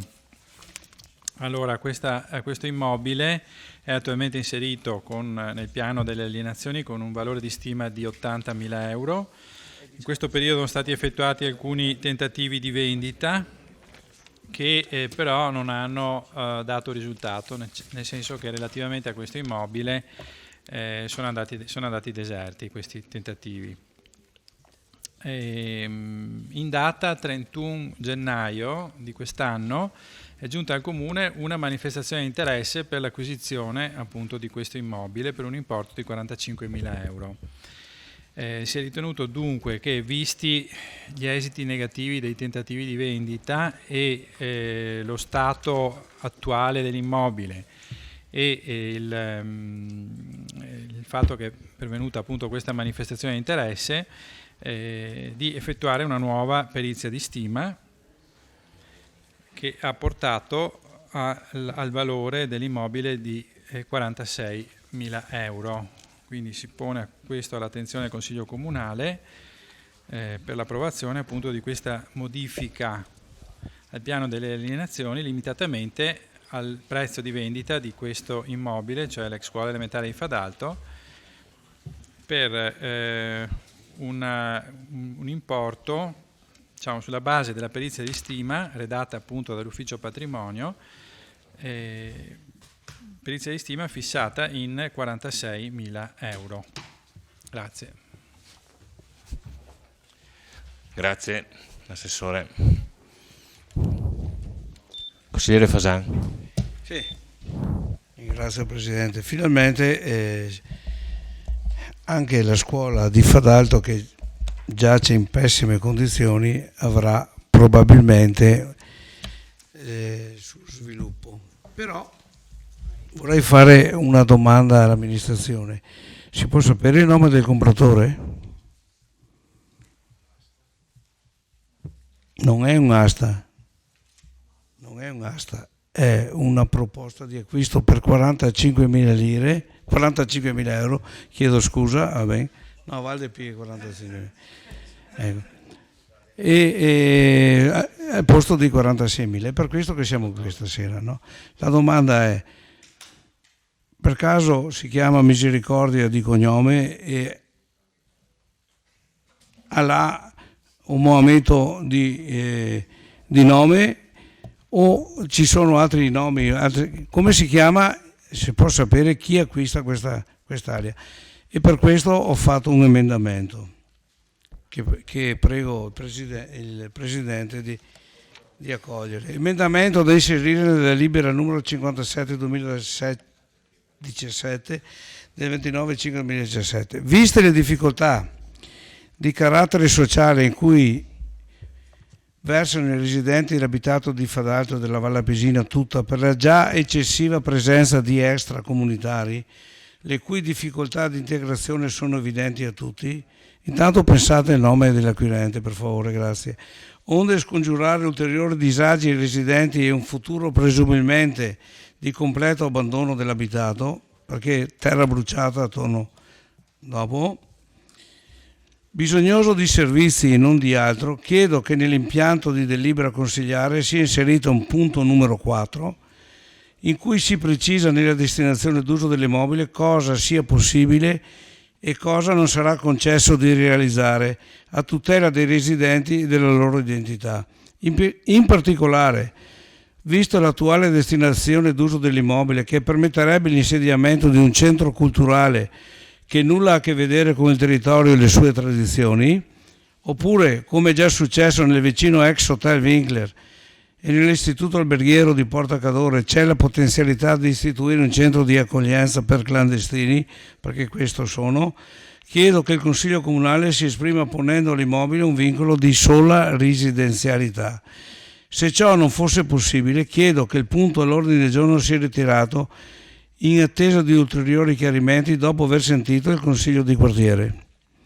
Ricordiamo che la Valle Pesina già ospita 250 richiedenti asilo e un centinaio di extracomunitari, oltre a decine di stranieri comunitari.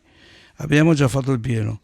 Chiedo che questa attenzione da parte del Consiglio Comunale sia dovuta da una parte del territorio comunale dove da sempre le amministrazioni hanno preferito voltarsi dall'altra parte di fronte ai problemi, soprattutto di carattere sociale, tranne poi usare il territorio e le sue risorse per sanare i bilanci comunali.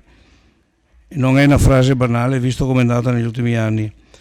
Pertanto, punto numero 4, questo è l'emendamento, la vendita dell'immobile comunale sarà possibile solo per un risanamento edilizio e strutturale atto ad una trasformazione d'uso residenziale.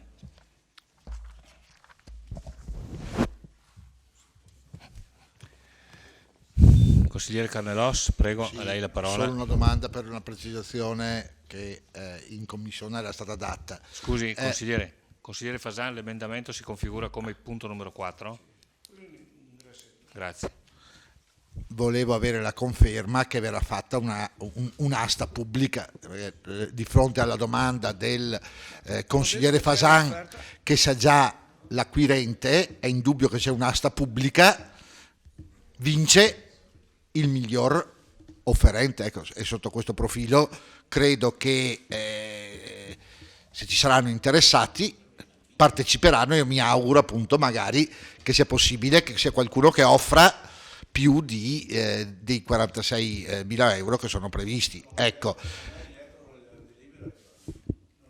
no, mi è stato risposto che c'è un'asta pubblica.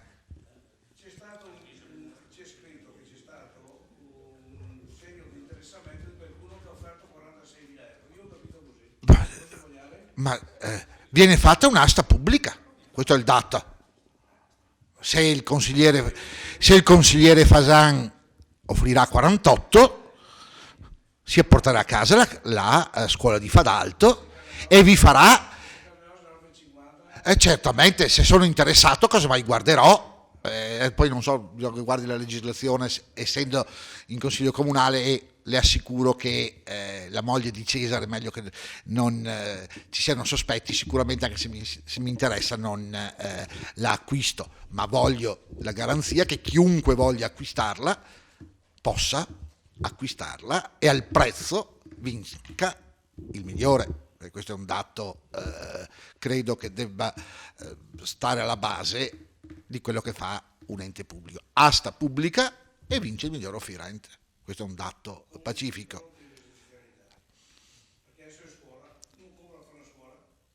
Con la destinazione che attualmente è consentita? No. Non lo so. Evidentemente no. Se lei io non ho guardato cos'è. Se lei mi dice che è scuola e che questa è la destinazione, sicuramente non ci sarà scritto residenzialità. Vabbè. Sì, il provvedimento che viene adottato non c'entra niente con la destinazione d'uso. Appunto. Credo di non sbagliare. Certo.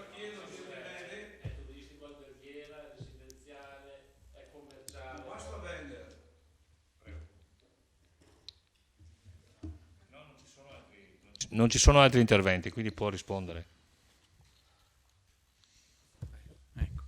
Sì, beh, allora il nome del compratore, non c'è nessun compratore, semplicemente è stata fatta una manifestazione di interesse e adesso noi andiamo a definire un nuovo prezzo sulla base del quale ci sarà una procedura ad evidenza pubblica e si potranno presentare tutti coloro che sono interessati, quindi non abbiamo un compratore in questo momento, assolutamente, non stiamo attivando un conferimento diretto a un soggetto. Per quanto riguarda la posizione di vincoli, credo che non fa parte di questo provvedimento. In questo provvedimento noi semplicemente andiamo a ricalibrare il prezzo di vendita, prezzo base sul quale verranno fatte le offerte da tutti coloro che vorranno partecipare a questa procedura. Tutto qua.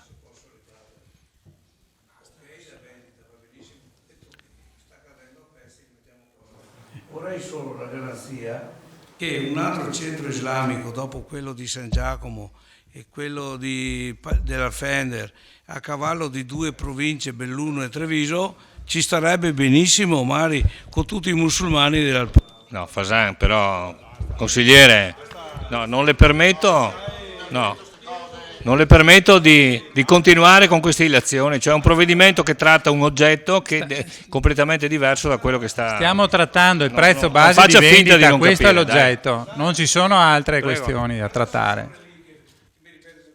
No, ma lo lasci... Scusa. Allora, invito... Fasan, prendo atto, invito l'assessore Napoli a stare fermo e calmo. Ok, grazie assessore Napoli. Tranquillo.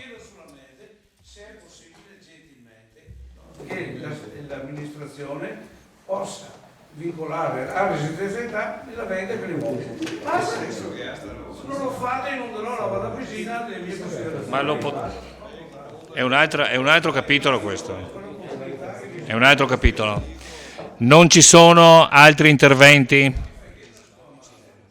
Quindi metto in votazione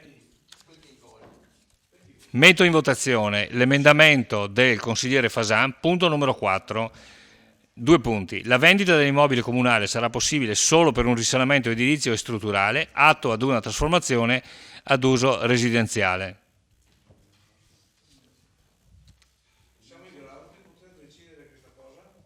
No, perché io non voglio dare un parere tecnico, ma l'oggetto della delibera è completamente diverso. Quindi metto in votazione. Consigliere Botteon, prego.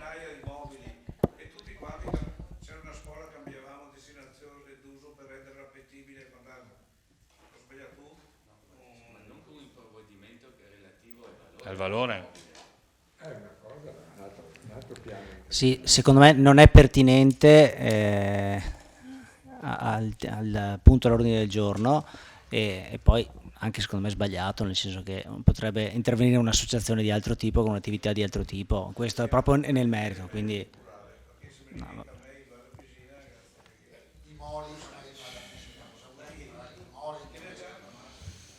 Ok, allora metto in votazione l'emendamento del consigliere Fasan al punto numero 4. Favorevoli? 5 favorevoli. Contrari? Astenuti? 9, 3 e 3, 6 e 3, 9. 9 contrari, 5 favorevoli, nessun astenuto. L'emendamento è respinto.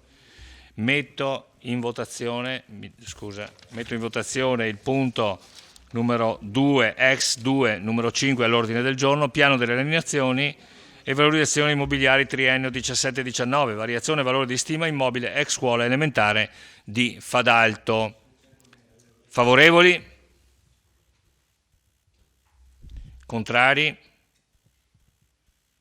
Astenuti? 9 favorevoli, 5 contrari. Ultimo punto, proposta di ordine del giorno, chiedo scusa, un attimo solo, l'immediata eseguibilità. Metto in votazione e vi chiedo scusa, metto in votazione l'immediata eseguibilità. Favorevoli? Contrari? Nessun astenuto. 9 favorevoli, 5 contrari. L'ultimo punto, do la parola, credo, all'assessore Costa. Interpellanza proposta di ordine del giorno ad oggetto le linee guida regionali per gli atti aziendali delle USL, valorizzazione dei servizi e elevata integrazione sociosanitaria. Prego, assessore. Sì, grazie, buonasera. Vista l'ora cercherò di essere veloce. Questa è una adesso lascio il dibattito, proposta di provvedimento che appunto viene sottoposta alla vostra attenzione in coincidenza con la predisposizione da parte della Regione delle linee guida aziendali, delle linee guida che devono essere seguite dalle aziende ULS nella predisposizione dei nuovi atti aziendali. Velocemente mi pare che è a conoscenza di tutti che con legge regionale numero 19 del 2016 l'assetto organizzativo della Regione subisce un forte cambiamento. Vi è da una parte la costituzione dell'azienda cosiddetta zero, nella quale vengono accentrati tutti i compiti, tutte le funzioni relative agli acquisti, alle assunzioni, alla tecnologia informatica, alla gestione del contenzioso sia con gli utenti che con i dipendenti e alle assicurazioni. Ecco, qualche problema senz'altro dopo ci sarà su questo accentramento, anche se anch'io sono d'accordo che parecchie funzioni debbano dovevano essere accentrate e debbano essere accentrate. Su qualche altra ho delle perplessità. Poi nella definizione degli ambiti territoriali nuovi è chiaro che tutti sappiamo che vi sono delle ULSS, quindi a dimensione provinciale, 7 ULSS, più ci sono state 2 eccezioni per quanto riguarda San Donà di Piave e l'ULSS Pedemontana ex Bassano e Tiene.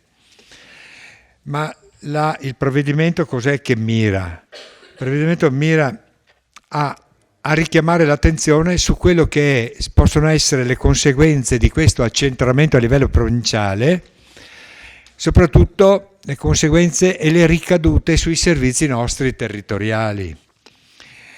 L'accentramento di per sé comporta, è inutile ripeterlo, comporta un allungamento della cosiddetta catena di comando, o meglio della catena di informazioni, e quindi l'allungamento anche nei tempi di risposta da parte della struttura centrale ai cittadini.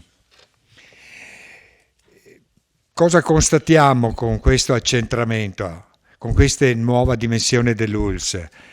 Che vengono a sparire circa 191 posizioni di apicalità, soprattutto apicalità parlo esclusivamente nei territori, cioè mentre prima avevamo dei servizi territoriali che ovviamente parlo sia specialistica ambulatoriale, cure primarie, cioè sia quelle valenza sanitaria che quella valenza sociale, che riguarda adolescenza, famiglia, consultori familiari, servizi per l'età evolutiva, la disabilità, non autosufficienza, mentre prima avevamo tutti questi servizi che erano retti nelle nostre ULSS da un apicale, ora questa figura apicale esisterà solo nell'ULSS capoluogo di provincia. Facciamo un esempio pratico, noi avevamo, ancora 3-4 anni fa, avevamo 2 servizi territoriali di psichiatria, ne è partito, andato collocato in pensione il primario di Vittorio Veneto, è sparito, non è più stato sostituito, quindi ce n'è uno solo. La stessa cosa, parlo di servizi territoriali, l'apicalità sarà un domani a livello provinciale. Quindi certi problemi che una volta venivano risolti a livello periferico, oggi devono un po' seguire la trafila e andare nella sede centrale e avere delle risposte. Io ritengo che vi sia una capacità di dare risposte per tempo da parte della struttura che si va a creare. Però l'attenzione deve essere costante, perché è inutile nasconderci, la diminuzione delle apicalità nelle ULSS, e veniamo alla provincia di Treviso, nelle ULSS che vengono assorbite, la 7 e la 8, la diminuzione delle apicalità comporta un po' uno sguarnire le periferie. Non dico che venga chiuso il servizio, sia ben chiaro. Ecco, per cui viene un po' a mancare quella riferimento alla cosiddetta, viene a mancare un po' il concetto di quella, il concetto di prossimità, cioè l'utente non ha più un riferimento vicino, ma deve aspettare o rivolgersi ad altre cose. Ecco, per cui per esempio tutte le apicalità, anche parlo del Dipartimento di Prevenzione, quindi anche qua servizi territoriali, Dipartimento di Prevenzione, il capo Dipartimento Prevenzione sarà solo uno, mentre prima ne avevamo uno in questa ULSS e gestiva Vittorio Conegliano, adesso ce ne sarà solo uno a livello provinciale. Se ricordiamo poi che il capo dipartimento provinciale deve essere anche responsabile di una unità operativa complessa, no? Che riguarda tutta la provincia, questo dovrebbe essere un po' un Superman. Ecco. Quindi questo il provvedimento che viene proposto è quello di cercare di stimolare il Consiglio regionale, la Giunta regionale nel completare questi atti aziendali, queste linee guida, di ridefinire il ruolo dei comitati dei sindaci, prevedere che le funzioni distrettuali siano coordinate prioritariamente dal direttore sanitario, per quelli a valenza sanitaria, i direttori dei servizi sociali, quelli a valenza dei servizi sociali, e soprattutto che nei distretti siano riconosciute funzioni e responsabilità, cioè una unità operativa complessa, non una unità operativa semplice, cioè un'apicalità, in maniera tale di evitare di avere distretti o, come si dice, distretti di serie A e distretti di serie B. Ecco. E alla fine vi è un cenno al fatto di voler garantire la piena copertura anche dei posti di quelle figure professionali che operano a contatto diretto dell'utenza sul territorio, quindi psicologi, assistenti sociali, educatori professionali, ecco, in maniera tale che il cittadino possa avere una risposta il più vicino possibile. Io immagino, anzi sono sicuro che saranno fatti degli sforzi perché questo possa essere, perché questa distinzione tra il centro e la periferia possa essere attenuata il più possibile, anche grazie all'informatica. Però è il provvedimento vorrebbe essere un richiamo di una maggiore attenzione alle realtà periferiche. Grazie.